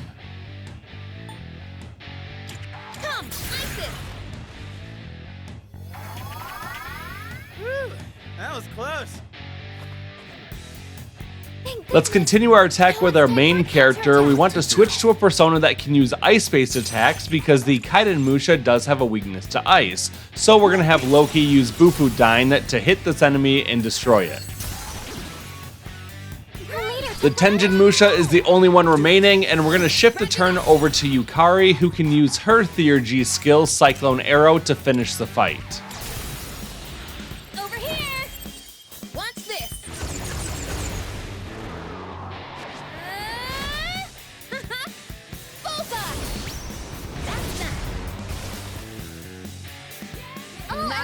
Yes, we really did use all 4 of our characters' Theurgy skills in that one fight, but it was totally worth it. After that, during shuffle time, I'm going to select the wands and the coins for some additional experience as well as money. We'll then collect all of that experience, money, and all the items that we get, and we'll continue on from here. There's going to be another little bit of dialogue with Fuka, and once again, we're going to choose to continue. We don't need to return to the entrance at this time. Once that's done, we can go forward, we'll go down some stairs, and before we go through the door, we want to open up the treasure chest on the left-hand side for a quick reward. This will give us the Mohamursama. This is a new weapon for the protagonist. Let's go ahead and look at it real quick. It's not something that we really need to equip because it's actually quite a bit weaker with only 300 attack, and it gives us Dark Amp, which is not something that we really need. Excalibur is better, it has more attack and 100 more SP. There's nothing else that we need to do in this area, so we're going to go to the door and proceed onward. This area contains the 3rd boss of this Monad passage, and it's pretty tough, so we want to make sure that our party's all the way ready before we engage it in combat. Starting off, we want to make sure that Loki is our currently equipped persona so that we can act first in battle. We then want to make sure that all of our characters have enough HP and SP. It looks like Yukari is getting very low on SP, so we want to make sure that we give her a bit of a boost. We have a ton of SP recovery items from all the things that we helped our roommates to cook, and we also have some things like somas or precious eggs that we've been finding as we explore Tartarus. I'm going to use 1 precious egg to restore all of Yukari's SP.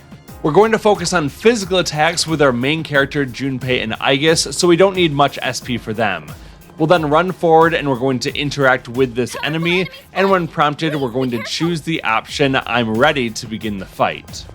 We had a story battle against a monster like this quite a while ago when we fought alongside Takaya, and this time we get to finish off the Shadow of the Void. It has no weaknesses that we need to exploit or resistances that we need to worry about, so we're just going to start by using Megiddola with Loki to deal some decent damage. The enemy will heal 300 health every time it gets a turn in battle, so we need to be cranking out the damage to overcome its healing effects. We can then get rid of the poison on all of our teammates by using Amrita Shower with Yukari. Now let's focus on using physical attacks with Junpei, such as using Vorpal Blade. That did a little over 300 damage, so that's good, it's keeping up with its healing, and then Aegis is going to use Primal Force. That was just shy of 500 damage, but the main source of our damage is going to come from our main character who can use Susanoo's Brave Blade, and we can deal over 1,000 damage with this attack. The enemy heals a bit and then uses an attack that hits a weakness. It gets to go again. Luckily, it doesn't heal the second time around, but it uses Heat Riser to increase its abilities. We then want to have Yukari use Masakunda to lower its accuracy and evasion so that we can keep hitting it. Did you miss me? Thanks to the enemy's Heat Riser, it has increased defense, so Vorpal Blade will only deal a little over 200 damage from Junpei, and then with Aegis, she's going to use Primal Force. That will deal a little under 300 damage, so between the two of them, it's about 500 damage total. Our main character will use Brave Blade with Susanoo again, dealing over 600 damage, and unfortunately when the enemy gets down below 50% health, it will use Diarahan to gain all of its health back, and we basically start the fight over again. But don't worry, that's only postponing our inevitable victory. We're going to heal all of our party members with Yukari using Diarahan again, and then with Junpei, we'll keep up the attack by using Vorpal Blade. Unfortunately, that was a miss, and we'll have Aegis use Primal Force and hope that this one hits.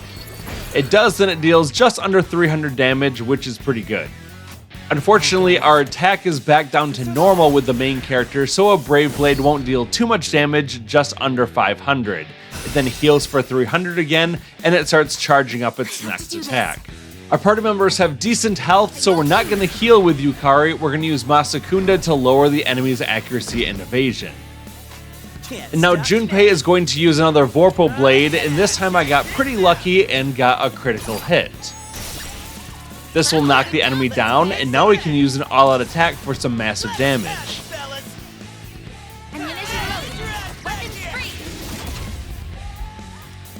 That shaves off over 1,000 of the boss's HP, then we're going to have Aegis use another Primal Force. This gets another critical hit, and we can use another all-out attack.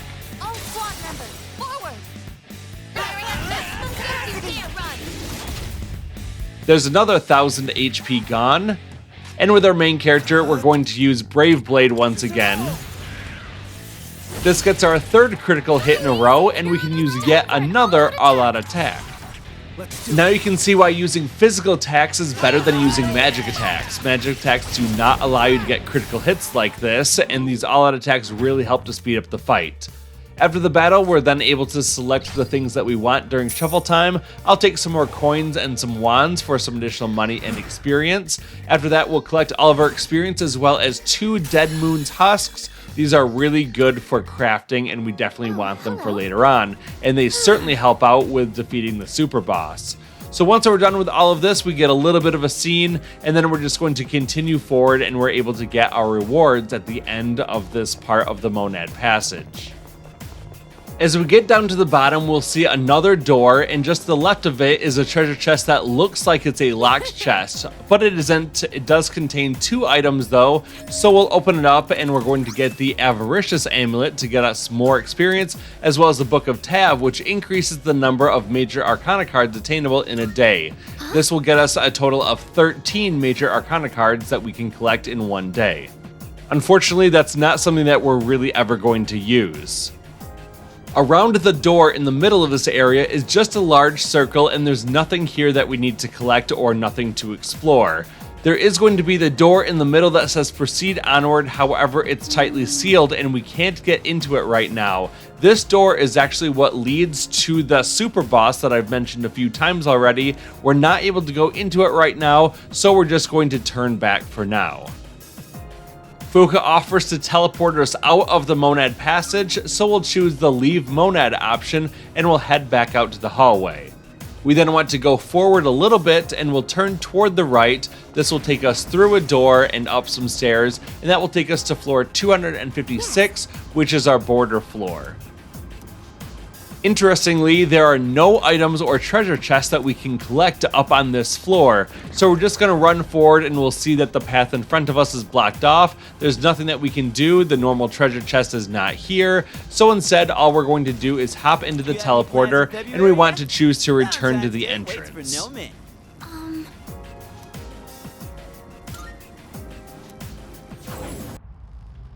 We're now going to go through a sequence of very particular persona fusions in order to create the personas that we need for remaining trophies, as well as to create a very powerful persona.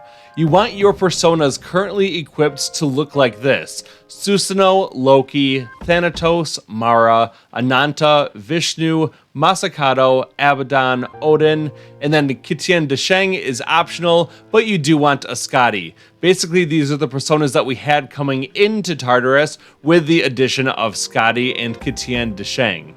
So once we've confirmed that those are all the personas that we have on our team, we then just want to quickly save the game because we can get some kind of weirdness going on with some of these fusions, and we want to have a backup save just in case. We'll then head over toward the left and talk to Elizabeth, who's going to give us 4 Twilight Fragments for increasing our social links, and then we'll choose About Requests. We can turn in request number 99, Defeat the Shadow of the Void. We just did this at the end of the Monad Passage, and as a reward for defeating this enemy, we're going to get 1 more Dead Moon's Husk, which is very good. The only request remaining now is number 100, Bring Me a Bloody Button, for defeating the Reaper, and once we get done with these persona fusions inside the Velvet Room, we'll be able to do that no problem. So let's step inside, and unfortunately, because of copyright reasons, I have to drop the audio. But when we enter, then Igor gives us a special little cutscene where he notices that we've completed all of the social links and gotten them all up to rank 10, the maximum rank. Because of this, he's going to give us a very special item which will allow us to fuse one of the most powerful personas in the entire game, and it's the key to defeating the Superboss. Igor tells us that we might be able to attain an even greater power called the Power of Infinity, and as a reward, he's going to also give us the key item Colorless Mask. With the acquisition of the Colorless Mask, you can now fuse Orpheus Telos, Musician of Rebirth. And now we get to use the normal Velvet Room services by choosing Fuse Personas, then we'll go down to Registration and register all of our current personas into the compendium at their current levels and with their current skills. We'll then head up to the Fusion option and we'll choose Dyad Fusion. Let's begin by scrolling down a bit and we're going to select Abaddon as well as Scotty, and that will create the tower persona called Chi-Yu. Chi-Yu is another very important persona for defeating the Superboss. In terms of which skills we're going to give it, let's go down toward the bottom of the list and I'm going to teach it Vile Assault for a good physical piercing skill. We can also teach it Spell Master that we can use to inherit later on to a different persona, and then we just want some throwaway skill that we can override. I'll take Agidyne. We'll lock in these choices, then we'll fuse these personas together, Abaddon and Scotty, and we're going to get Chi-Yu. Our tower social link lets us get up to level 92 and we learn Akasha Arts as well as Charge, and then Arms Master, which reduces the HP cost of physical skills in half. We'll drop Agidyne and take Arms Master in its place. For our next fusion, we're going to combine Masakado together with Odin, and that will give us the Strength persona Atavaka.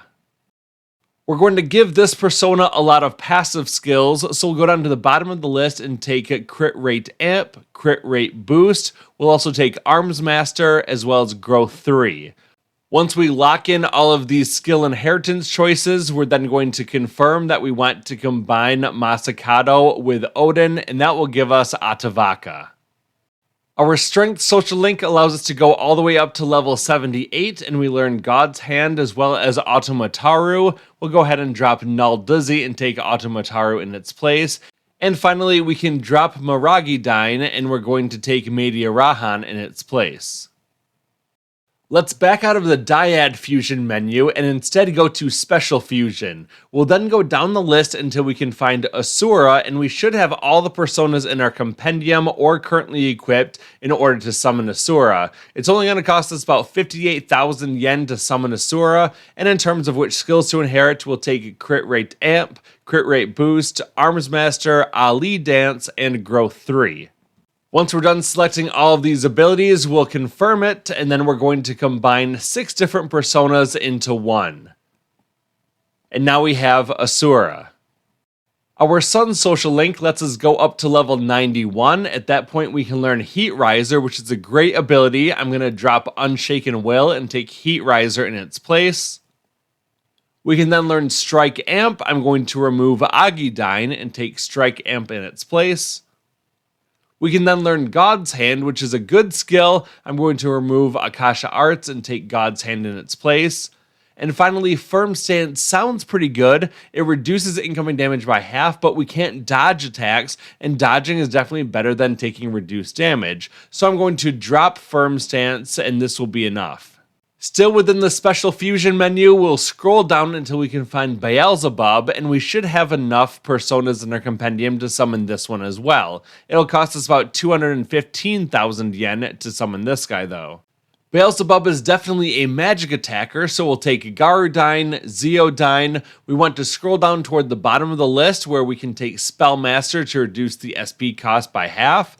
And then we're also going to take Single Target Boost, and then one more Dark type single target attack, Aeon. So let's go ahead and lock all of these choices in, and then we're going to combine multiple personas together in this Special Fusion, and we're going to create Beelzebub. The Devil social link allows us to go all the way up to level 87. At that point, we're going to forget learning Demonic Decree, but we do want Megidolan. I'm going to replace Mamudun and take Megidolan in its place.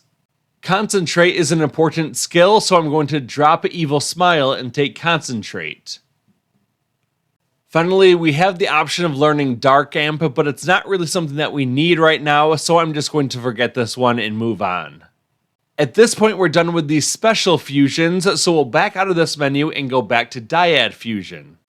We want to go down the list and combine Ananta together with Beelzebub, and that will create Hellel, a very important persona for us. Now, normally we'd have to be level 88 in order to even fuse Hellel, but thanks to our Sun Major Arcana card, we can do it at a lower level. We're then going to inherit Single Target Boost, Spellmaster, Auto Maraku, and Concentrate. Let's finish locking in these skill selections, and then we'll combine Ananta together with Beelzebub, and that will give us Hellel, the Fallen One who dwells deep within thine heart. Thanks to our Star Arcana social link, we're able to jump up to level 94 and learn Morning Star. If you want to, you can learn Life Aid, but it's not something that we really need. We'll get a better skill soon. As you can see, if we gain one more level and get up to level 95, we'll learn Almighty Boost. That's a really important skill if you want to deal more damage with Almighty attacks, which could definitely come in handy later on. So if you want to go gain a level with Hellel, learn Almighty Boost, and then come back, and we'll continue fusing more personas, such as combining Chi-Yu together with Hellel in order to create Satan. In terms of which skills we're going to inherit, let's go ahead and grab Morningstar, which deals massive almighty damage to all foes. We're then going to go down toward the bottom of the list and take Single Target Boost. We'll take Spellmaster, and we're going to take Concentrate. Let's finish locking in these choices, and then we'll finish combining Chi-Yu together with Hellel, and that's going to give us a new persona, Satan, the Judge of All. Our Judgment social link allows us to jump up to level 88. At that point, we learn Megidolan, which is a little redundant because we already have Morningstar, so we'll drop Megidolan and take Debilitate in its place. We then can learn Repel Wind. That's a pretty good thing for getting rid of our wind weakness, and that way we will have no weaknesses at all, so I'll drop Resist Ailments and take Repel Wind in its place. We can now leave the Dyad Fusion menu and return to the Special Fusion menu. Let's scroll down toward the bottom of this list and we can find the Judgment Arcana persona called Lucifer. Normally this requires us to be at level 89, however thanks to our Sun Major Arcana card, we can do this at a lot lower level, and it's going to cost us about 229,000 yen to summon all the personas from our compendium. We're then going to take Agidyne, Bufudyne, Garudyne, Zeodyne, and we're finally going to take Aeon as our last skill. So just a wide variety of elemental skills. We'll then combine all the required personas together, and that's going to give us Lucifer. The Judgment social link allows us to go all the way up to level 95. At that point, we can learn Inferno, which is certainly better than Agidyne, so drop Agidyne and take Inferno. Pantaray is better than Garudyne, so we'll drop that one and take Pantaray in its place. Diamond Dust is better than Bufudyne, so drop Bufudyne and take Diamond Dust. At this point, the game did want to switch out Brave Blade for a different skill, but I'll prevent the skill change and just keep what we have. We're all set on these special fusion options, so let's go ahead and leave this menu, and then we're going to go to the Summon Compendium Summon option so that we can get a few more personas from our compendium back onto our team, starting with Orpheus, a very low-level persona, the one that we started with, but it's going to come in very handy for us. After that, we're going to sort by registered only and then sort alphabetical. We're going to scroll down to the T section and we're going to grab Thunderbird and we're going to put it back onto our team for about 14,000 yen. After that, we'll go down just a few personas to find Trumpeter. This will cost us about 31,000 yen to add to our team. So after we have Orpheus, Thunderbird, and Trumpeter back on our team, we'll go back to Fusion, Dyad Fusion, and then we want to scroll down just a little bit so that we can grab Thunderbird and combine it with Trumpeter. That will give us Uriel. The skills that you choose to inherit don't matter a whole lot. I'm going to go ahead and grab Invigorate 3 for a little bit more SP every turn, and then I'll scroll up and take Garu, and then one additional skill like Mazionga. We'll finish combining Thunderbird together with Trumpeter, and that's going to give us Uriel. The Aeon social link allows us to get up to level 63. We'll learn Agidine as well as Angelic Grace. We can forget learning Mahamayon, we don't need that. And we'll take Heaven's Blade and we're going to replace Vorpal Blade with Heaven's Blade. Once that's done and Uriel is on our team, we're then going to combine Loki together with Mara, and that's going to give us Sandalphon. As far as which skills we're going to inherit, let's grab some pretty powerful ones from the bottom of the list. We'll get Spellmaster, Growth 3, we'll also take Invigorate 3, and Primal Force. Once we've selected those skills, we're going to lock them in, and we'll say yes. That will finish combining Loki together with Mara, and we're going to end up with Sandalphon. Our Moon social link allows us to get up to level 86. At that point, we learn Angelic Grace. We can forget learning Makugeon. We don't need that one. And I will take Salvation. I'm just going to replace Divine Judgment with Salvation. We're now going to combine our two newest personas together. So we'll scroll down and we'll combine Uriel together with Sandalphon, and that will create Michael. We get to inherit 4 skills, and I'm going to start by going down toward the bottom of the list. We'll take Spellmaster, Invigorate 3, Mediarahan, and Primal Force. Let's lock in these selections for which skills we're going to inherit, and that will allow us to combine Uriel together with Sandalphon, and we'll get Michael. The Judgment social link allows us to get up to level 76. At that point, we learn Makugeon. We don't need Mazeodine, so we'll forget about that one. But we do want to learn Heat Riser. I'll go ahead and drop Divine Judgment and take Heat Riser in its place. We also get the heart item called Archangel Wings. That's useful for creating equipment at the antique shop. We're all done with the dyad fusions. Let's head to the special fusion option, scroll down, and we'll select Metatron. We should have all the personas required for fusing this one, but we do have to spend about 122,000 yen to get them all back. As far as which skills we're going to inherit, let's take Spellmaster. We'll also take Invigorate 3. We'll learn Heat Riser. We want a skill that can heal like Diarahan. And finally, we're going to take Primal Force. Let's lock in all of these skills that we've selected to inherit, and then we'll combine all the required personas together, all 4 of these angels, in order to create Metatron. Our Aeon social link allows us to get up to level 93. We can learn Megidolon. That's pretty good. I'll drop Divine Judgment and take Megidolon in its place. We don't need to learn Salvation, and we don't need to learn the next skill, Light Amp, either. So we can forget both of those skills, and that will be it. We'll then continue on from here. We now want to create a special persona that will also give us a new trophy. To do that, we'll go to Dyad Fusion. We'll then combine Orpheus together with Thanatos to create Messiah.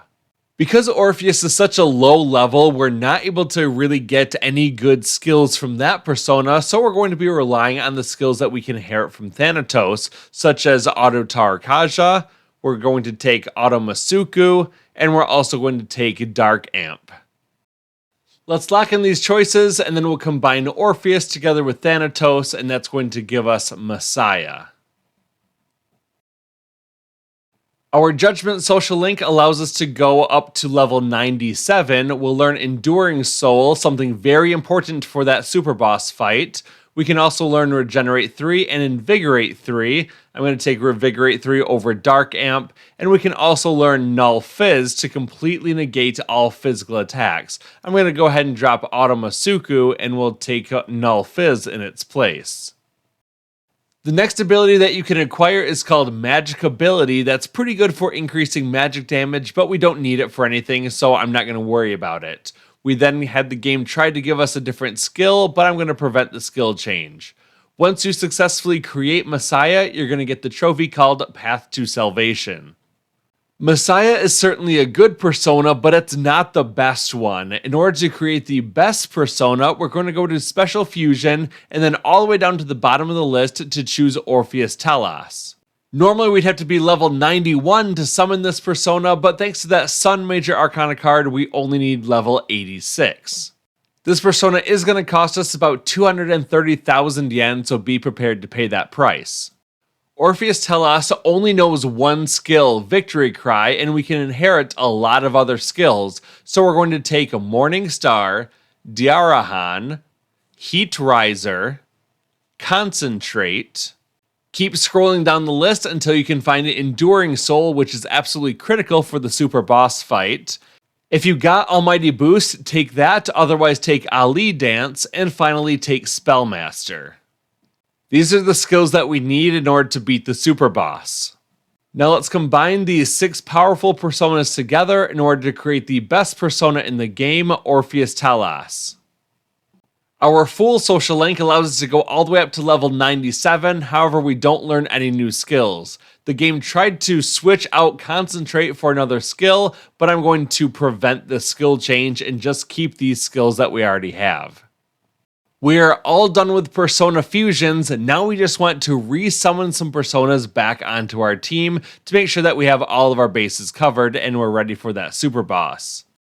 Let's start by pressing triangle to sort them by registered only, and then we'll press R1 to sort the personas by level.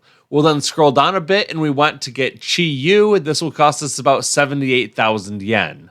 We'll then go down one more spot for Mara. We'll summon this one back for about 82,000 yen. We'll keep going down to Odin. We'll grab this for 75,000 yen.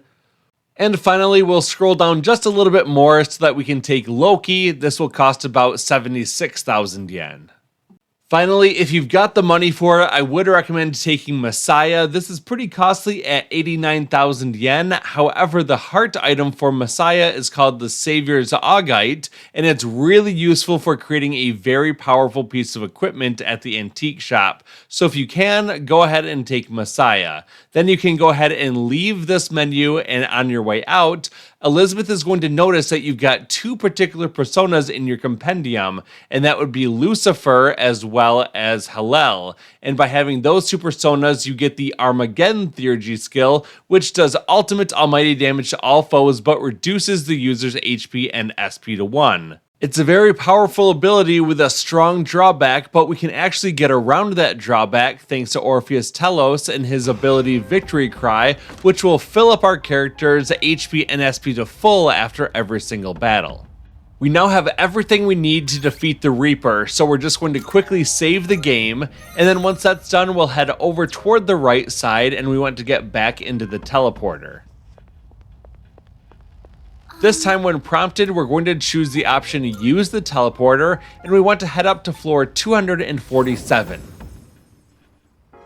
Once we arrive, we can open up the map and go immediately up to the next floor, floor 248. Let's get going. Before we fight the Reaper, there's 2 things that we want to make sure that we have. We want to equip a persona that has a very high agility stat, so choose the one that has the highest agility. Looks like the highest one for me is going to be Orpheus Telos that has 70 agility. That will definitely allow him to go first in battle.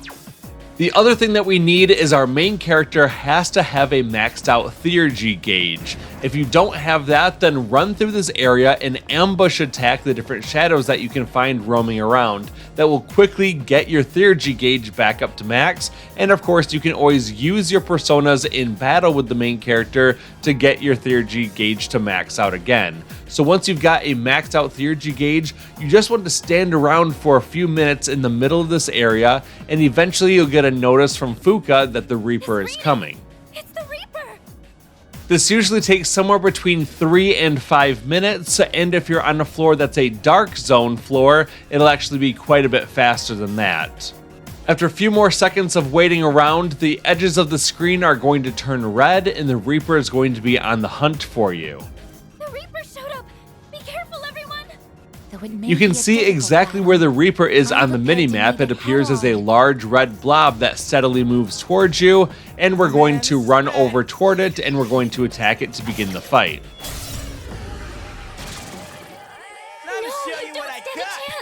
All we have to do with this fight is to have the main character use the Theurgy skill called Armageddon, and we'll instantly win.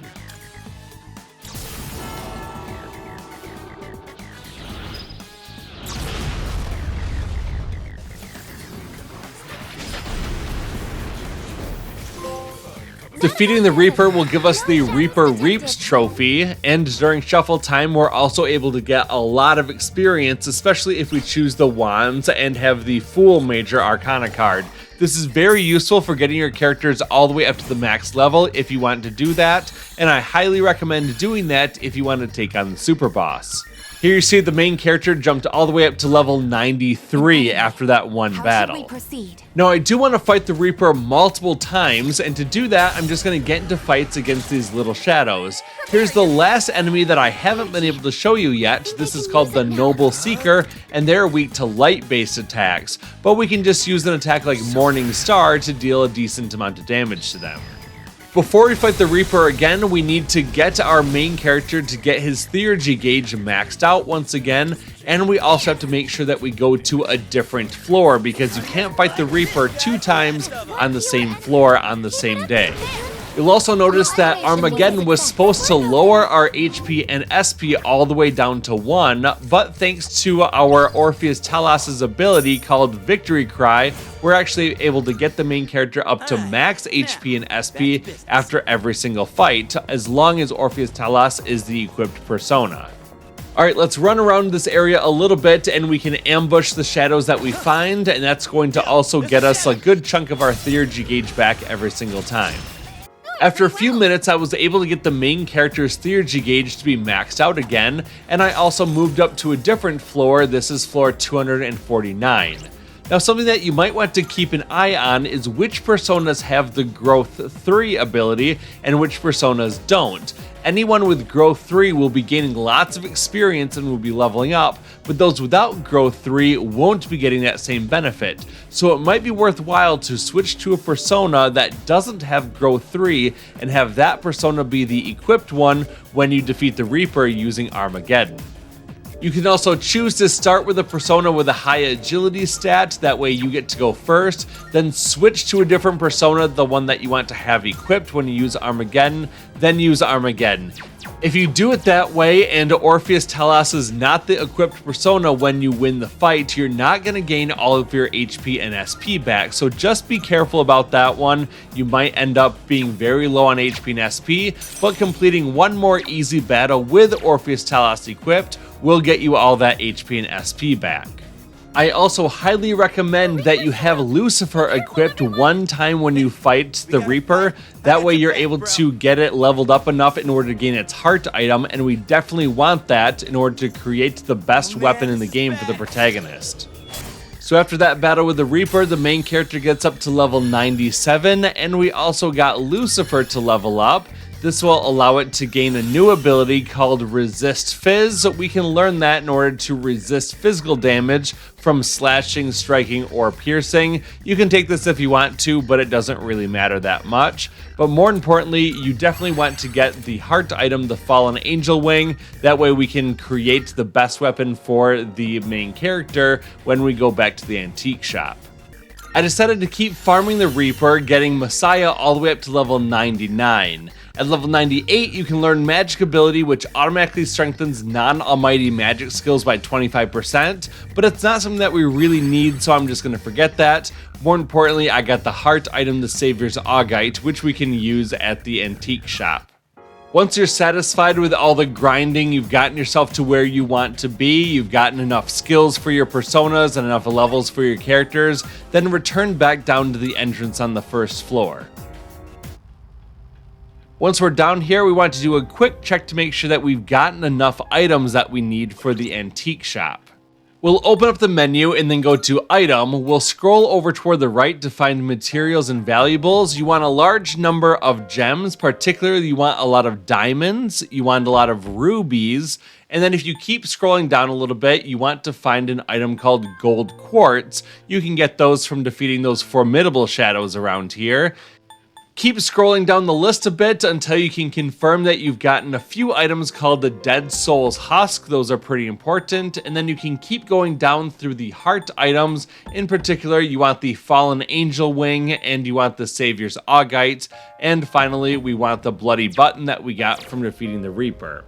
Then we'll head over toward the left and we can talk to Elizabeth. She should have the blue exclamation mark above her head. We'll choose About Request and we can turn in request number 100, Bring Me a Bloody Button. As a reward for completing this request, she's going to give us an item, and that's going to be the Divine Pillar accessory. This also unlocks request number 101, Take Out the Ultimate Adversary. We complete this when we defeat the Superboss. It's completely optional. We do not need to do this for a trophy. It is very difficult and it takes a little while to do. So you do not have to do this, but I will go through that fight just in case you're interested in it. If you want to do the Superboss fight, we've got about one more week to prepare before the end of the game. And really, our success or defeat hinges on a few different things. Number one, we want to make sure that we have Orpheus Telos up to level 99, and we want to have these skills equipped. The only difference could be Ali Dance. If you had Almighty Boost, you would put that in that slot. Otherwise, all these skills should be what you have. We also need to make sure that Orpheus Telos' stats get as high as they possibly can, and that's going to be done in a couple different ways. We can either get some items that will raise stats, or we can spend time playing games at the arcade with Orpheus Telos equipped, and that will also help us to boost his stats up. In addition to Orpheus Telos, you also want to have a variety of other personas like these ones on your team.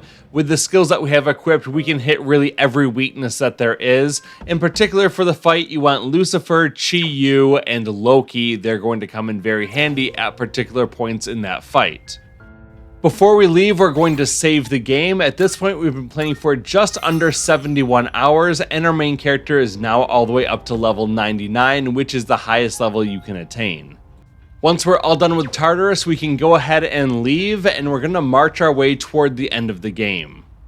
So when prompted by Fuka, say let's call it quits, and that will end the day. It's now January 25th. We can skip past the early morning cutscene and go straight to the afternoon period where we find ourselves in class and we're feeling sleepy, so you can choose to either stay awake or close your eyes, it doesn't matter. Then we'll go from afternoon to after school with a cutscene. Let's begin, shall we? I'm not going to say much though. In the end, it's your decision. Alright, first question. After you graduate, are you planning on going to college or getting a job? You can choose any of these options. I'm going to go with option 1, go to college. I see. Well, if you've already thought about it and made your choice, then there's nothing else for me to say. What's most important is that the decision is yours, and yours alone. If someone else makes it for you, you'll regret it later. And then, you'll have to live with the consequences, whatever they may be. But, to be honest, I'm not that worried about you. You've really matured over this last year. In fact, you've changed so much, I almost don't even recognize you. Don't tell me you haven't noticed. What do you think has helped to bring about this change the most?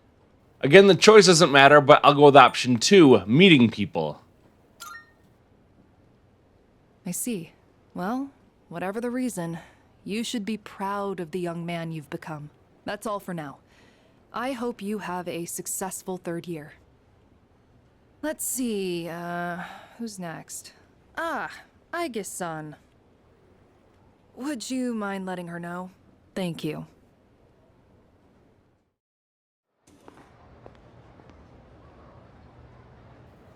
I was told to fetch Aegis, but she's not around. Oh, the next one up for career consultation? That'd be Aegis-san. She was just here a second ago, but I guess she went out. Maybe she's on the roof? Seen her go up there alone every now and then. Thanks. Sure. Good luck. So do you think she's gonna go to college or get a job? She's full of mysteries, isn't she? She's changed recently, though, don't you think? Like her expressions and stuff. Again with that? You ever gonna stop thinking about hitting on girls? I don't mean it like that. All I'm saying is... I should head to the rooftop.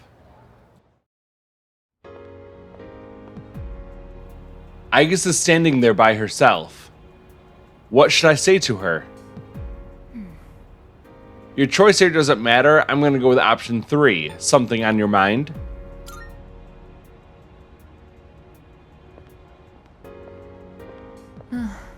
Oh, I'm sorry I went off on my own. It's nothing, really. I just needed some time to think. Aegis seems to be lost in thought. After New Year's, when I had time to gather my thoughts, I realized something. When I fought Ryoji-kun that night, I got really scared when my consciousness began to fade. But that wasn't all. I was also confused and ashamed when I realized I couldn't defeat him. But I couldn't defeat him 10 years ago either, and I didn't have those feelings then. I really have changed. Yes, you have. I've been thinking a lot about this change that's occurred in me. In the past, if I didn't understand something, I would just ask someone to explain it to me. But ever since I decided to live for myself, no one's been able to answer the questions I've been facing.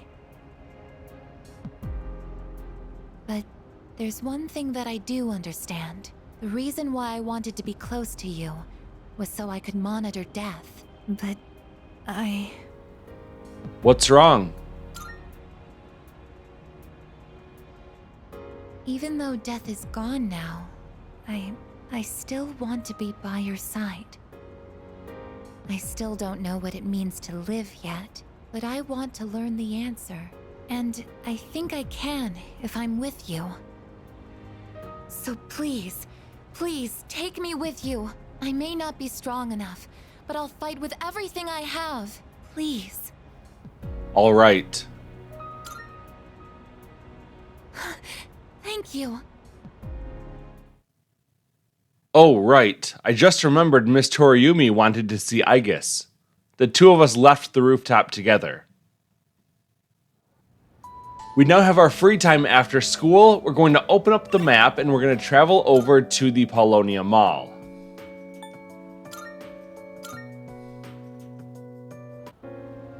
Once we arrive, we'll head over toward Game Parade. Just make sure that you currently have Orpheus Telos equipped as your current persona so that we can raise his stats a little bit.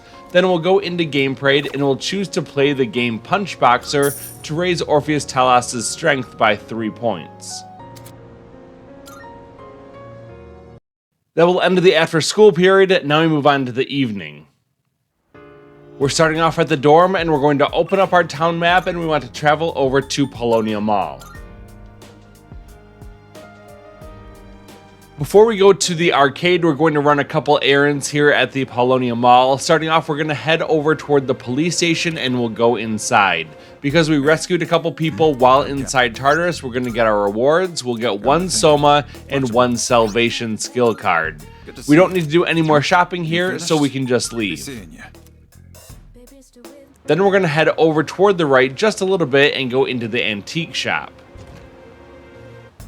Let's begin by choosing Fuse Equipment and then Dead Moon's Husk. We're going to craft Lucifer's Blade, which is an awesome weapon for our protagonist. It has a lot of great abilities and a lot of attack. We'll then scroll down and we can see the Armor of Light and the Shoes of Light. We don't need to purchase the Shoes of Light, however, because we already have a persona with Ali Dance and we've got good evasion with our current footwear. So instead, I'm going to purchase the Armor of Light for 400 defense and also a great reduction for our magic damage that we take. We then want to leave the Fuse Equipment option and we'll go to Trade Card. We'll scroll down the list a little ways until we can find the card called Resist Elec.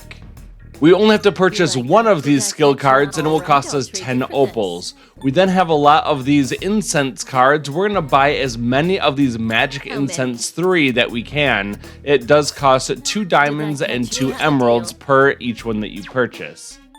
Finally, we're going to go to the trade item option and we'll scroll down a bit until we can find an item called Homunculus. These things will take the place of one of our deaths when we're targeted with an insta-kill attack. You don't need too many of these, 10 is definitely more than plenty. There's also some other things that you might want to purchase inside that category. There's some things like debilitating sutras and other items. If you've got the supplies for it, you might as well purchase them because we don't need them for anything else. Once you leave the antique shop, we're going to go into the menu. We'll choose Equip and then the main character. We want to equip Lucifer's Blade as our weapon. And as for our armor, we're going to equip the Armor of Light. We don't need to do anything with our footwear, the War God's boots are just fine, but we do want to swap out our accessory because we don't need the Avaricious ring anymore.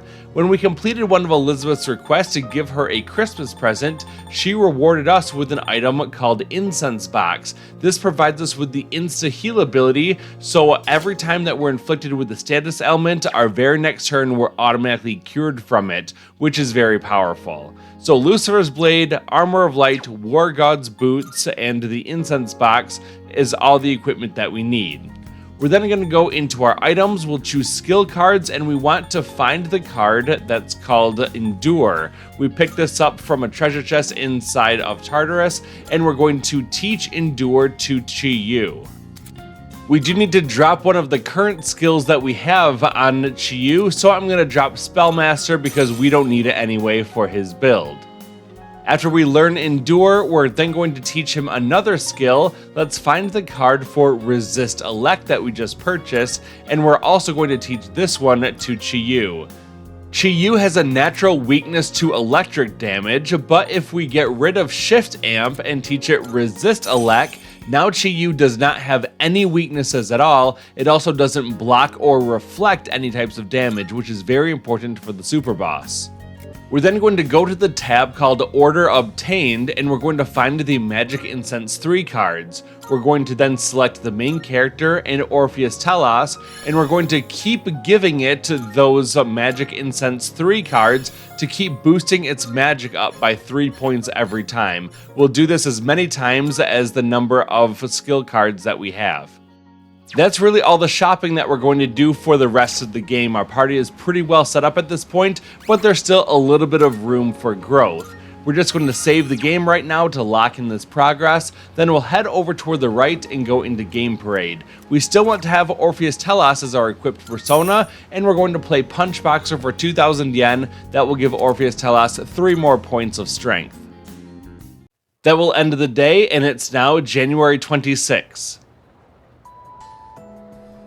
Class has ended for today, and we don't have to do anything other than head on over to the Polonia Mall. Once we arrive, we'll head over toward the right. We still have Orpheus Telos as our equipped persona, and we're going to choose to play the game Real Wheel Racer inside Game Parade. This will raise Orpheus Telos' agility by 3 points. That's it for the after school period. Let's move on to the evening. We find ourselves inside the dorm room, so we'll open up the map and head over to Polonia Mall. We still have Orpheus Telos equipped, and we're going to head over toward the right and go into Game Parade. Once again, we're going to play Real Wheel Racer. That will also raise the agility for Orpheus Telos by another 3 points. Agility is really important because it governs not only turn order at the beginning of battle, but also how often you hit and dodge attacks. Well, that's going to end it for the day, and now we move on to January 27. Class has ended for today, and once again we'll open up the map and head over to Polonia Mall. We have Orpheus Telos equipped, so we'll head over toward the right, we'll go into Game Parade, and today we're going to play Edgar's House of Fortunes. This will raise Orpheus Telos' magic stat by 3 points. That's it for the after school period, let's move on to the evening. Once we arrive back at the dorm, we're going to open up the town map and travel over to the Polonia Mall. When we arrive, we'll head over toward the right and go into Game Parade. We still have Orpheus Telos equipped, and we're going to play the game Edgar's House of Fortunes. That will help to raise Orpheus Telos' magic by 3 more points. That will end the day, and it's now January 28. We begin the day in class and we're feeling sleepy. You can choose to either stay awake or close your eyes, it doesn't matter. And then morning will give way to after school. Once class has ended for today, we're going to open up our town map and travel back over to the Polonia Mall. We still have Orpheus Telos equipped, and we'll head over toward the right and go into Game Parade. Today we're going to play the game Punch Boxer, and that will help to raise Orpheus Telos' strength by 3 more points. That will end the after school period. Now we move on to the evening. Once we get back to the dorm, we're going to open up our map and travel back over to the Polonia Mall. We still have Orpheus Telos equipped, so we'll head over toward the right and go into Game Parade. Once again, we're going to play the game Punch Boxer. That will raise Orpheus Telos' strength by 3 more points. That will end the day, and it's now January 29. Class has ended for today, and once again, we'll open up the map and travel over to Polonia Mall. Let's head over toward the right with Orpheus Telos equipped. We'll go into Game Parade, and today we're going to play Real Wheel Racer to raise Orpheus Telos' agility by 3 points. That will end the after school period. Now we move on to the evening. Once we're back at the dorm, we're going to travel back over to the Polonia Mall. We still have Orpheus Telos equipped, so we'll head over toward the right and we'll go into Game Parade. Once again, we're going to play Real Wheel Racer, and that will raise Orpheus Telos' agility by 3 more points. That will end the day, and it's now January 30th. Class has ended for today, and for the last time before our Superboss fight, we'll travel over to the Polonia Mall. At this point, you want to pay special attention to Orpheus Telos' stats, because you might have your stats maxed out already. And in this case, when I went to play Agner's House of Fortunes, even though I paid the yen and I played the game, Orpheus Telos already had a maxed out magic stat, so I don't gain anything from this experience. That will end the after school period, and we go on to the evening. So as you can see, as I open up the menu and I go to the persona option, I'll look at Orpheus Telos' stats, and our magic stat is maxed out at 99. We also have a lot of strength and a lot of agility. Those things are great, as well as a pretty good endurance stat and some decent luck. So with Orpheus Telos ready to go and the Enduring Soul ability on him, we'll also take a quick look at Chi Yu and make sure that he doesn't block or reflect any types of damage, and also has the Endure ability on him. So if you want to fight the Superboss, we're going to go ahead and do that, but first we're going to head over to Club Escapade in the Polonia Mall, because we do want to get a fortune reading. Normally we get the Rarity Fortune, but this time we're going to do something a little bit different. So we'll talk to the fortune teller, we'll choose I want to know my fortune, and this time we're going to select the option Soul Fortune for 5,000 yen. This will increase the rate at which theurgy gauges charge, and that's going to be really helpful for getting for the Superboss fight. So once our theurgy gauges start to charge faster, we're done with Club Escapade, and we're going to open up the map and travel back over to the student dormitory building's first floor lounge.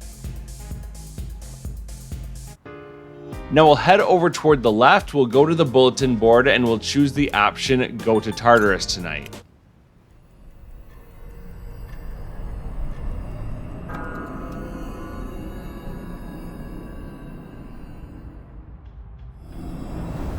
Our first order of business is to get our main character's theurgy gauge maxed out. So we'll head to the teleporter and we'll go up to floor 247. We're going to run around the floors here, and we're going to allow our theurgy gauge to fill up by ambushing enemies and using our persona in battle. So after a few minutes, I did get the main character's theurgy gauge to be maxed out, and then I'm just going to use the navigator ability with Fuka, the escape route, to travel back to the first floor entrance. You could also just find a teleporter and head down that way, but we don't need all that to SP for Fuka, so we'll just do it the fast way. Now, in order to fight the Superboss, we need to make sure that we're going with only our main character. So we'll go to the stats screen and we'll remove Yukari, Junpei, and Aigis from our party, and now we only have our main character in our active party. We then want to save the game before we go ahead and do this fight, and once that's done, we'll head over toward the right and we'll go into the teleporter. We're going to choose the option Use the Teleporter, and then we're going to go to floor 255. Once we arrive, we'll turn toward the right, go down the hallway, and we want to go into the Monad Passage door. We're going to choose the option Jump to our furthest point. And when we do this, we'll go all the way back to right before the room that takes us to the Superboss fight. So we'll head down the stairs, run along the path, and we'll interact with this door. This is probably the location Elizabeth referred to in her request. Beyond this point lies the ultimate adversary. We'll choose to enter.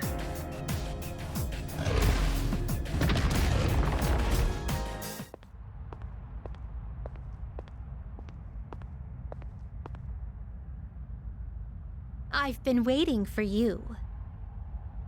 The adversary I'd like you to defeat is currently standing before you.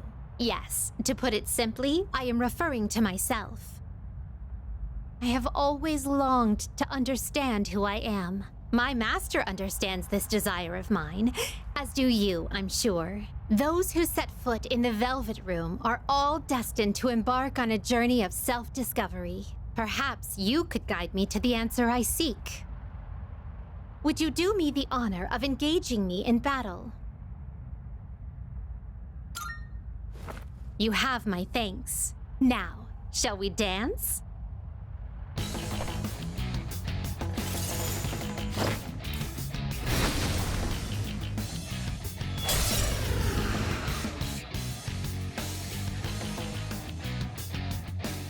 Who is that? Is it just me? Or does it seem like she wants to fight? What? Her power readings, they're off the charts! Who is she? The fight against Elizabeth is by far the most difficult and technical fight of the entire game, and there's a certain flow to how this battle needs to work. So starting off, she's got 20,000 HP. Our first goal is to reduce her HP by between 7,000 and 10,000. That will get her down to somewhere between 65% HP and 50% HP. At that point, we will have a very brief window of just a couple turns to get her HP below 50%. At that point, she's going to heal back to full health and will basically start the fight again, but she'll change up her attack pattern a bit. We then need to get her back down to 50% HP. At that point, we have one turn to use our Armageddon Theurgy skill in order to win the fight. Elizabeth has 8 personas that she cycles through in a fairly predictable pattern during phase 1 of this fight while she's still above 50% HP. Then after she heals back to full, it gets a lot more chaotic. In addition to that flow of battle, there are particular rules that we have to follow, and if we break these rules, we will die. So starting off, we have to win within 50 turns. I'll be keeping a turn counter in the upper right-hand corner of the screen so that you can track the turns along with me.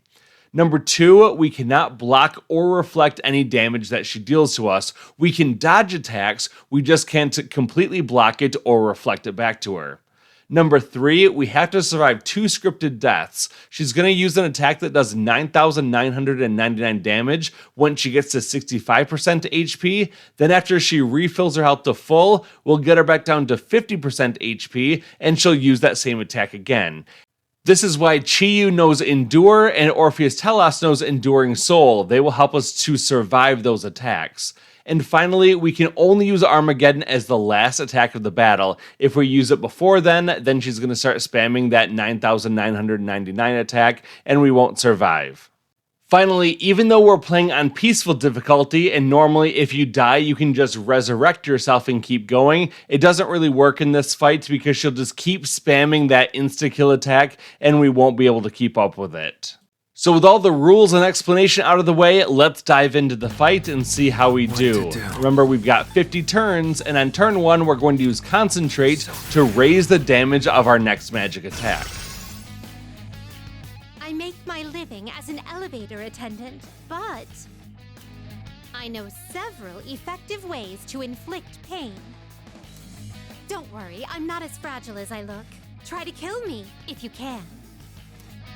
Here comes Search with a fire-based attack, and thanks to Orpheus Telos, we take reduced damage from all types of damage except for Almighty. Round 2, we want to buff all of our stats by using Heat Riser.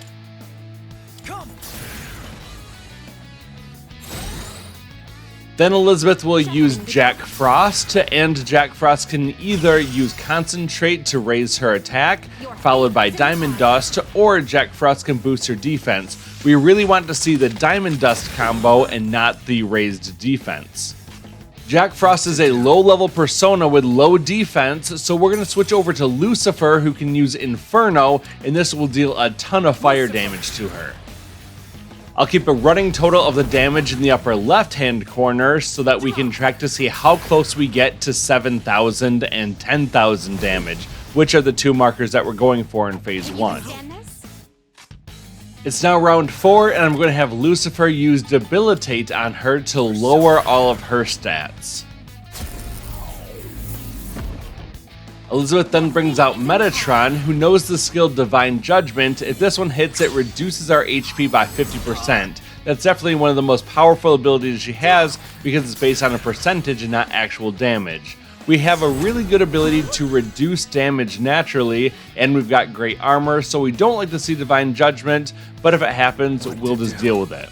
It's turn 5, and we have to switch over to Loki at this point for a couple reasons. Number 1, we want to deal some more damage with Megiddola, but also number 2, her next persona is going to be Alice, who will use an insta-kill attack called Die For Me, and she's also able to use other dark attacks. If we still had Lucifer, we'd be completely blocking or reflecting this damage, and then we would die. But Loki only resists dark damage without blocking or reflecting. And because of Loki's very high agility and resistance to darkness, we probably won't have Die For Me hit us. Even if it does, we have homunculus items to cover that. Round 6, we're switching back to Orpheus Telos to use Diarahan, and that will raise all of our health back up to full. Now Elizabeth brings out Nibiros, who will try to either lower our stats or inflict us with a status ailment or both. Even if she hits us with a status ailment, thanks to our accessory, the Incense Box, we're able to break out of that status ailment on our next turn. It's round 7, and with the Orpheus Telos, we're going to use Concentrate to boost up our next magic attack. Elizabeth is now going to bring out one of her main damage dealers, Masakato. It knows the ability Concentrate to raise its attack, and it also knows a version of Megiddolan, which deals almighty damage, and that means we're not resisting it even with Orpheus Telos. It does pretty good damage, but that's not the Megiddolan we care about. We care about the one that Pixie has, because that's the one that deals 9,999 damage. Now on round 8, we're going to have Orpheus Telos use Heat Riser again to raise up all of our stats. Now we're back to the beginning of Elizabeth's attack pattern where she uses Cert, and the next round she's going to use Jack Frost. And because we know that, we can automatically switch over to Lucifer, who doesn't take any special damage or reflect ice attacks. So we're safe to use this persona to cast Debilitate and lower her stats. Now at this point, something interesting happens. Because her normal pattern goes from Jack Frost to Thor, Thor uses electric damage, which is not good for Lucifer. However, if you hit Jack Frost with a fire-based attack, such as Inferno, you're able to skip over Thor and go straight to Cuchulainn, who uses wind attacks, which doesn't have any special effect on Lucifer. And this is great because we can deal tons of damage with Inferno, and we're also not going to accidentally break one of the rules of the fight and then instantly be killed. Enjoy my special service. Well, at this point, we've done 5,763 damage out of the 7,000 that's required to enter into the intermediary phase before Phase 1 and Phase 2. But we want to get as close as we can to 7,000 damage and then blow past it, trying to get as close to 10,000 as possible. Don't forget to heal as necessary with Orpheus Telos. Diarahan can raise us all the way up to full health. Halfway through her rotation is Metatron, who can take away half of our health. And at the end of her rotation is Masakato, who can deal tons of damage as well. So pay attention to the order and heal as necessary. Alright, it's turn number 12, and we know that Alice is coming up next, so we'll switch over to Loki and we'll use another Megiddola just to get a little bit more damage in. This is going to bring us up to a little over 6,000 damage total. Also, we don't really have to worry about being instantly killed from Die For Me. Oh? Your fate is in the cards.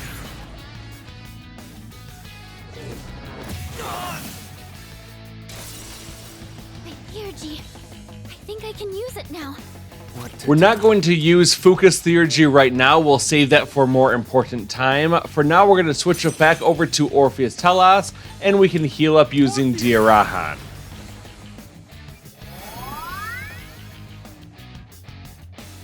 Nibiros makes his return, trying to lower our defense. That's not too big of a deal, and it's also going to try to inflict Poison Mist. Even if it hit, we would just heal from it the next turn anyway, so not a problem at all.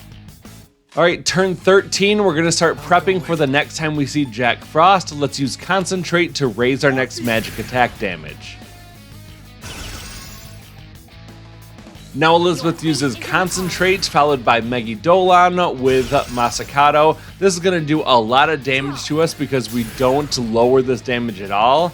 But it's not a big deal because we know that Cert comes next, followed by Jack Frost. And those guys don't do a ton of damage to us, so we're just going to use turn 15 to use Heat Riser again to raise all of our stats. Here comes Cert. She's going to boost her own attack and then try to attack us. But like I said, it doesn't do a ton of damage. It's turn 16, and we know that Jack Frost is next, so we'll switch over to Lucifer, and we're going to use Debilitate to lower all of Elizabeth's stats.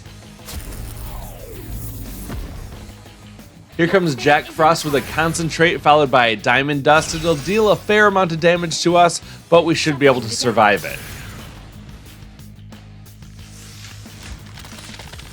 And now we come to a very critical time in the fight, right where we're going to pass over that 7,000 HP threshold, and we want to get as close to 10,000 as possible. So this is no time to heal, we're going to use another Inferno and try to get as close to 10,000 damage as possible. Magnificent! Your power is every bit as impressive as I'd hoped. But the curtain has just risen. Show me your best performance. This is Elizabeth's last turn before she obliterates us with a Megidolan that will deal 9,999 damage, which is an instant kill attack. That means that we have to use this next turn to switch over to Chi-Yu, who can use the Endure skill to survive that attack. We also have a very limited window to deal 810 more damage to push her over 10,000. So here we switch over to Chi-Yu. Like I said, we've got that ability called Endure that will allow us to survive. We do not want to heal on this turn, however, because she's going to take away all of our health anyway. So don't worry about that. Instead, we're going to try to debilitate her. You should have an item in your inventory called Debilitator Sutra. This will allow you to lower all of her stats at once. It's the same as the Debilitate skill that we have on Lucifer. You might also have an Atrophying Sutra, which would only lower her defense. And ideally, we do want to lower her defense at this point just to ensure that we're able to deal enough damage with our next attack to push her beyond 10,000 HP lost. Here comes that Super Megidolan from Pixie. It deals 9,999 damage, but we withstand the attack thanks to that Endure skill with Chi-Yu. And now we have a very limited window to take away enough health so that she goes below 50% HP. At this point, we're going to use Fuka's Theurgy skill Oracle. That's going to have a couple different effects possibly on us. Either we'll be healed, which would be nice, we'll get charged up, so we'll do more damage with our next attack, or we're going to get our attack, defense, and agility raised up. If you get your stats raised or you get charged up for the next attack, you'll want to heal with an item. I decided to use a Soma to get both my HP and my SP back, but if she refills your HP and SP, then you'll want to use another thing like Heat Riser with Orpheus Telos to boost up your stats. Either way, you'll need some more health in order to endure her next attack, and then she's going to start charging up her own attack and get ready to hit us with that second Megidolan. Well, this is our time to attack, and we want to do a big attack to ensure that we're able to get her below 50% HP. In this case, we're going to use our Theurgy skill. So let's switch from Chi-Yu over to Orpheus Telos. And now we're going to use our Theurgy skill Trickster. Remember, we cannot use Armageddon at this point. Even though it will do a lot of damage, we will instantly die after this attack because she'll use another Megidolan against us. So we'll use Trickster, and that will push her below 50% HP.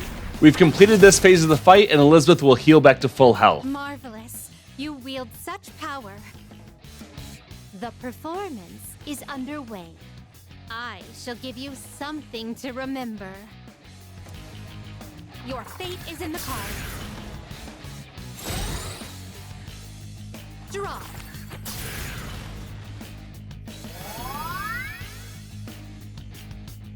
We no longer really have to be mindful about how much damage we've done to her. She's back to full health, so I got rid of that damage counter, and now we just have about 30 more turns to win the fight.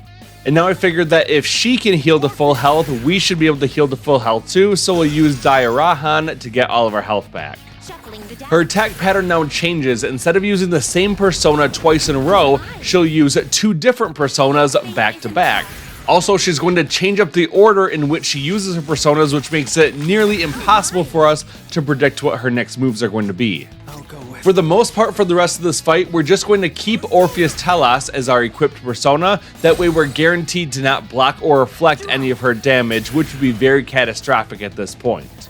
We're also going to get into the pattern of using a few different skills. We want to make sure that we're using Concentrate to boost our damage. We're using Heat Riser to keep up our damage as well as our defense and our agility, so that we'll actually be hitting attacks. And as necessary, we can use those items such as the Debilitator Sutra or the Atrophying Sutra. You can also use the Dekaja Gem to lower her stats if she starts to boost herself. So between using items, using Heat Riser, Concentrate, and when we need to do damage, we're going to use Morning Star. That's that Almighty attack. Now, if your Orpheus Telos also knows the ability Almighty Boost, you'll be able to do additional damage, and that will just make this part go a little bit faster. The only real threat that we face right now that could really ruin our run is either running out of time, or if Alice happens to hit us with one of her instant kill attacks like Die For Me. It's pretty rare that that would happen though, because we've got such good agility and we resist dark damage, but if she were to hit with that, it would actually use up our Enduring Soul skill, and that would be very bad. It would basically kill this run, because we wouldn't be able to survive her next Megidolon that she uses with her Pixie. Alright, it's turn 25, we're halfway to our limit of 50 turns, and we're going to use Concentrate, which will allow us to deal more than 2 times the amount of damage with our next attack. And that's actually a very important distinction. It isn't that you just do double the amount of damage, it is more than double the damage, which means that mathematically it makes more sense to use Concentrate and then use Morning Star than just to use 2 Morning Stars in a row. And over the course of this battle with our strict turn limit, it actually does make quite a bit of a difference. So make sure that you're using Concentrate and then use Morning Star, and you're buffing yourself with Heat Riser as necessary. That will allow us to deal the most amount of damage possible, we'll be able to take the least amount of damage possible, and we're more likely to dodge and hit with our attacks. Assuming you have all the proper buffs and debuffs in place, it's likely that you'll be doing at least 1,000 damage every time you hit with Morning Star. If you have Almighty Boost as a skill on Orpheus Telos, you'll be able to do even more damage than that. And so mathematically, it'll take about 9 or 10 Morning Stars in order to get Elizabeth below 50% HP again. That's when we enter the final stage of this battle. Now, a way that you can also speed up the damage is by using your Theurgy skills like Trickster. Just keep in mind that we have to have a fully charged up Theurgy gauge by the time we get her below 50% HP. But while she still has a lot of health left, use those Theurgy skills whenever you get them and whenever it's appropriate, just to try to make this go a little bit faster. As you may recall, we got a fortune reading that allows us to fill up our Theurgy gauge faster than usual, and that actually is going to be very important for us. You can see that I used the Theurgy skill on turn 28, and that completely emptied my Theurgy skill bar, but now after using my persona on turn 29, I'm already about a quarter of the way filled up on that Theurgy gauge, which means we can use the Theurgy skill about every 4 to 5 turns. Our Theurgy gauge will fill up a little bit whenever our turn starts, and it will fill up whenever we use our persona, which means that we do want to use personas to use our skills like Concentrate and Heat Riser, and to heal with Diarahan, but keep in mind that our Theurgy gauge won't fill up whenever we use items. Whenever possible, I would recommend that you use your Theurgy skill after using Concentrate just to guarantee that you're doing the most amount of damage possible, and that way we're using the fewest number of turns possible. We are now getting a little bit closer to that 50 turn limit. I've got fewer than 20 turns remaining, and we still have a lot of her health to shave off. We're going to keep up the same attack pattern for a few more rounds until we get her down to about half health. That will be right around round 40, so I'm going to let the video play out for a few more minutes without any more commentary, and I'm going to come back at the 5 hour and 12 minute mark of this video, and then we'll keep talking about what's needed to finish up this fight. So enjoy the fight for a few minutes without commentary. I'll see you at 5 hours and 12 minutes.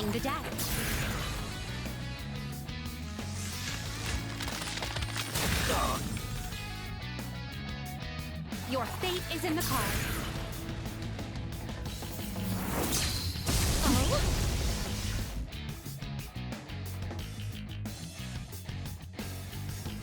I'll go with Orpheus!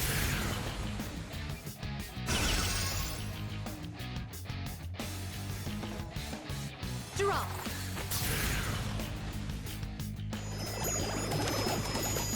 Oh my! Shuffling the deck.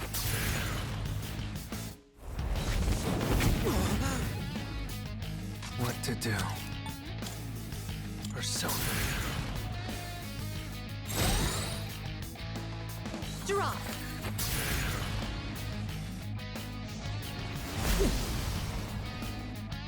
Your fate is in the cards.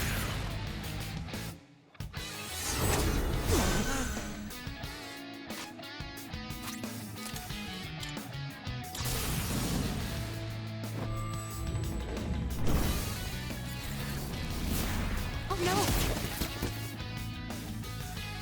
Shuffling the deck. Oh? Your fate is in the cards.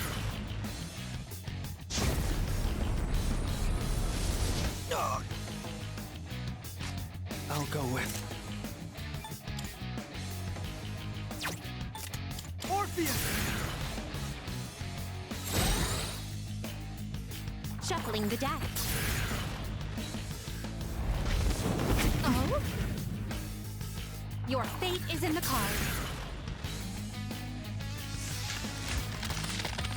Oh my! Orpheus!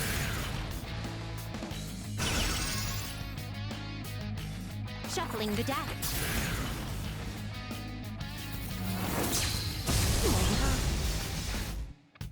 Draw. what to do. Orpheus!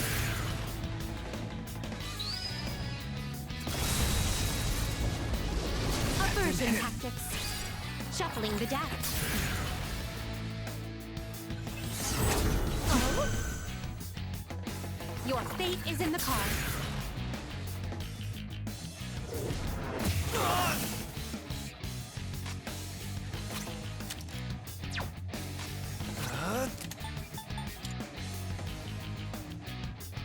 Persona!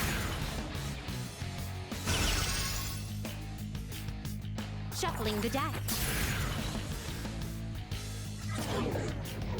Oh my!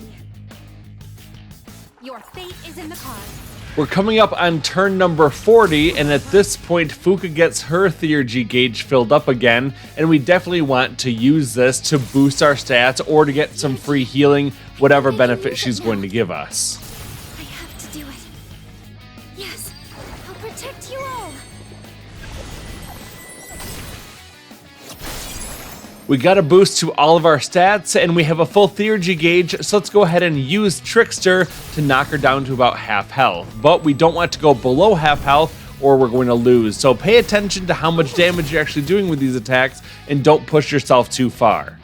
It might be worthwhile to keep a calculator out just to keep adding together all the damage that you're doing as it's displayed on the screen, and that way you'll know when you're getting close to that 10,000 HP mark, because once we get her below 10,000 HP, that's 50% of her total health, we then have one more turn to finish up the fight. Another tip that you might find useful is to keep a pad of paper and a pen or a pencil nearby just to keep track of how many turns you're using toward that 50 turn limit. There's normally no way of telling how close you are to that limit, so by keeping a piece of paper around and just keeping tally marks or some way of indicating how many turns you've used, you'll be able to keep track of how close you are to that limit.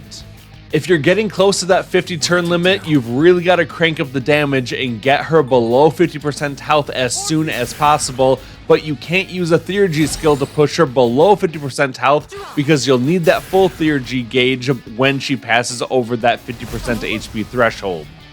This means you might have to use 2 Morning Stars back to back instead of using a Concentrate and then a Morning Star, or you might have to be a little bit riskier with how much health you have, maybe forego healing just to keep up the damage.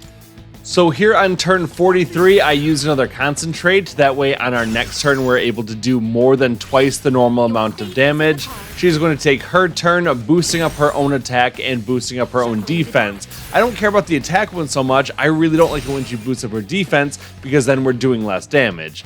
On turn 44, I used a Morning Star that will get her to just above that 50% HP threshold, and now things get a little bit dicey because I'm almost out of SP and I'm running out of turns. If I were to use an item to get my SP back, and then use Concentrate, and then miss the next attack, I could really be in trouble of running out of turns. So I decided to play things a little bit risky, and I'm going to go for a second Morning Star in a row. That'll use up almost all of my SP.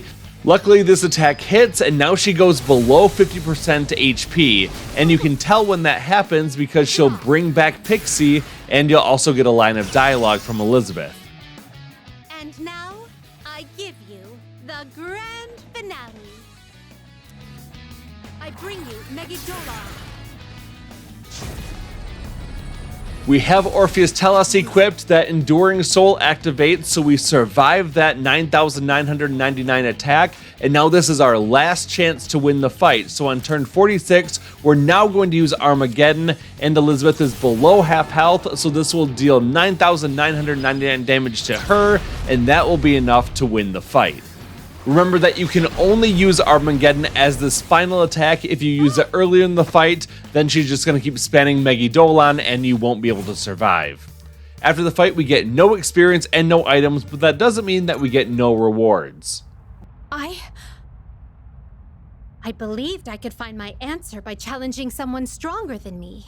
Alas, I was mistaken. I have received no such revelation as to who I am, not even in defeat. No, perhaps I was too hasty. Perhaps I've already found my answer. Only I can understand who I am, and only I can decide who I am. Now, I believe congratulations are in order. You have overcome the most difficult obstacle I've placed in your path. You shall receive your reward in the same manner as always. And please accept this as well. It is no reward, but a token of my gratitude.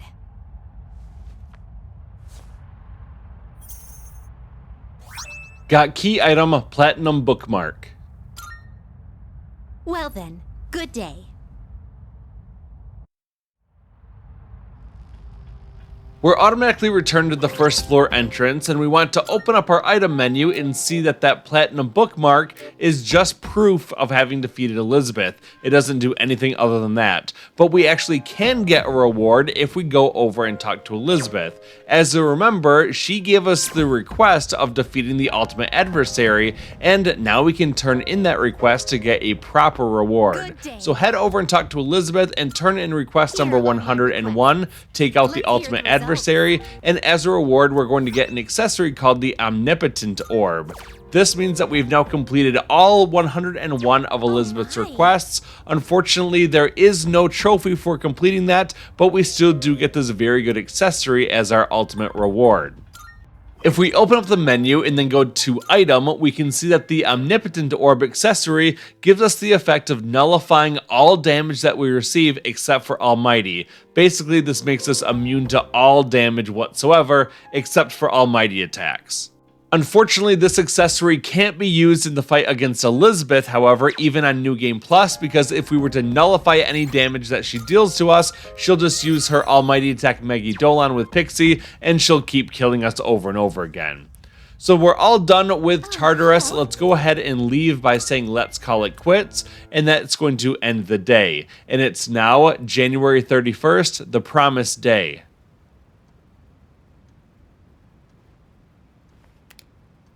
Today is the promised day.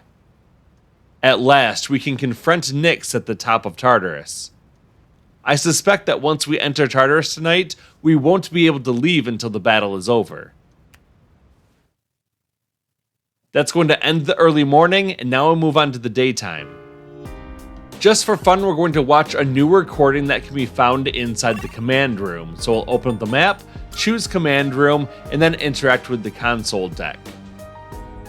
When prompted, we'll choose the option Watch. January 15, 2010, 6:29:08 p.m. Starting playback.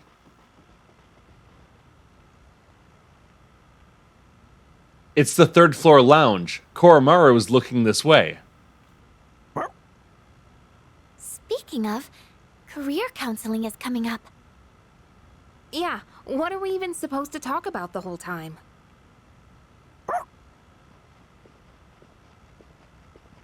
Oh, Koro-chan! You're gonna get sick if you go sleeping anywhere you want, you know.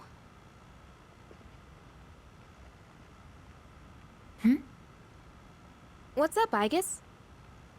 There's a miniature camera near the ceiling. It's been camouflaged. What? So it's been recording everyone who walks past here?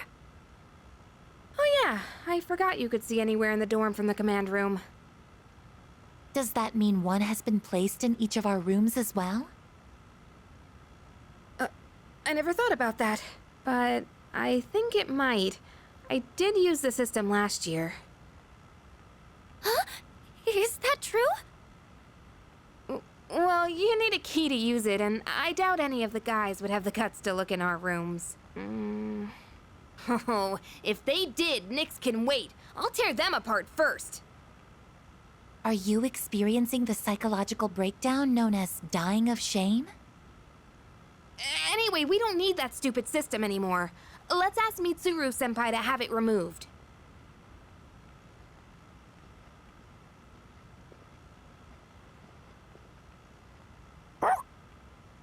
Yes, that's right. The camera's recording right now. Yoo-hoo! The recording ends here. Well, at this point, I've shown you all of the video recordings. There's no new recordings to watch. If you want to rewatch old ones, choose watch, otherwise say not now, and we can continue on. And now what we're going to do is we're going to open up the town map, and we want to travel over to Polonia Mall.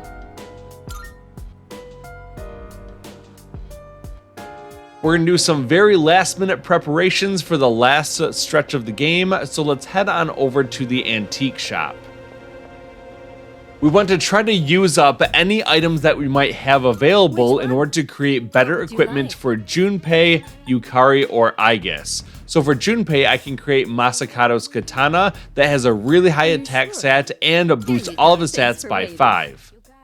There's nothing else that I can craft with the Dead Moon's Husk, so I'll move on to the Nihil Black model, and I see a new weapon for Yukari, the Sarnga. I'll go ahead and purchase that one as well. There's nothing else that I can craft inside this category. We'll move on to the Nihil White model. There's nothing here that I can make, so that's pretty good. I don't need to try to look at any of the other categories, because then it kind of just starts to get to worse equipment than we already have. So we'll leave the antique shop, then go into the menu. We'll choose Equip, and we'll equip the things that we just created. On Junpei, that's the Masakato's katana, and on Yukari, that's going to be the Sarnga.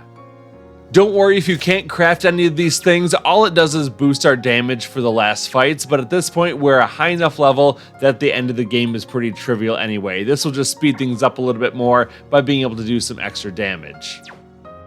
So once that's done and we're satisfied with all of our equipment, we'll head over toward the right and we can go into Game Parade. Just make sure that you have an appropriate persona equipped, such as Orpheus Telos, and you want to choose one of the games to play to raise one of the stats. We're already maxed out on Magic, so I'm going to go with Real Wheel Racer. That will raise our agility up by 3 more points.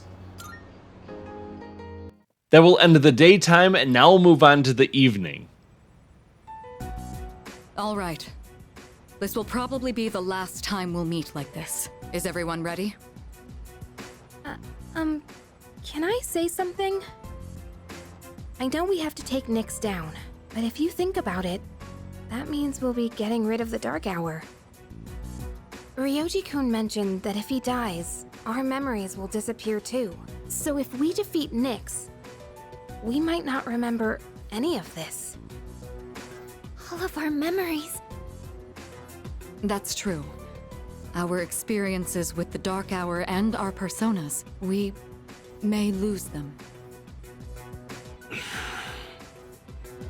But even if that happens, I want you all to know I won't forget you.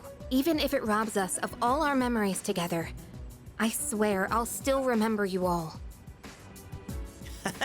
What do you mean, Yucatan? Of course we'll remember each other. I won't forget you either. Me neither. I as well. We won't ever forget. Don't worry. Even if you do forget about us, I'll remind you. Yeah, so don't worry about it. Thanks, everyone. Okay. In that case, let's promise to meet each other again after the battle, no matter what happens. Good idea. But where should we meet? I don't think it should be the dorm. We'll come back here anyways, if all goes well. Oh, right. Should we decide when we'll meet up too? Yeah, it should be a special occasion. How about on graduation day for the third years? When the Dark Hour vanishes, our memories might not disappear right away, so we shouldn't plan to meet too soon after the battle. And there's no other day that'll have more significance to us. Wow, you're really smart, Yukari-san. Graduation day, huh? Well, that's easy enough to remember. Yeah, that sounds like our best bet.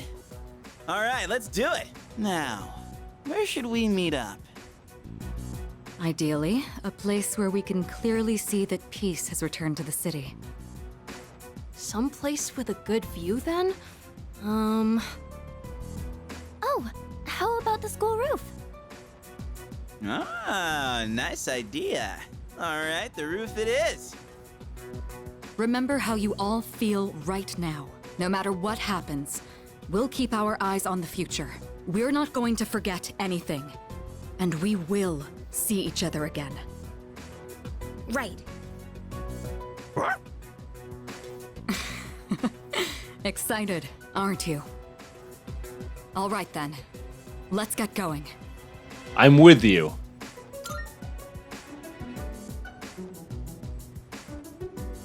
Yeah. Together. I'll do my best. Don't let us down. This'll be easy. Yes. We find ourselves inside the command room. All we have to do is talk to Mitsuru to continue. I suppose. She'll have a little bit of dialogue that we can just All skip right. through, and then when prompted, we'll choose I'm ready. Once we enter Tartarus, I know that we won't leave until the battle is over. Leader. Are you absolutely certain that you're ready? Choose ready as I'll ever be. All right, let's do this.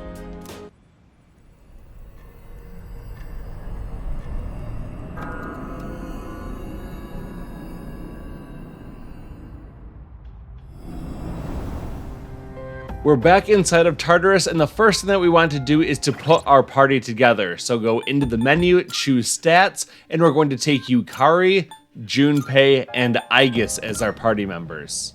They're also the highest level party members. They should be right around level 98 or 99 if you did some Reaper grinding earlier. We'll then head over toward the teleporter, make a quick save, and then step inside the teleporter. We're then going to go up to floor 255. Shall we head out? From here, we're going to proceed forward and up the stairs to floor 256. We're going to go forward and get a little bit of dialogue from Fuka where she tells us that the staircase is already open and she detects the presence of humans inside Tartarus. It's actually Strega, and we need to be on alert because we'll have to deal with them as we make our way up the tower. Now, this is going to be very similar to the other times we've been inside Tartarus. There's going to be shadows roaming around, there's treasure chests that we can get. You have the freedom to collect the treasure chests or to do whatever you want on the way up, but for the sake of time, I'm just going to be finding the stairs as quickly as possible and heading on up. Our goal is to get to floor 259, so I'm going to go ahead and skip ahead to that point.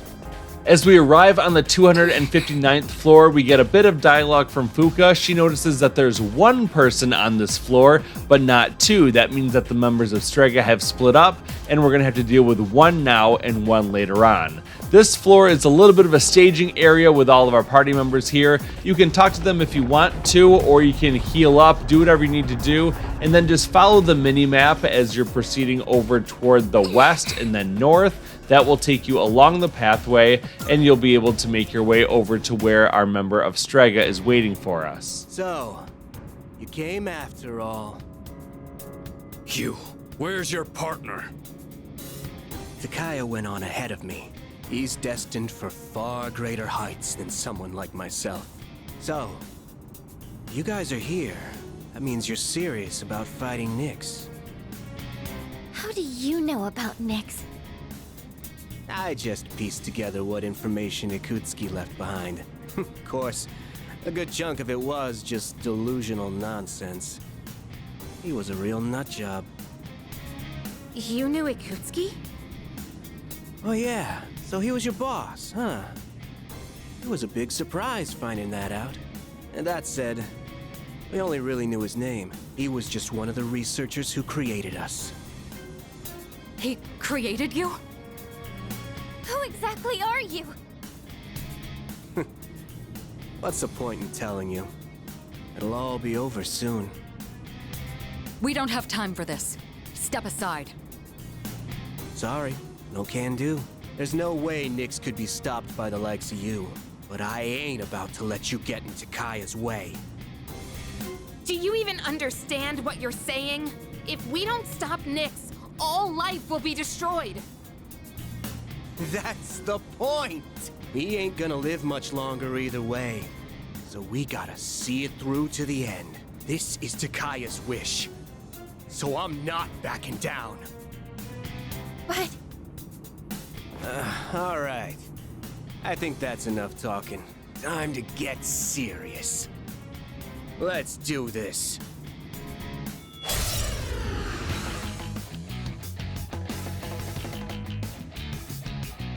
However it turns out, this is the end. I'm going all out. The fight against Jin is pretty simple. The only rule is don't use fire or dark attacks against him, but anything else is fair game.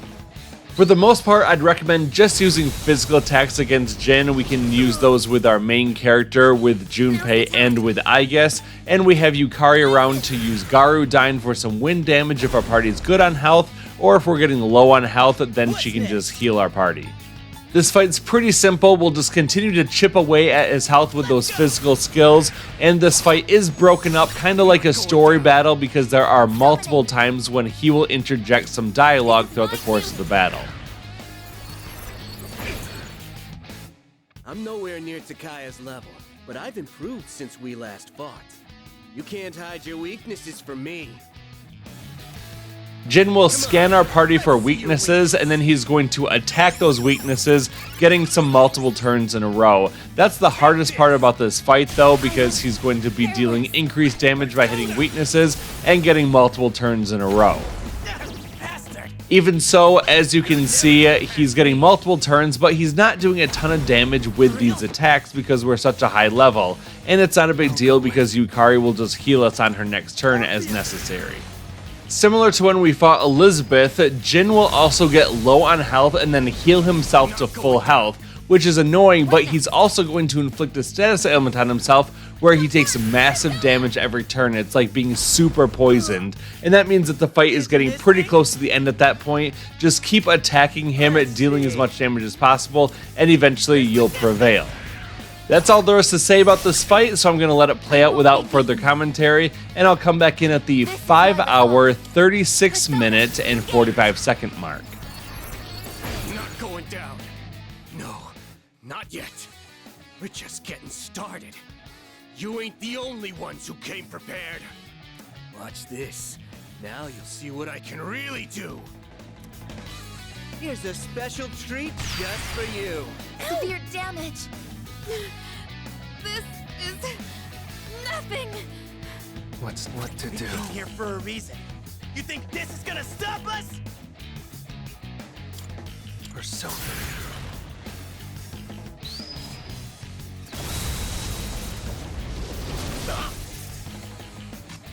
Pull the trigger.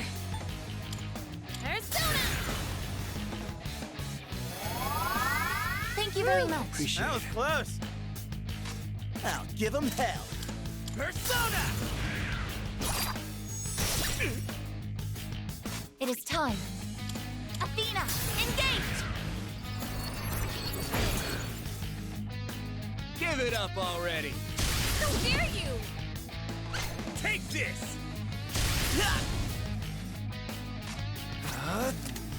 Come!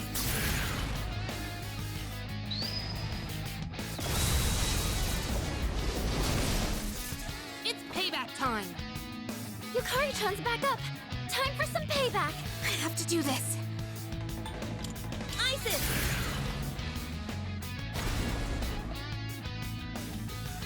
What's next?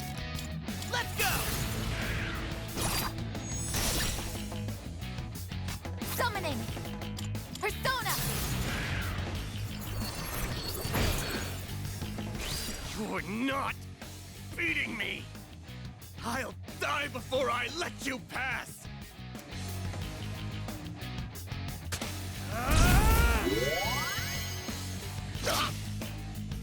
Performance-enhancing drugs? At that concentration, the side effects must be... Damn. He just doesn't give up. What to do? Orpheus!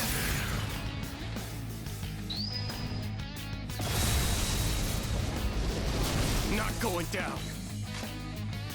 What next?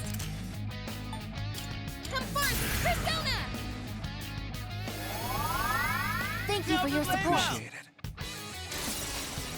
My Theurgy. I think I can use it now. All you, Trismegistus!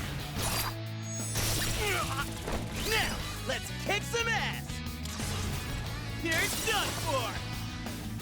Back here!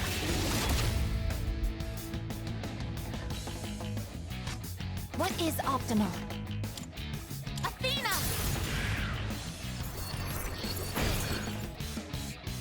Persona!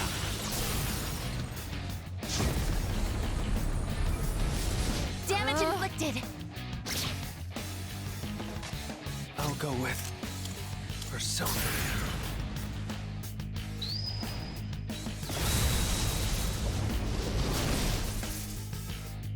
Now's the time. Persona! Thank you very much. Appreciate it. What's next? Let's do this! Persona!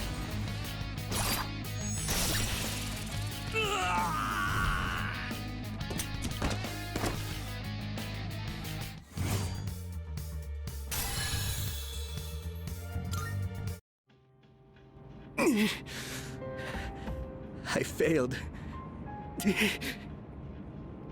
Oh, what are you waiting for? Finish me off! I would do anything for Takaya.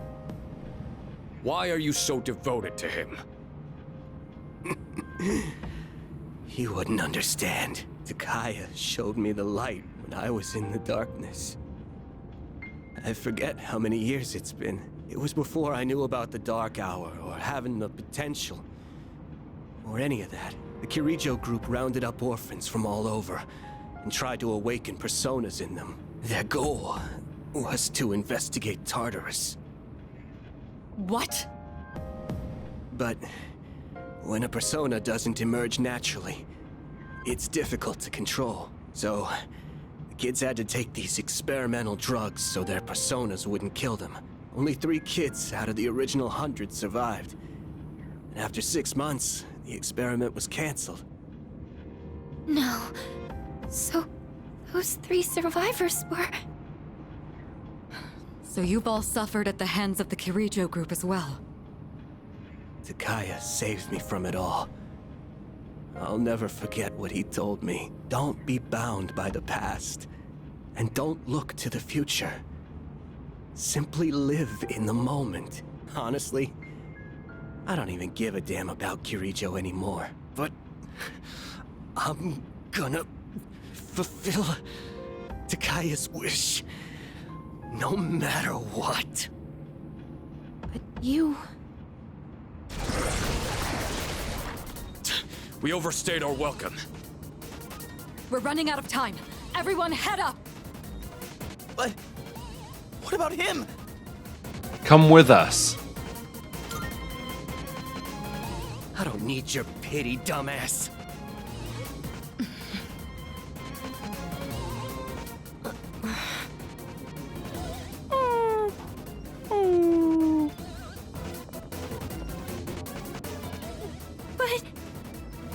No hesitation. If we don't defeat Nyx, then this was all for nothing. Got it. Damn it!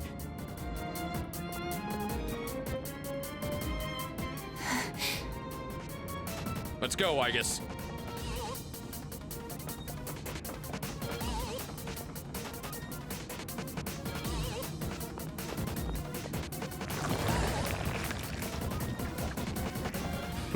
Look at these ugly clowns, crawling up in droves. You're not eating me. I ain't going out on your terms. I believe in you, Takaya. Fulfill our wish. I'll hold on to the freedom you gave me to the very end.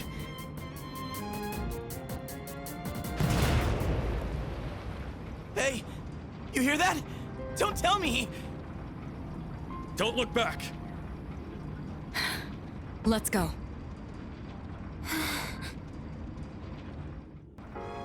After that cutscene, we can head over toward the right side of the stairs to get a treasure chest. Inside that treasure chest are 2 precious eggs. We can use those to refill our SP, but our party is in pretty good shape because we mostly focused on physical skills. We also got most of our party members to have a full theurgy gauge, which is good. We'll head on up the stairs, and once again we can keep going through the floors, fighting shadows if you want to, collecting the treasure chests or other items, but ultimately you need to make your way up to the 263rd floor, so I'll skip ahead to that point. Now that we're on the 263rd floor, we once again have this little bit of a staging area, so we're just going to quickly save the game before we head over and find Takaya and fight him. Now that we've saved the game, we're going to continue following the minimap toward the north. We'll go through this larger section, then through a narrow doorway, and then we'll go into another larger section. Eventually, Fuka will talk to us and ask us if we're ready, and we will respond by saying, "I'm ready."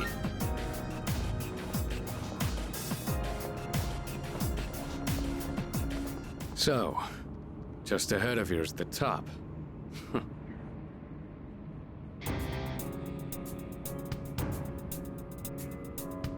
I take it you've defeated Jin. You are quite a troublesome bunch. Even in these final moments, you still insist on fighting. Why struggle against the inevitable end? Sorry to disappoint. Nothing's gonna end. Not if we have anything to say about it. Cease your petty resistance. Why not celebrate this wonderful moment instead? I'm not opposed to seeing this world off in your company. Will you shut up already? We are not letting that happen. Got it? My life was stolen from me. And in its place, I was given a power I never asked for. And so, I learned that the future is only a delusion. Only by striving to live every moment to its fullest can the soul truly be satisfied. That is why we welcome this glorious revelation, to shine a light upon this darkened world. I've had enough of your shit! I'm not dying, so you can have a friggin' nightlight! This is not merely my own desire. Many of my disciples have gathered to rejoice in her arrival. That's just because Nyx is causing all these strange incidents. I'm afraid you have that backwards. Consider for a moment, who is responsible for reviving Nyx? Can a single person boast of this great accomplishment? You all worked tirelessly to prevent it, and yet instead, you unwittingly aided in her coming. So you see, this is not just my will. It is the will of all people. People cannot face death without first finding meaning in life. But the world has realized that any meaning in it was lost long ago. Nyx has come because humanity has cried out for her salvation. No way. I don't believe you! Who would ever wish for Nyx to come? No. There is some truth in what he says. I guess. Wandering without purpose. Living an empty life. Dying an empty death. Passing your days without suffering. I don't know if this can be called right or wrong. But personally, I wouldn't want to live that way. I want a purpose, and to have others I care about. That's why I came all this way. To me, this is what it means to live. We're not alone. On our own, we may be helpless. But together, we can achieve the impossible. This is what you lack. That's why you see the fall as salvation. In choosing solitude over bonds with others, you limit your own power. So a Kirijo, responsible for robbing us of our future, would dare to speak of our limits? How laughable! Then again, I should have known better. This is just the kind of bigotry I would expect from the ones who labeled me a failure. However, fate has chosen us.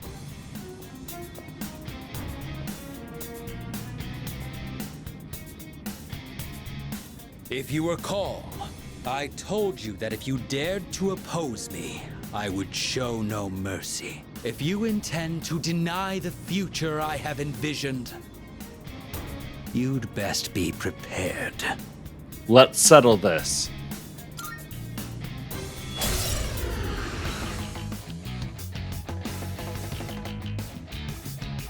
You needn't hurry. The moment we await is predestined. It makes no difference whether it comes sooner or later. I got some words for you bastards. Today, we're here to save the world! Please be careful. I sense an even greater power than before. This fight against Takaya is pretty similar to the last fight we just had against Jin. There's going to be numerous dialogue sections where we deal some damage, and then Takaya will get to speak to us. So all we're going to do is focus on using physical attacks for the most part to deal some damage. We're going to have Yukari as our support character. There's a couple things to keep in mind though, and that is Takaya can also drain our SP. Again, that's why physical attacks are so important to get around that SP loss, and he can also inflict some status effects against us. But ultimately, it's not a big deal. We've got plenty of tools at our disposal with Yukari, and we should be just fine. Even as I speak, I can feel it. The end of everything. I pity those who cannot see the blessing it truly is. We are mere mortals. We cannot change our fate. Takaya can try to insta-kill our party members with attacks, however, it's very unlikely that these attacks will actually hit us, and even if they do, we've got some homunculus items to deal with it. So not a big deal at all. We're just going to keep chipping away at him, going through this fight and all of his dialogue. Eventually, when we get down toward the end, you can use a Theurgy skill just to finish him off. So I'm going to let the fight play out now without any more commentary, and this fight is going to end at the 5-hour, 53-minute, and 15-second mark. I'll give him hell. Shut him down, Trismegistus! Now, let's kick some ass! Attack!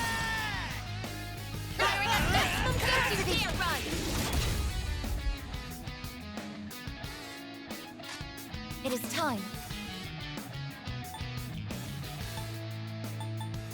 This is my duty. I don't like the look in your eyes.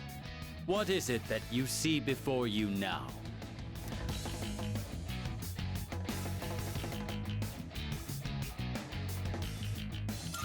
A promise? That's truly ridiculous. How absurd. I can't bear to watch you all. Death to all fools.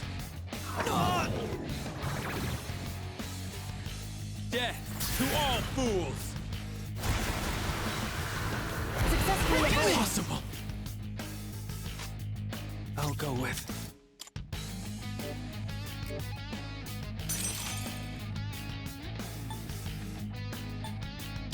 Persona! Pull the trigger. I won't lose. I appreciate it. That was close. What's next? Let's go! Hell yeah! Let's do this!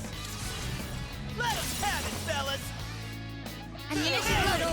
Weapons free. This is my resolve. Persona, engage.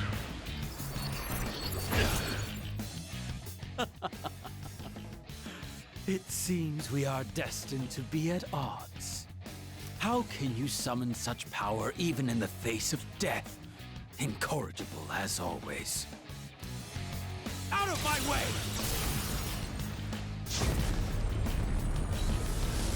I'm hit.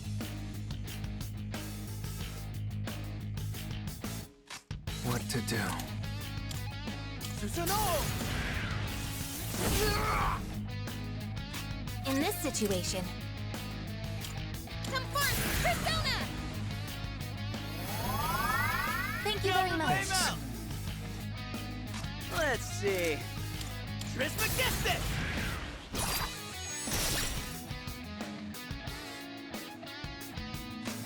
I can do this. This is my duty.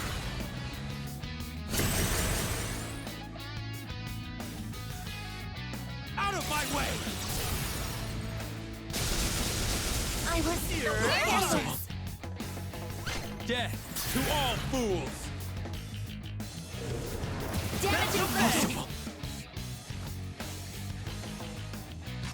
I'll go with Susanoo!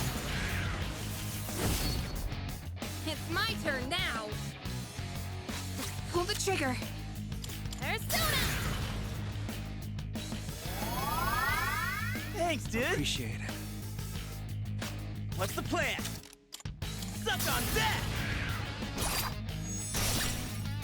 I won't be beaten.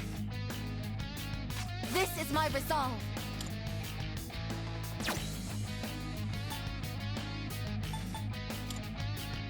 Athena! why? Fate is supposed to have chosen me. This again. Is my resolve still not strong enough?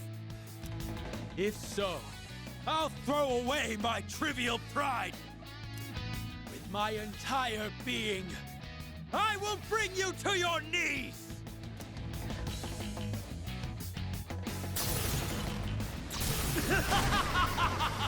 Salvation has come! Hypnos!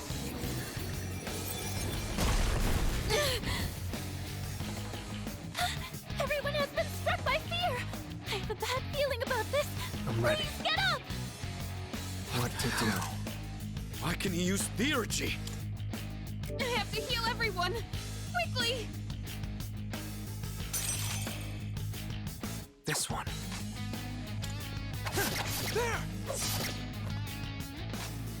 What next?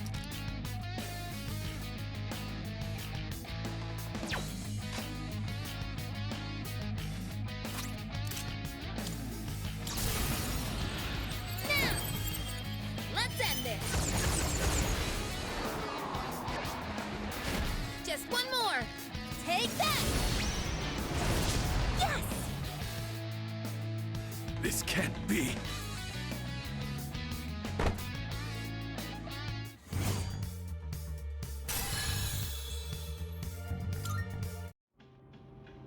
I failed. Haven't I? It's over for me. There is nothing more I can do. Now, kill me. You can choose either option. I'll just remain silent.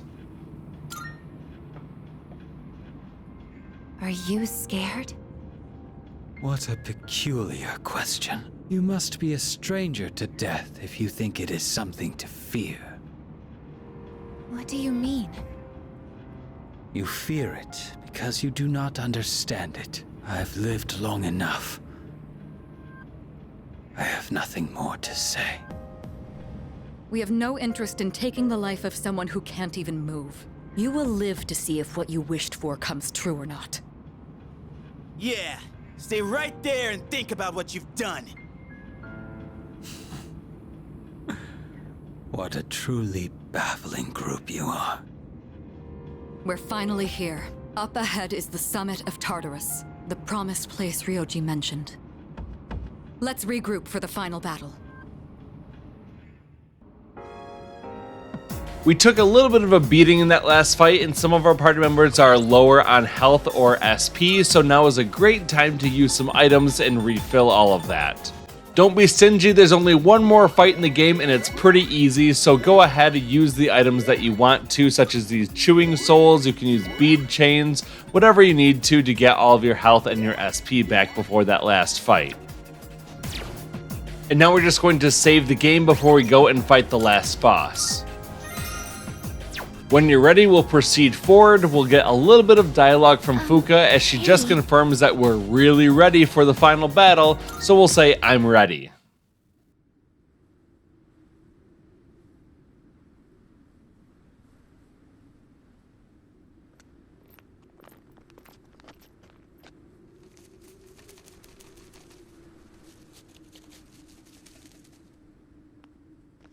So this is the top. Look at that! In the sky!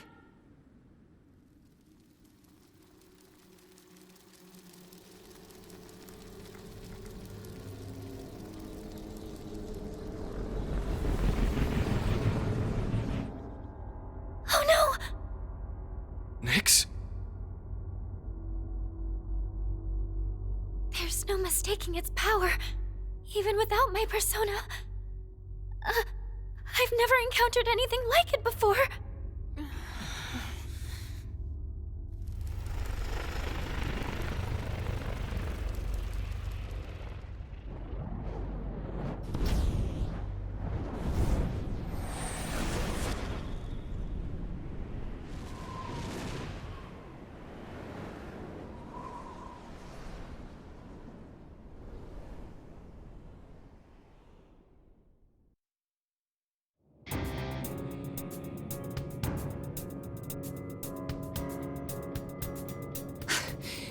You...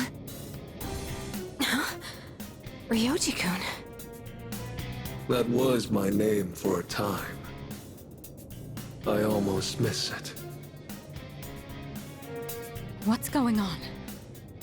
Wait, could you be... I am merely a harbinger of the fall. Or perhaps I should say, former Harbinger. There is no longer a distinction to be made between Nyx and myself. I see. So this is your purpose. Still, I don't regret my decision. We're taking you down no matter what you are! I see. Then you must already understand.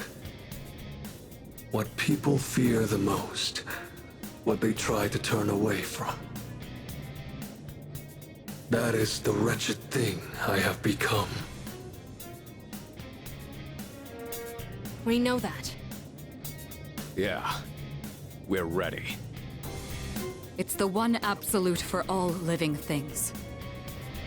Then, you must also understand that it is futile to resist. Will you still face me? Surely, there must be fear in your hearts. Yeah, of course I'm scared. But who gives a shit? I've got too much to live for! I'm sick of running away. Living means looking death square in the face. So I won't back down. Not even from you.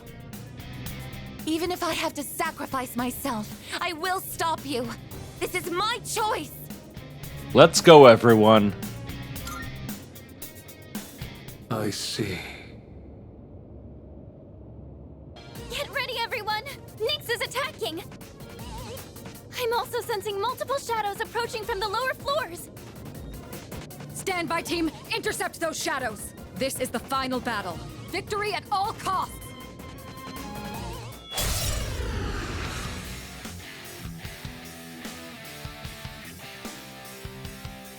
Come on, everyone. Let's band together and win this. I know we can do it.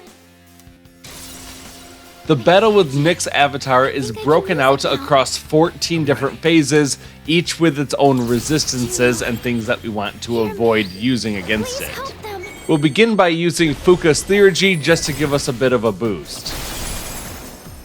In phase 1 of this fight, it's the Fool Arcana, and we just have to use whatever strong attack we want to, so I'm going to go ahead and use Trickster, and that should end this phase very quickly.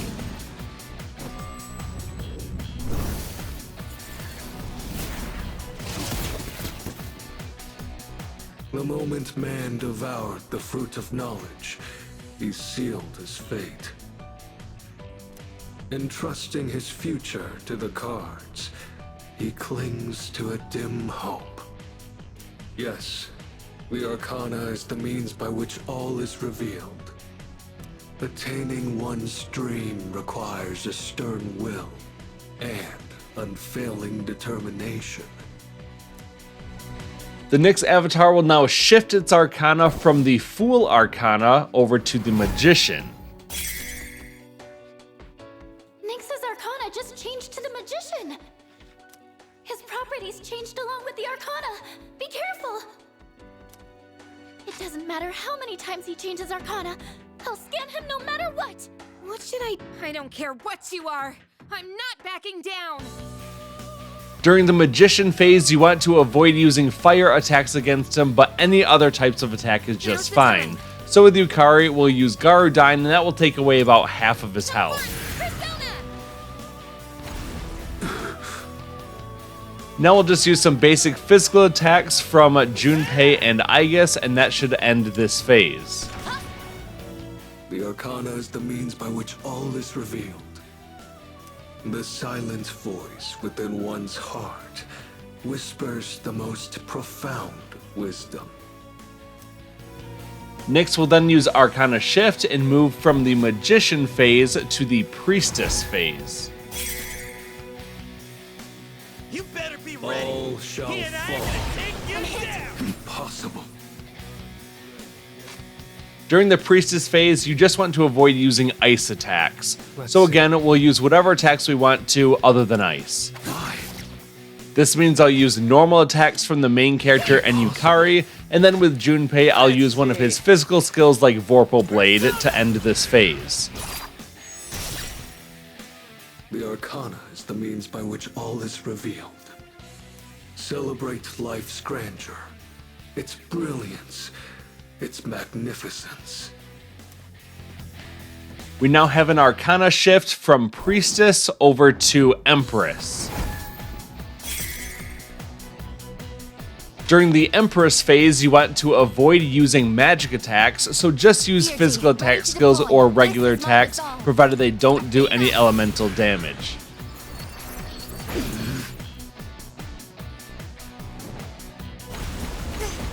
Just accept it. The Arcana is the means by which all is revealed. Only courage in the face of doubt can lead one to the answer. We now have another Arcana shift. We'll go from the Empress to the Emperor Arcana.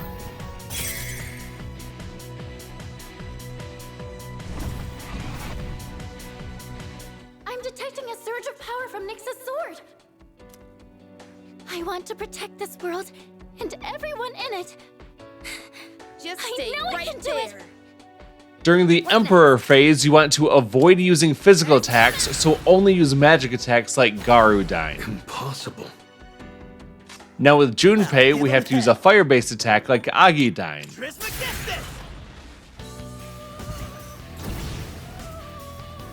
Aegis can't use any elemental attacks, so instead we're going to use Mataru Kaja to raise everyone's attack in the whole party.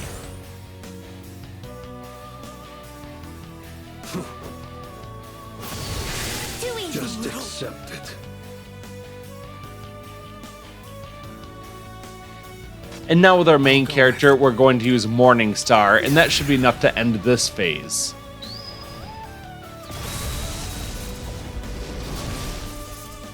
The Arcana is the means by which all is revealed. It is indeed a precious gift to understand the forces that guide oneself. It's time for another Arcana shift, where we go from the Emperor Arcana to the Hierophant.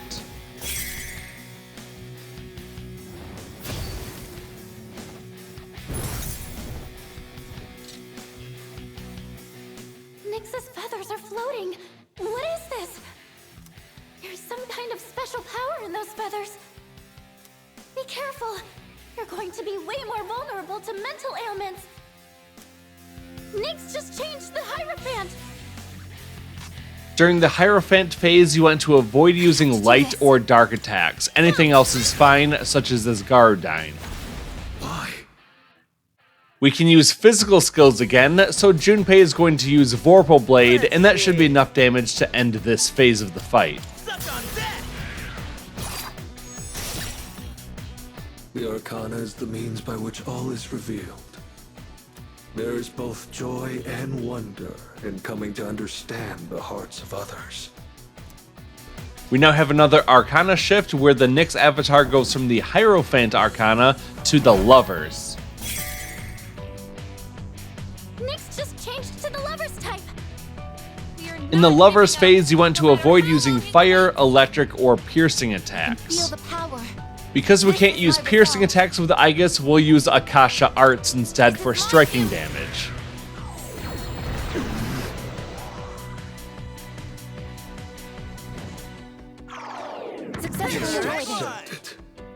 Now let's have our main character use a normal attack, and that should be enough to end this phase. The Arcana is the means by which all is revealed. One of the greatest blessings attained from the gift of life is the freedom to pursue one's personal goals. We have another Arcana shift. This time we're going from the Lover's Arcana to the Chariot. Nyx switched to the Chariot now. Everyone is with me. This time, I will defeat you. During the Chariot phase, you want to avoid using physical attacks. I'm getting a little bit low on health, so Yukari is going to heal everyone with the Media Rahan. And then we need to remember to use elemental attacks. With Junpei, we'll use Agidyne to take away a good chunk of his health. Remembering that Aegis can't use elemental type attacks, we're going to use Mataru Kaja to raise everyone's strength again. Just accept it. Now back to our main character, let's use Morningstar to finish off this phase.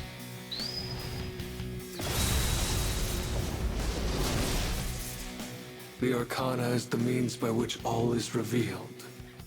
To find the one true path, one must seek guidance amidst uncertainty.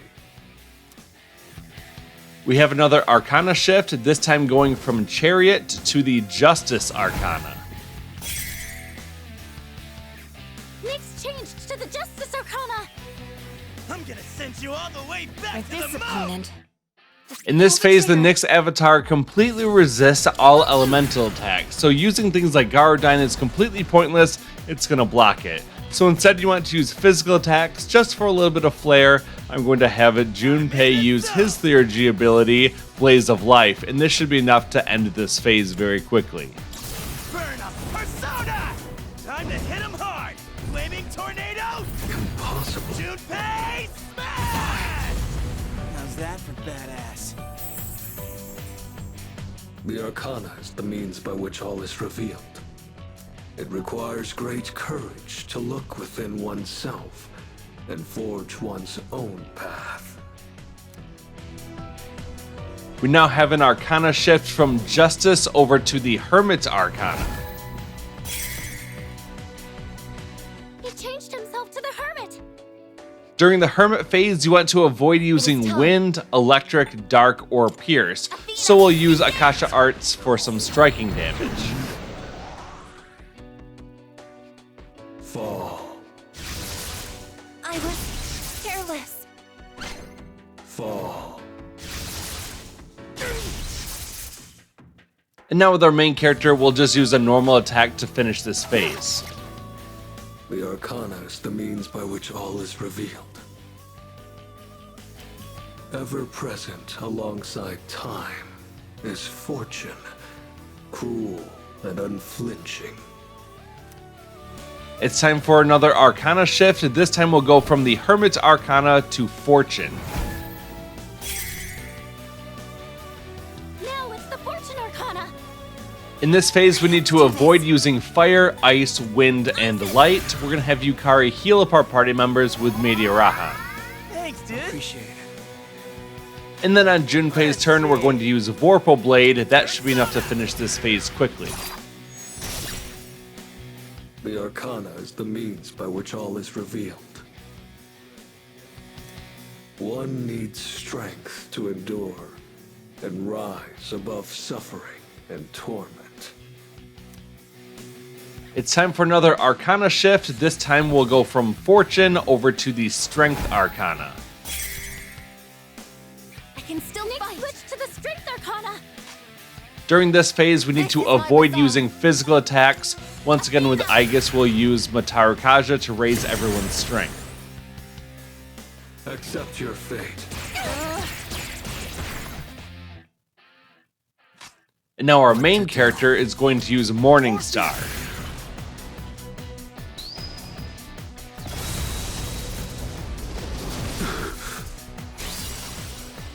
It's Yukari's turn. We're going to have her use Garudyne.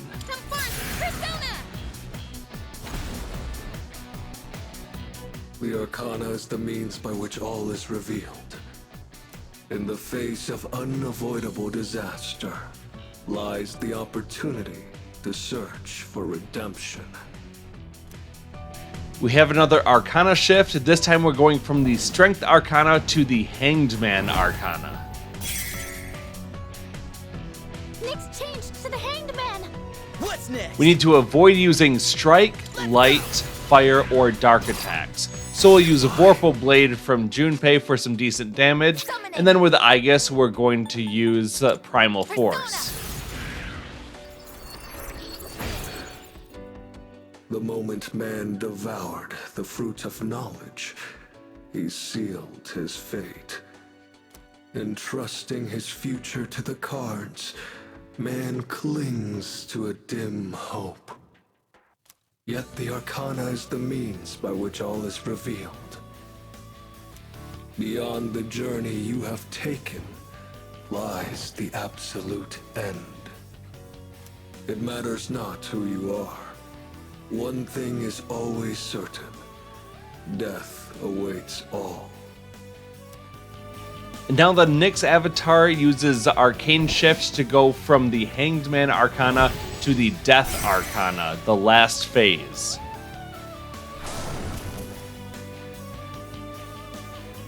I sense the Death Arcana. This is Nyx's true form. I didn't want you to suffer, but the time for that is long past. Is this really what you desire? Well, I already know the answer. Very well, let us continue until the world meets its end. The world won't end.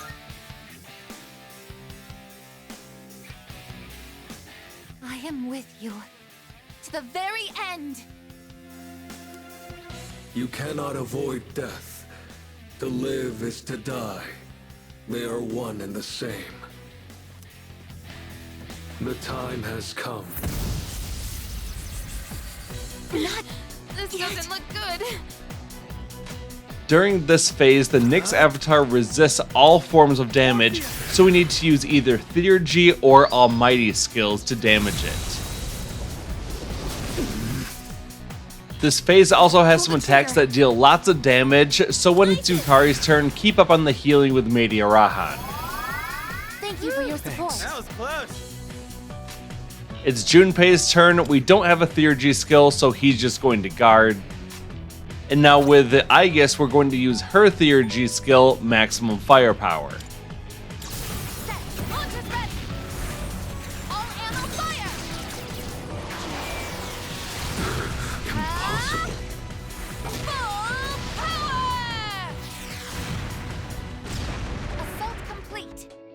Behold, this is the path you have chosen. The Arcana has revealed.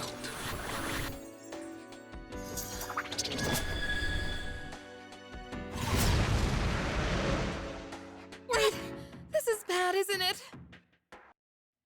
Hikari-chan, don't let the fear get to you. The simplest ways to beat this difficult phase is just to have the main character use Armageddon.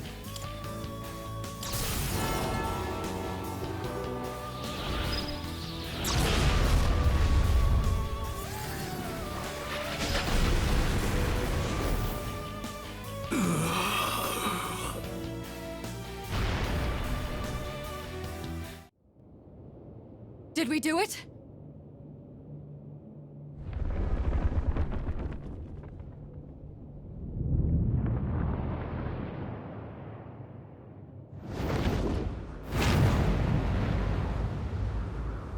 Such a pity. You understand your fate, yet you still fight against it with all your might. If only there were more like you, then perhaps the fall could have been prevented. But it's too late now.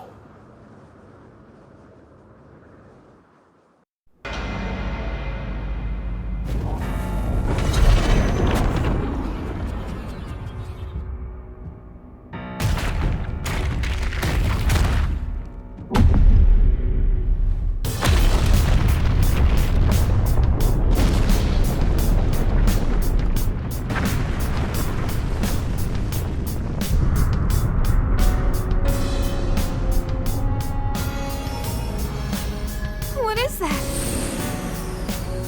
It's the moon. It kind of looks like Ryoji-kun's getting pulled into it. No, wait. It's the moon that's being pulled down to us! You're kidding me. Are you saying that Nyx is the moon itself? It's coming.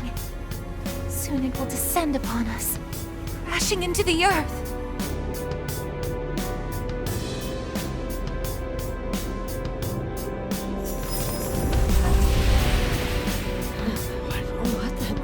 Where am I?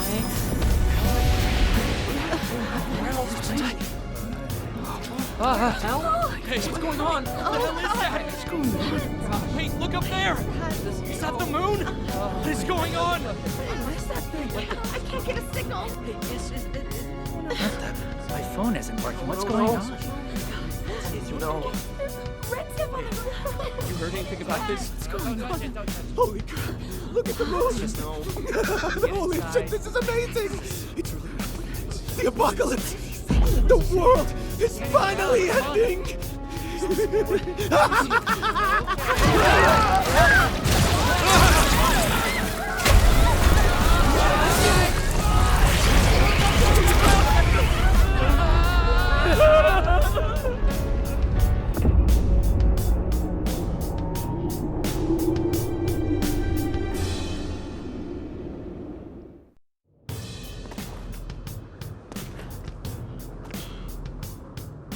At last.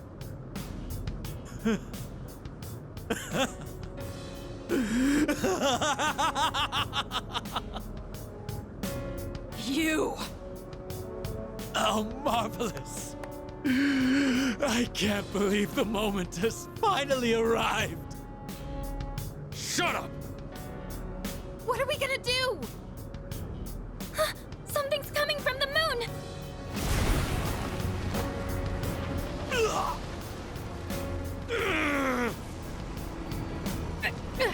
What is this? It's like something's crushing me. This is nothing. Unbelievable. Even now you continue to struggle. Shut up, you bastard! Death will be patient no longer. Can't you see that? What can you hope to accomplish now? I wish you were here to see it all end, Jin. I will never give up! Never! Why? What good will it do to rise up? Just give in. Hell no. I'm not backing down. We made our choice! We staked our lives on it!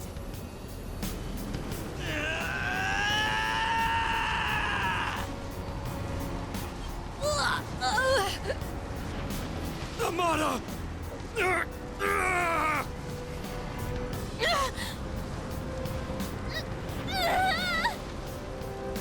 God damn it!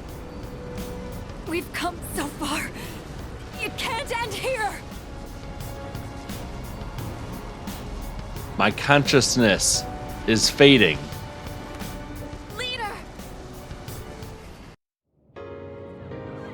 Okay, gotta stay calm. That's right, like Fuka was when she saved me. I'm the one who said we're always connected. That's how I know you're still hanging in there, Fuka. I'm scared as hell right now, but I know I can't give up. Right, Fuka? What's going on? Am I dreaming? Man, what am I gonna do? How can this be happening? What on earth? Is that coming from the school? Are we in the afterlife, dear? I have no idea. What the heck is going on? What's going on? Why is the world suddenly declaring an emergency? Someone's gonna have to pay big for this one. I guess all I can do is believe in them. Don't die out there.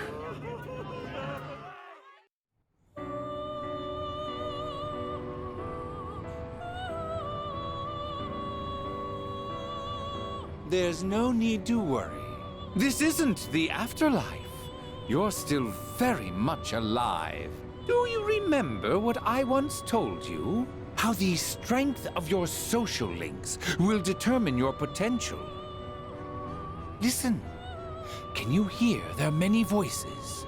each one's power is faint, yet they all reach out to you. Can you feel them? Yes, I can sense them. Close your eyes and listen. Their voices may be faint, but you hear them, don't you?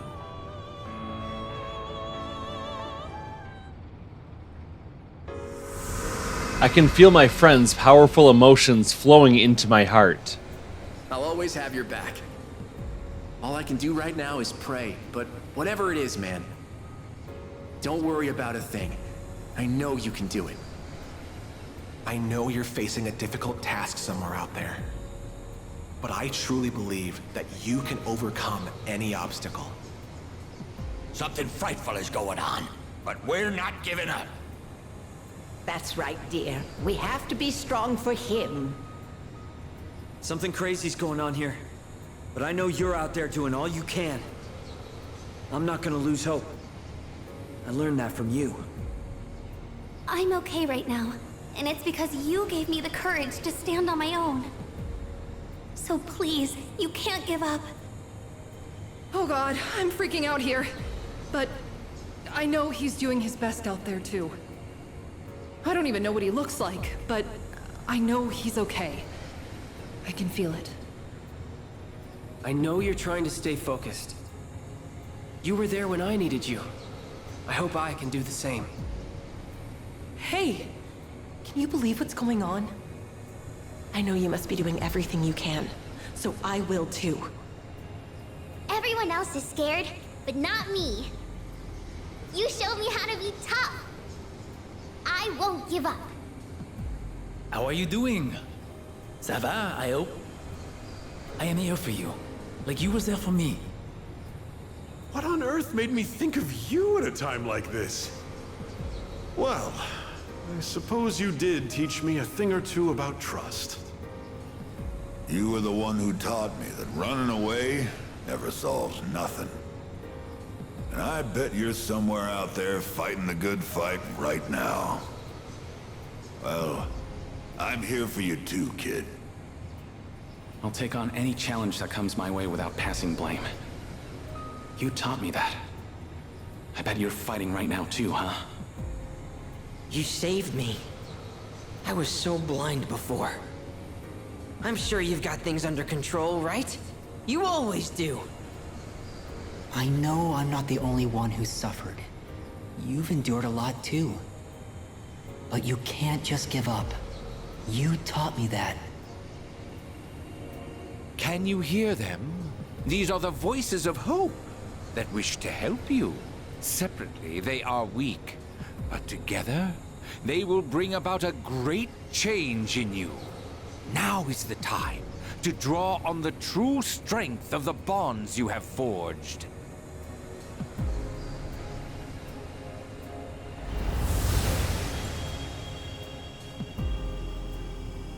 I never dreamed of seeing that card with my own eyes. This is indeed a surprise.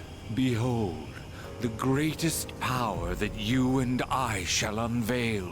It is the power to bring about a new beginning, or the ultimate end. With this newfound power, it might now be possible. Perhaps you can save those you hold dear from that which cannot be defeated. What you have in your hands is the power of the universe. Nothing is outside the realm of possibility for you now. We will soon reach your destination.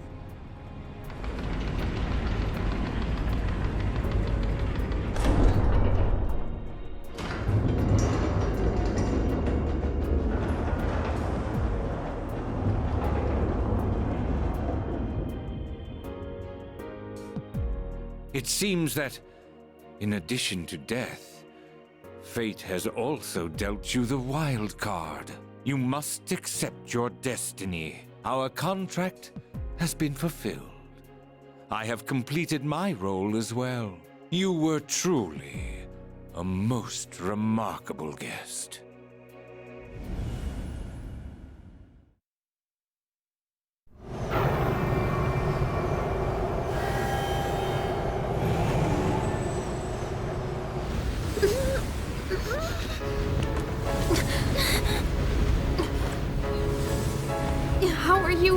even standing right now? Hey, you can't be going out there by yourself. No, don't go!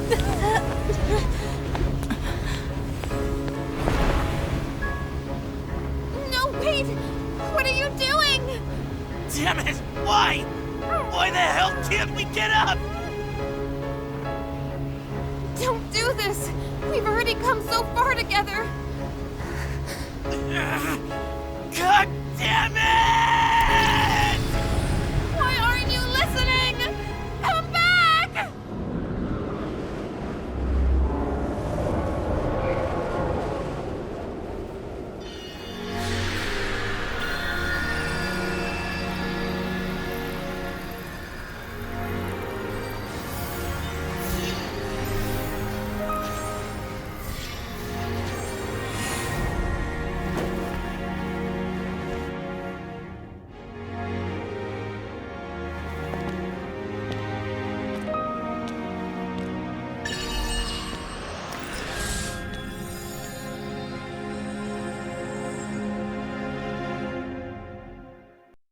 I will.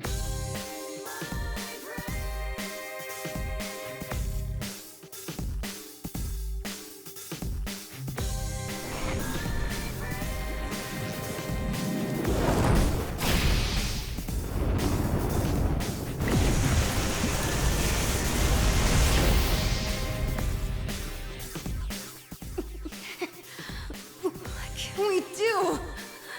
How can we help him? Don't give up. We're gonna get through this together. Give him strength! Take my life if you must!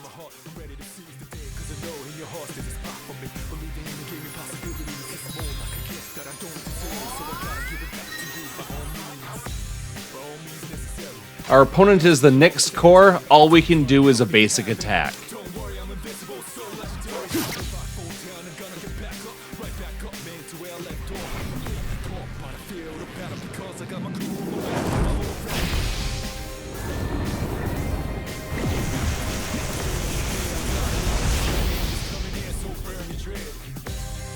You better come back from this!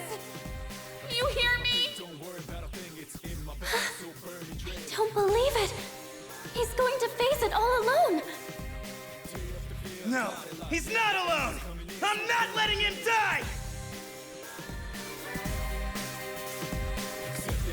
Don't worry about a thing, it's in my bag, so burn my trail. Knew about a situation, every second I was losing patience. Couldn't execute like daily operations. Once again, we'll just use a basic attack. But I chose the path right past the door, giving my all for cure per board. Probably the toughest decision I made, ready for whatever outcome, which I'm gonna know. I should touch the world. Today's tactic. I'm desperate.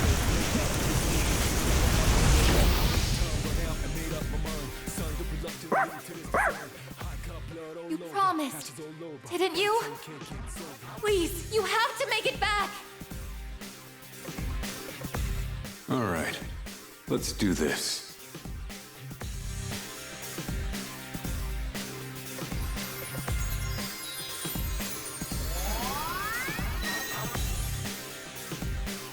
We're back to full health, and all we can do is use a Persona ability. This time we can use Great Seal, which costs 627 HP, which is exactly as much HP as we currently have. This unleashes the power within to seal Nyx.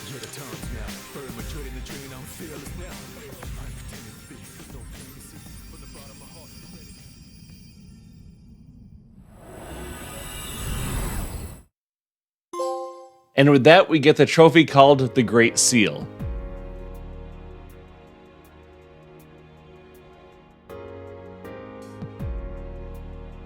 Where are we? Did Nyx create this place? Or was it him? Yamagishi, is he alright? What happened? Everything disappeared after being covered in that light. I don't sense anything now. Don't tell me he... The hell are you saying? That's impossible! Try again! You can't be the only one! away. Damn it! Not again! We put our lives on the line just like he did. In fact, we came here expecting to die. So why only him? Why am I so powerless? Am I really unable to protect the ones important to me? This is what I was trying to prevent. You're out there, aren't you? I know you are! I refuse to believe that you're gone! Answer me! I know you're listening! We're here! Say something, please! I can hear everyone desperately calling out to me. I'm okay.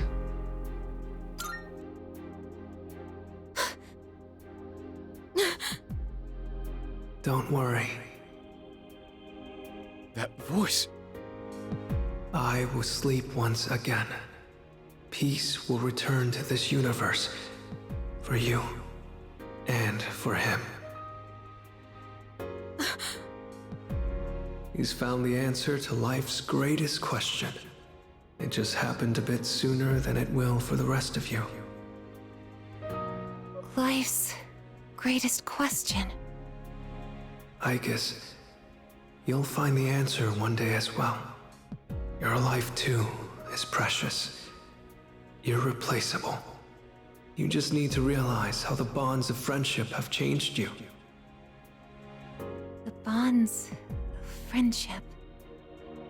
The Dark Hour will soon vanish from this world. You will truly be liberated from its dominion. The legacy of life will continue. Congratulations. You have the miracle you sought. May we meet again someday.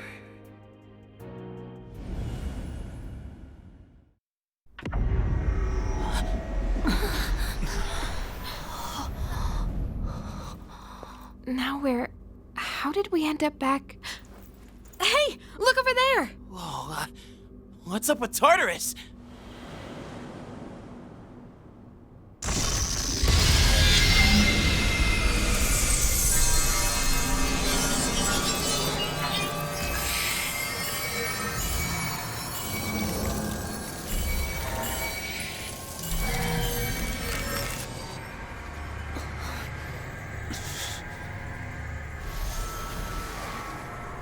It's finally happening. Everything's going back to normal. Our job is done.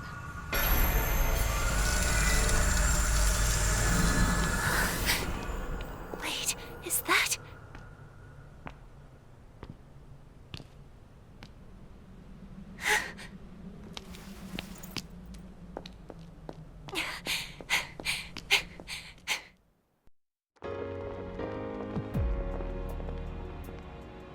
You're back! Oh, thank goodness! You sure took your damn time! Seriously, you were really stringing us along there. You had me going. I was starting to think we'd never see you again. Guys, come on. This isn't the time to be crying. You're crying too, Sanada-san. Finally, the team's all here. Leader. Huh? Oh no, I won't stop. What's wrong with me? In the midst of my warm welcome back, the Dark Hour is quietly coming to an end. This time, never to return. The battle has ended. By an unexpected miracle, the world was saved from the fall. Peace was restored and people resumed their busy lives. No one remembered anything about the extraordinary turn of events. And so, the season changed. And now we'll skip ahead all the way to March 4th.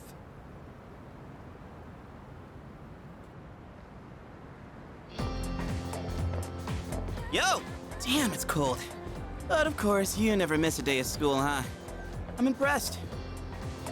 Man, this year really flew by. We're practically third years now. Only one more year of high school. You think there's anything interesting on the horizon? Definitely. Huh. You think so? looking at the current third years, I'm not really sure. Pretty much all they do is frickin' study. Sure doesn't look like fun to me.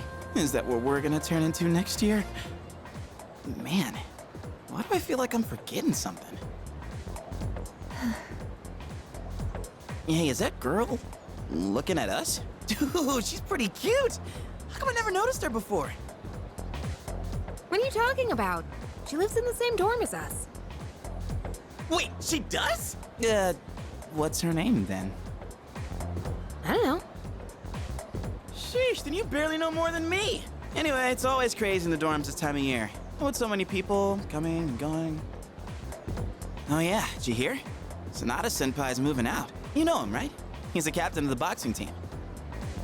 Yeah, not that I really talked to him. And obviously all the graduates are leaving. Kirijo-senpai's getting ready to move too. Kirijo. Oh, the student council president. She's in our dorm too, huh? Man, what's up with that girl? Hey there! Are you looking at us? Is something wrong? Oh, no. It's nothing. She looked like she had something on her mind, huh? Wait, you think she might be interested in one of us? Not a chance. Man, you really know how to hit a guy where it hurts. By the way, Yucatan. Yeah, never mind. Forget it. What? Just say it. Now it's gonna bother me. Well, do you remember how we became friends? I mean, don't take it the wrong way. I was just wondering. Well, it's not like we're best friends or anything. But I guess it just kinda happened. Yeah, I guess so. You know what's weird though? I think I get what you mean. I can't really explain it, but something just feels off. Now that I think about it, that girl... Ah, crap! The days have been going by peacefully, without incident. That will end the early morning. Now I move on to the after-school period. Class has ended for today, and at this point you can travel all around the school and all around town, and you can talk to all of your social links. This will really wrap up all their stories. If I were to show all of this, it would easily add over an hour to this video, which is quite long enough already. So instead, we're just going to skip past that and go over to the student dormitory building front entrance. And then we'll head over toward the front steps and go inside. It's nice out today. Maybe I should spend some time walking around town. We'll just choose to go inside. This will end the after school period and we'll move on to the evening. We start with a cutscene that shows one of those special social link stories. This one is for President Tanaka. Coming up next, a special report on the Amazing Commodities Corporation, producer of Tanaka's Amazing Commodities. President Tanaka has made an undisclosed private expenditure that caused quite a stir in the media. With us is our reporter live on scene. Take it away. I'm reporting from the Amazing Commodities head office, where a swarm of journalists has convened. Word has it that President Tanaka will be coming out shortly to make a statement. The tension in the air is thick. Thank you. We'll be looking forward to updates as things unfold. Back to the studio. The unaccounted for expenditure has sparked a massive investigation. Some theorize he is guilty of tax evasion. Oh, no question. This is President Tanaka we're talking about. All he cares about is lining his own pockets, and he does it by swindling his own viewers. He could become the richest man on the planet and still never be satisfied. Why doesn't he donate some of that money for a change? Damn Scrooge. Well, I'm sure he's not as bad as all that. Oh, this just in. Something's happened at the scene. President Tanaka has emerged. He's carrying a microphone. It looks like he's about to sing. Ready to go in your TV? Tanaka's Commodities! Everybody's ultimate friend in greed. Hi, everyone! Amazing Commodities is here for you year-round, Rain or shine, we have a monopoly on the cheapest, highest quality goods. Our customers shout for joy so loud it's considered noise pollution. Our stocks rise so high they're a hazard to birds. And we make losers every day out of people who don't buy. We're the only miracle left in this sad, desolate world. That's the Amazing Commodities guarantee. We look forward to your business. President Tanaka's car drove off. Oh, he's gone. What the hell are you doing? You call yourself a reporter? If you can't get one lousy comment out of him, you're just giving him free advertising. We'll have to interrupt you there as we've just received a fax. It's from President Tanaka.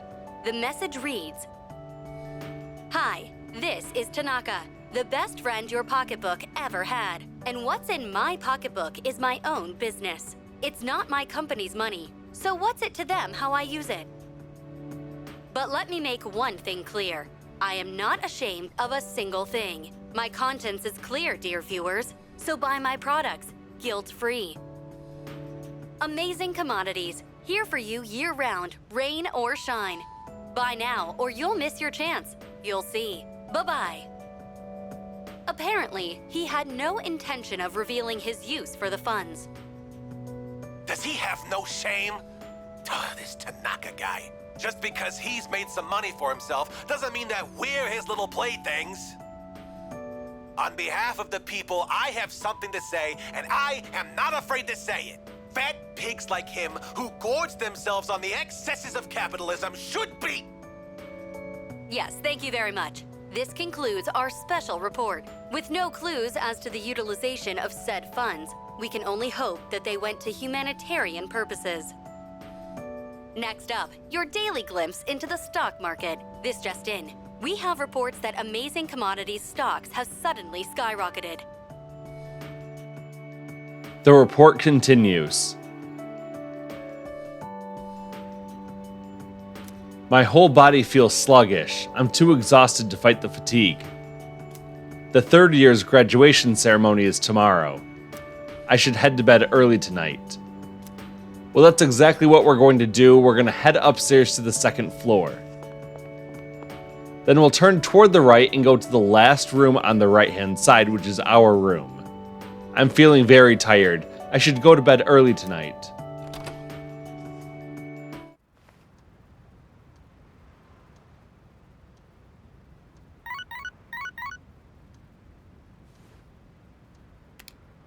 I've got a text message. The sender's name is blank. Who is this from? The message has no subject and simply says, "Thank you."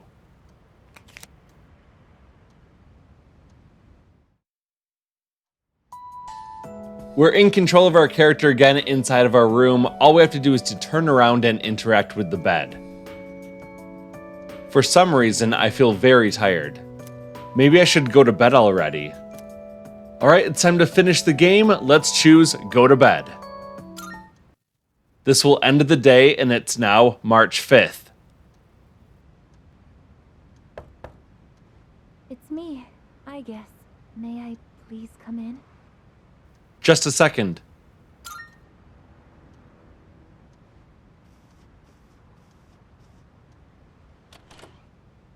Thank goodness.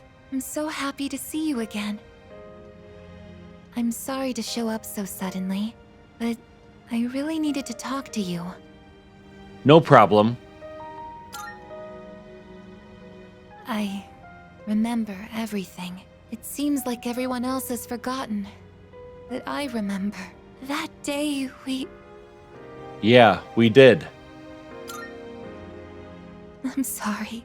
It's just that when I remembered, I was afraid you might go somewhere far away, like you did during the last battle. I'm not going anywhere.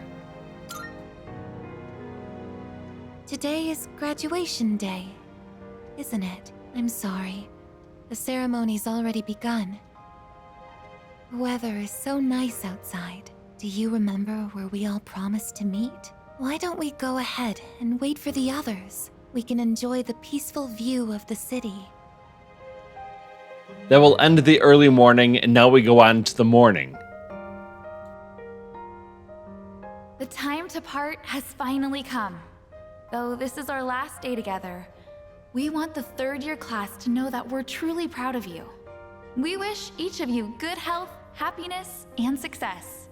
On this momentous occasion, I bid you all a fond farewell on behalf of the student body. Next, a word from the valedictorian. From Class D, Mitsuru Kirijo-san. Thank you.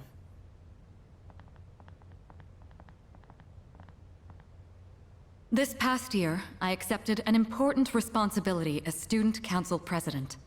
When I first addressed you from this podium, I spoke to you all about seizing opportunity while you had the chance. It must have been fate that intervened and gave me an important reminder of this. As many of you know, my father He unexpectedly passed away due to sudden illness. Sudden illness?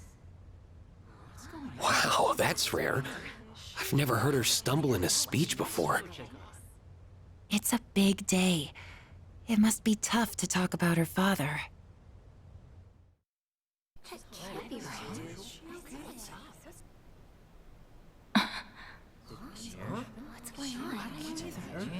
I remember now. That's right. After my father died, there was a time I lost motivation to live my life. Am I forgetting something? Sonata-senpai? What are you doing? Goromaru!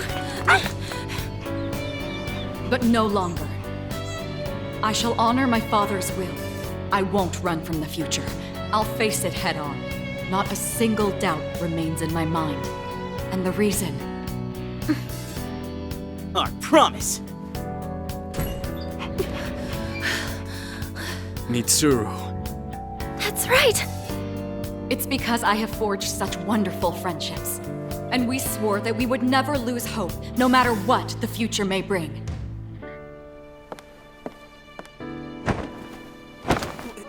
Senpai! We remembered him, and Aegis!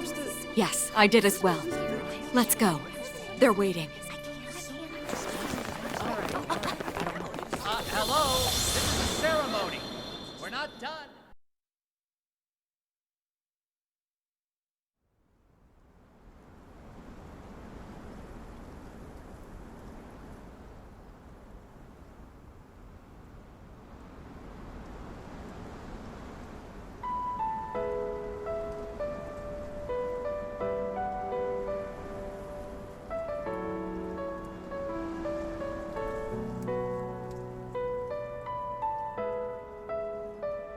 The wind.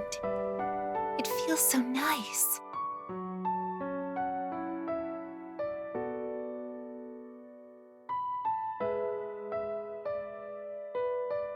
I admit, I'm finally noticing the beauty of spring. It's wonderful.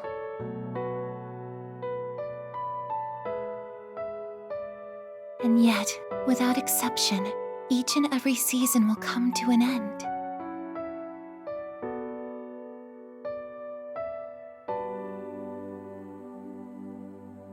We fought side by side. We faced the world's end. And now, I'm finally beginning to understand what it was I'd been searching for. I always wondered what it really meant to live. Now I think it's following your heart, fighting for what you can change, and accepting the things you can't. Nothing on this earth lasts forever. Every life will one day fizzle out. That holds true for all of us, and as soon as you come to terms with it, you realize something. You see what really matters, and find out what it is that gives your life meaning. When I learned that I wasn't strong enough, I was tormented by it. Now I understand why. Protecting others is the duty I was given. But to me, it was more than an obligation. At some point, it became something I wanted to do for myself. Once I decided to try and prevent the fall, something inside me clicked. When I thought about how I might never see you again, that's when I first understood what mattered to me the most. And so, I made up my mind. What I want is to protect you from now until the end of time. I want to stay by your side. And I know I'm not the only one out there who could do this. But still, I want to.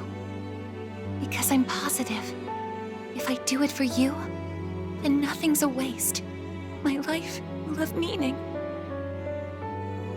So, thank you.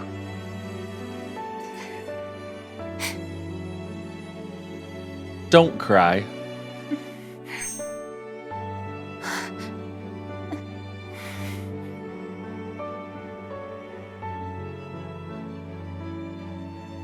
Sorry. What's gotten into me? It's good. I finally found a reason to live. So why am I...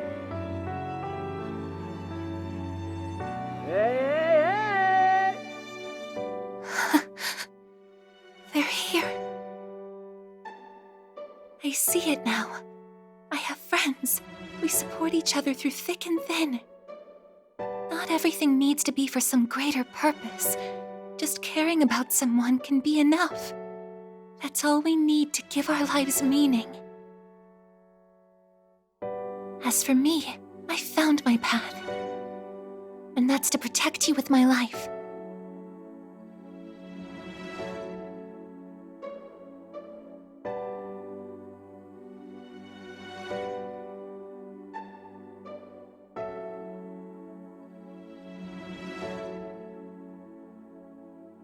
Thank you so much for everything. You must be tired. Go ahead and rest now. I'll be right here. I won't be going anywhere.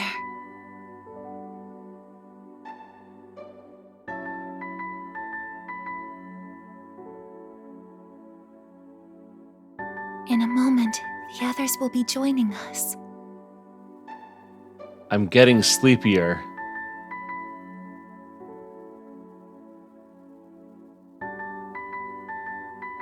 My eyes feel heavy.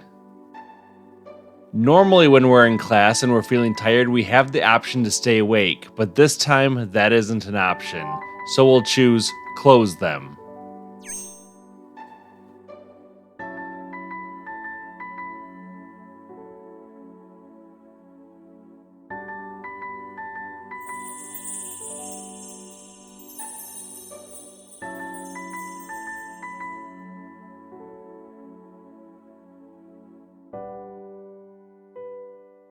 It'll be okay.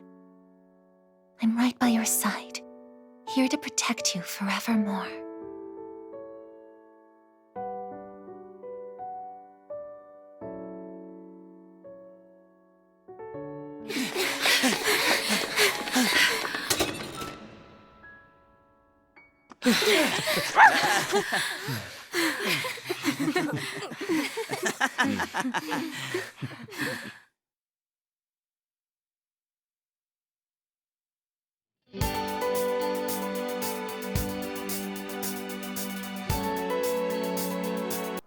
We'll skip past the credits and continue the final cutscene.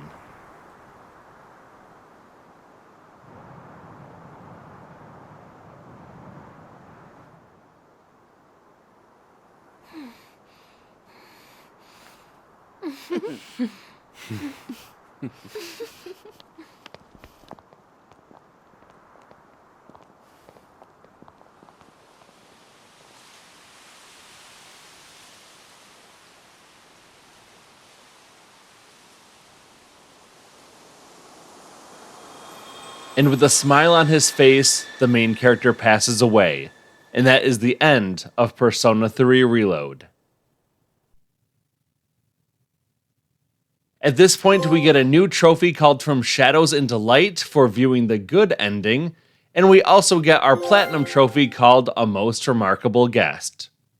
We also now get a notice that if you load the data you save here, you will start the game over, carrying over certain attributes from your clear data. If you overwrite the original save, you will be unable to continue playing from that point in the game.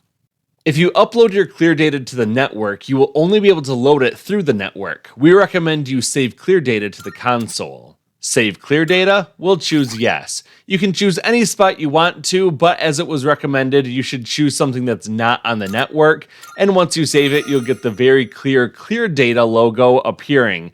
And our total time to complete the game was 73 hours and 40 minutes. When we return to the main menu, it's no longer dark and dreary, it's bright, hopeful, and we get some music to accompany it. Well, that's going to do it for this Persona 3 Reload trophy guide and walkthrough. Thank you so much for coming along on this journey with me. I really appreciate it. If you enjoyed this video, please hit that like button as it really does help me out, and consider subscribing to join our amazing community. If you enjoyed this video series and found it helpful and want to support the channel financially, there's a few ways to do that. You can either send me a super thanks through YouTube, you can also follow the link in the description to buy me a coffee, or if you want to support the channel on a more ongoing basis, you can join the channel as a channel member like these fine people, and you'll add your name to that list as well.